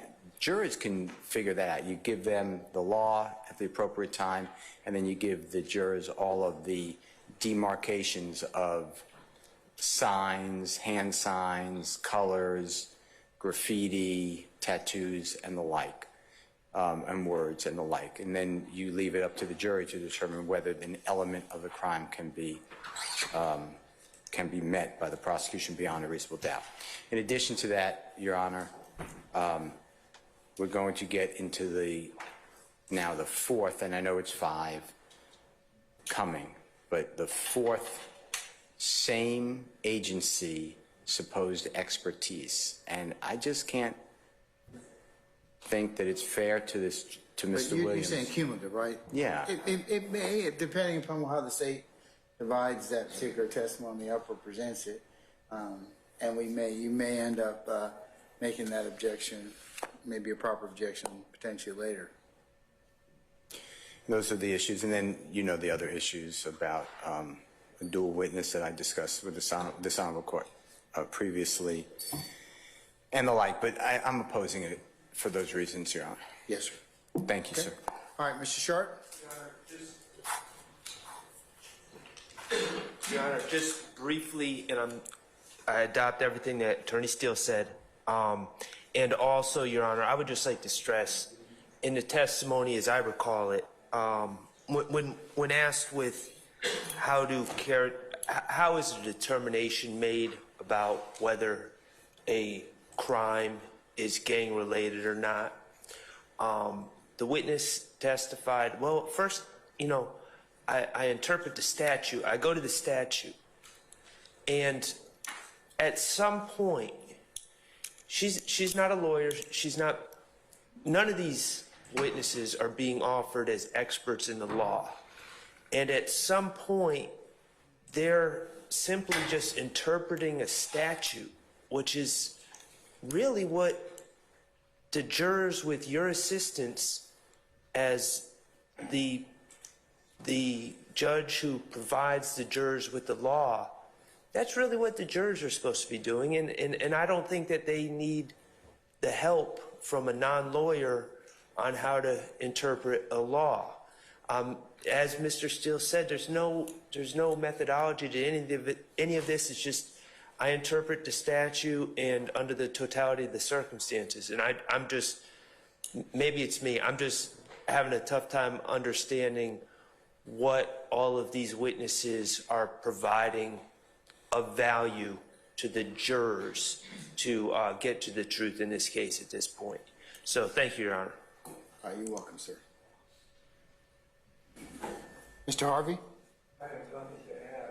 Okay. Mr. Matthews? Ms. Hingerty? Ms. D. Williams? Okay, all right. Ms. Love?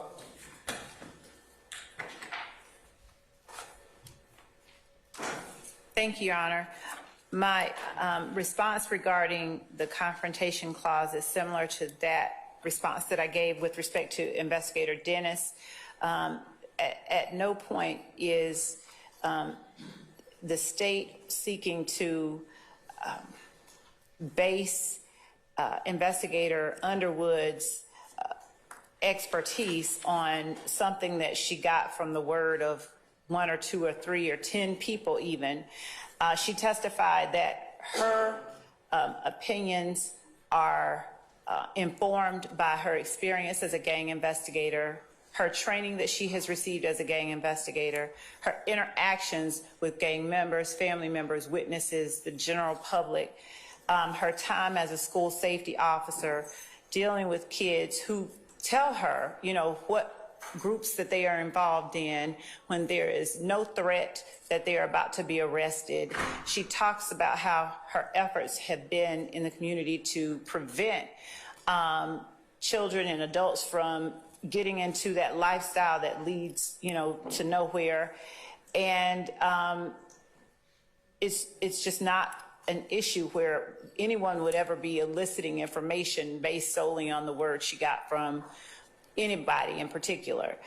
She stated when asked on direct examination, you know, do you take what someone says at face value, and is that how you gain your knowledge? Do you go with that, or do you make an effort to corroborate or refute whatever they're telling you? She said, I'd never take anything at face value. I always go and do further investigations. I do my investigations, and I consult with other people, other agencies, other law enforcement agents, and I go to determine what it is that I'm looking at, or what opinion that I have about this situation.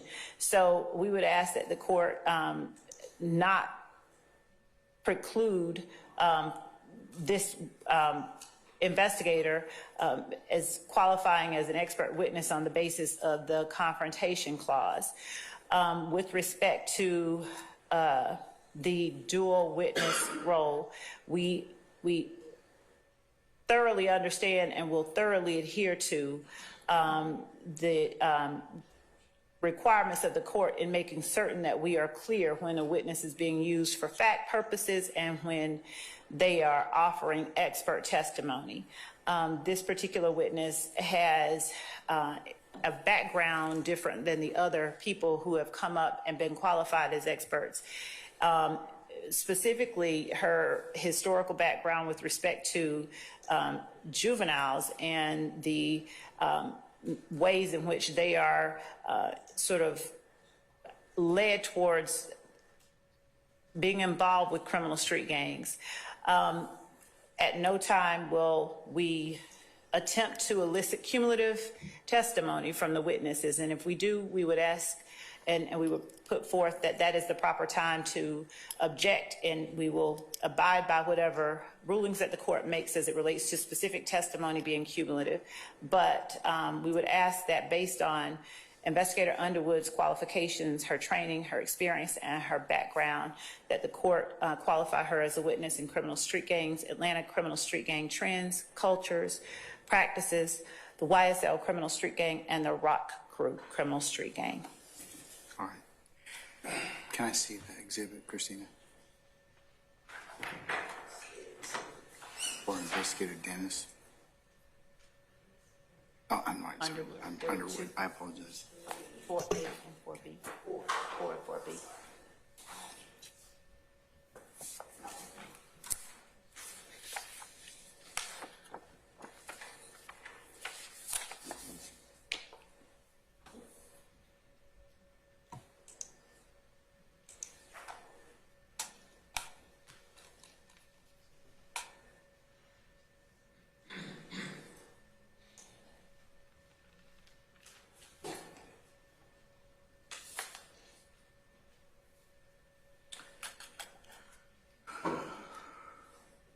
All right, the court has considered the testimony of Investigator Kimberly Underwood has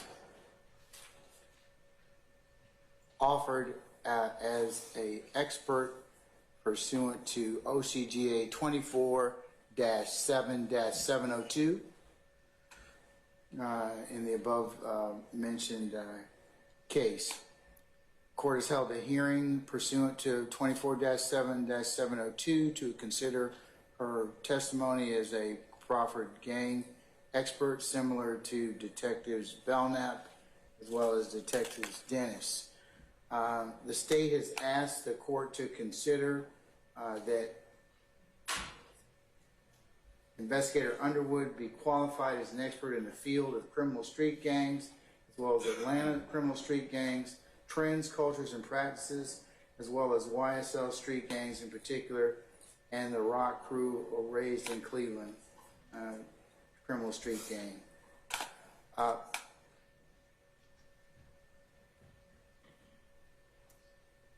Testimony has, that the court has considered demonstrates that Investigator Underwood has previously been qualified as an expert witness in at least 10 other times within Fulton County and once in the federal courts as a gang expert.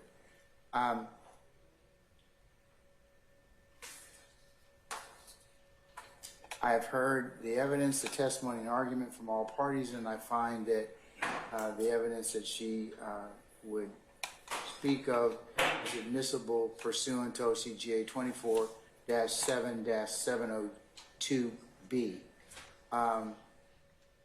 Pursuant to 702B, a witness who is qualified, and that's OCGA 24-7-702B, provides a witness who is qualified as an expert by knowledge, skill, or experience, or education may testify in the form of an opinion or otherwise if that expert's scientific, technical, or other specialized knowledge will help the trier of fact to understand the evidence or determine a fact and issue. The testimony is based upon sufficient facts or data.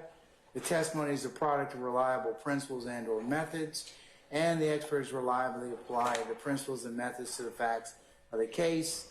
And additionally, that 24-7-702E provides guidance to courts on how to apply this code section, citing earlier Daubert and General Electric and Kumu for those that took her proposition.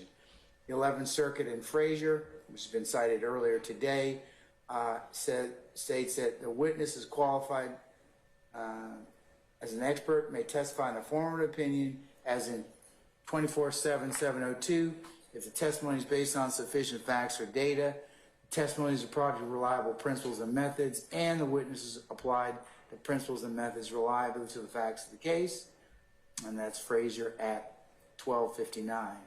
The court must perform a gatekeeping function concerning the admission of expert scientific and technical evidence.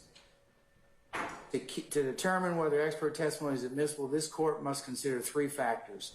One, if the expert is qualified to testify competently regarding the matters that he intends, or she in this case intends to address, the methodology upon which the expert reaches her conclusions is sufficiently reliable, as determined by the sort of inquiry mandated in Daubert. And three, the testimony assists the trier of fact to the application of scientific, technical, or specialized expertise to understand the evidence to determine a fact and issue. Of course, that cites Daubert as well as City of Tuscaloosa versus Harcross Chemical, Inc. The proponent of expert testimony always bears the burden to show his expert is qualified to testify competently regarding the matters he or she intends to address. The methodology by which the expert reaches his or her conclusions is sufficient and reliable, and the testimony assists the trier of fact. Again, the court citing McCorvey earlier, McCorvey versus Baxter Healthcare Corporation. This court finds that state has met its burden as to Investigator Underwood's testimony. The state has presented testimony from Investigator Underwood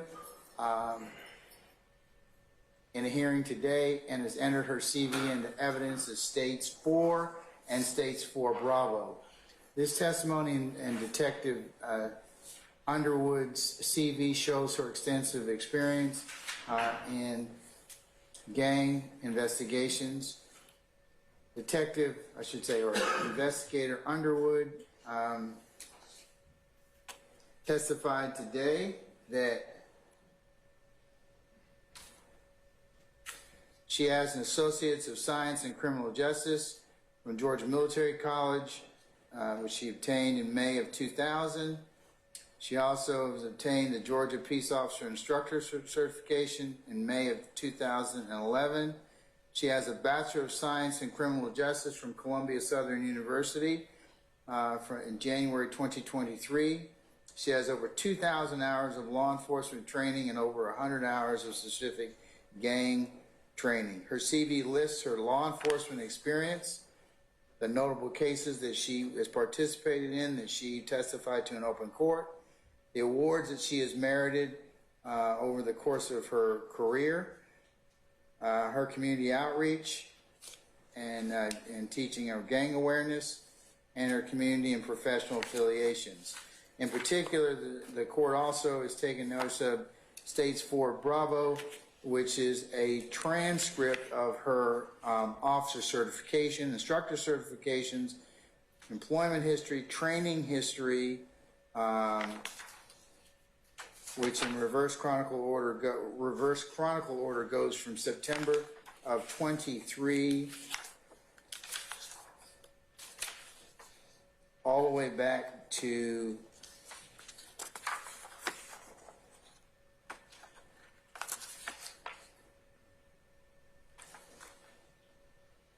November of 1993 for some 696 hours. And actually, over the course of her 31 years, she has a total number of 2,110 hours of training and education.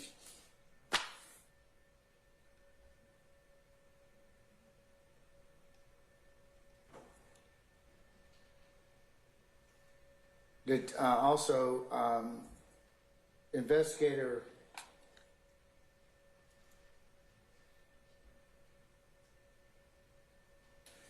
Underwood has significant experience in investigation and cases involving gangs in the Atlanta area. She's reviewed social media pages,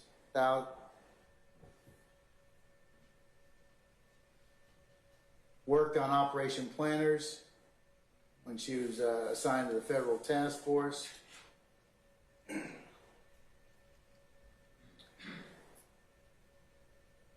She is familiar with certain symbols or signs, communication patterns, and practices of gangs, and she's aware of how these gangs have developed and the types of crimes that these gangs commit.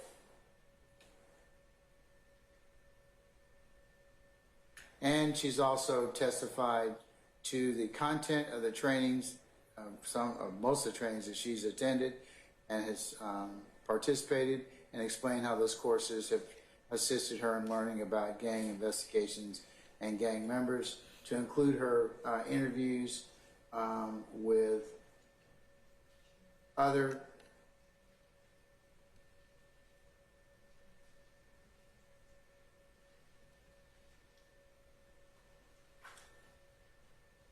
gang members.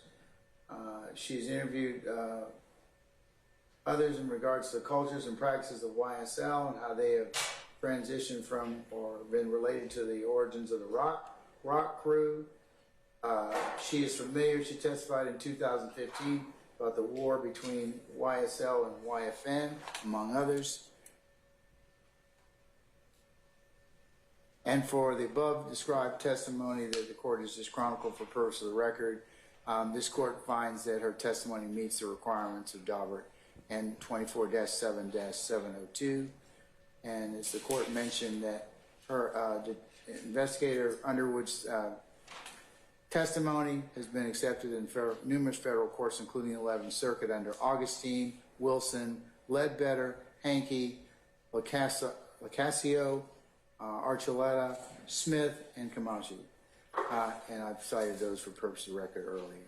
And then pursuant to U.S. versus Lobo Lopez, experts like Investigator Underwood can be qualified on the basis of their extensive experience. And as the court has chronicled for purposes of this particular ruling, Investigator Underwood has significant experience with gangs and gang investigations, including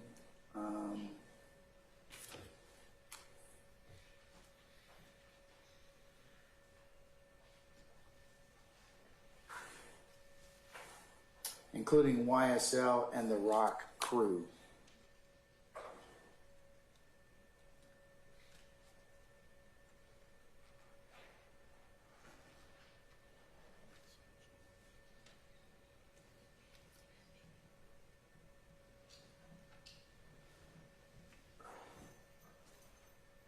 Further, the reliability of Investigator Underwood's methodology is also established by this particular testimony the court's heard today, and Investigator Underwood, as chronicled by the court, testified about gang history, her experiences with the Rock and YSL, common activities of gangs, how gangs interact, and among other topics. And this court finds that Investigator Underwood has reached her opinion by relying upon her experience and training pursuant to Wilson 634 F APPX at 737 and Ledbetter.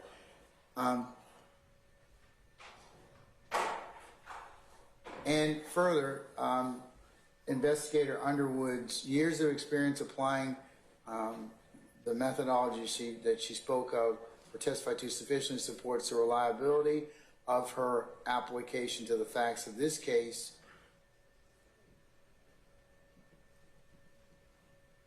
And as the court cited earlier in the other hearings, that the Daubert factors simply are not applicable to this kind of testimony from a gang expert whose reliability depends heavily on the knowledge and experience of an expert rather than the methodology or theory behind it, citing Hankey, 203 F3rd at 1168 and Kumachire, 526 U.S. at 150.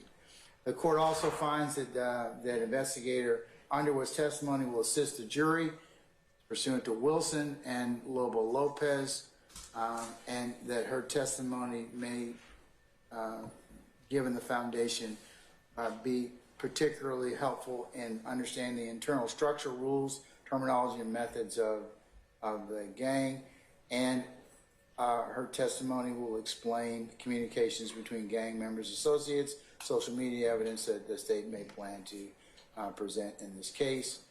And as the court mentioned earlier in other rulings, that since the defendants are charged with participation in criminal street gang activity, this evidence will assist the jury in evaluating the alleged gang activity underpinning of this particular charge. In summation, the court finds that Investigator Underwood's as qualified in the areas of criminal street gang as well as Atlanta's criminal street gangs, trends, cultures, and practices, as well as YSL, criminal street gang in particular, and Rock, or otherwise Rock Crew, raised on Cleveland criminal street gang as well. And that her testimony is relevant and reliable. This court finds that her testimony is relevant and will help the trier of fact to understand the evidence and determine facts and issue.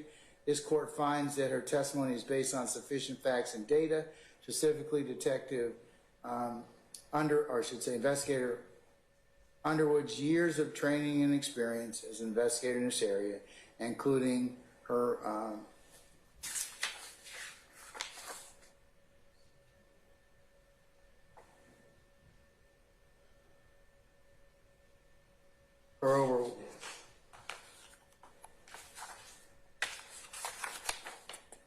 over 2,100 hours of police training, and in particular her over 100 hours of, in particular, gang training, as well as her years of experience as a criminal street gang or investigator.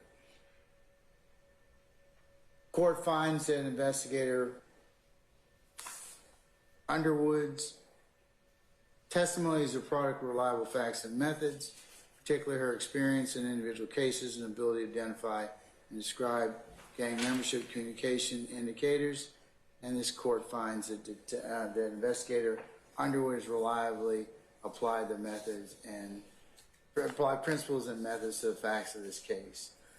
So I am going to allow or qualify investigator Underwood as an expert in the aforementioned areas, subject to the state laying a foundation as pursuant to proper expert testimony, as well as the court also would remind the state again about the duality of witnesses, issues that may become, as well as maybe potentially that there may be a cumulative issue depending upon what is presented, but the court will take up those issues later. All right, anything else? No, Your Honor, on Monday. Monday, the 20th, that's right. You got a lot of homework. All right, folks, so we are done for the day, at least in terms of these particular issues. Tomorrow,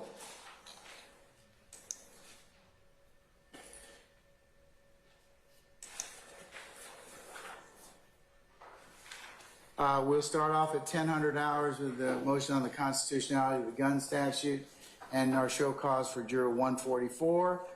And then we'll, in the afternoon, revisit the videotape hearing on Williams' motion to suppress number 10, Williams' motion limiting number 4, and Williams' motion to suppress number 8. And the state has witnesses. That starts at 1 o'clock. So the state has witnesses for that? Yes, Your Honor. Okay. All right. Anything else from any ministerial inquiry of me?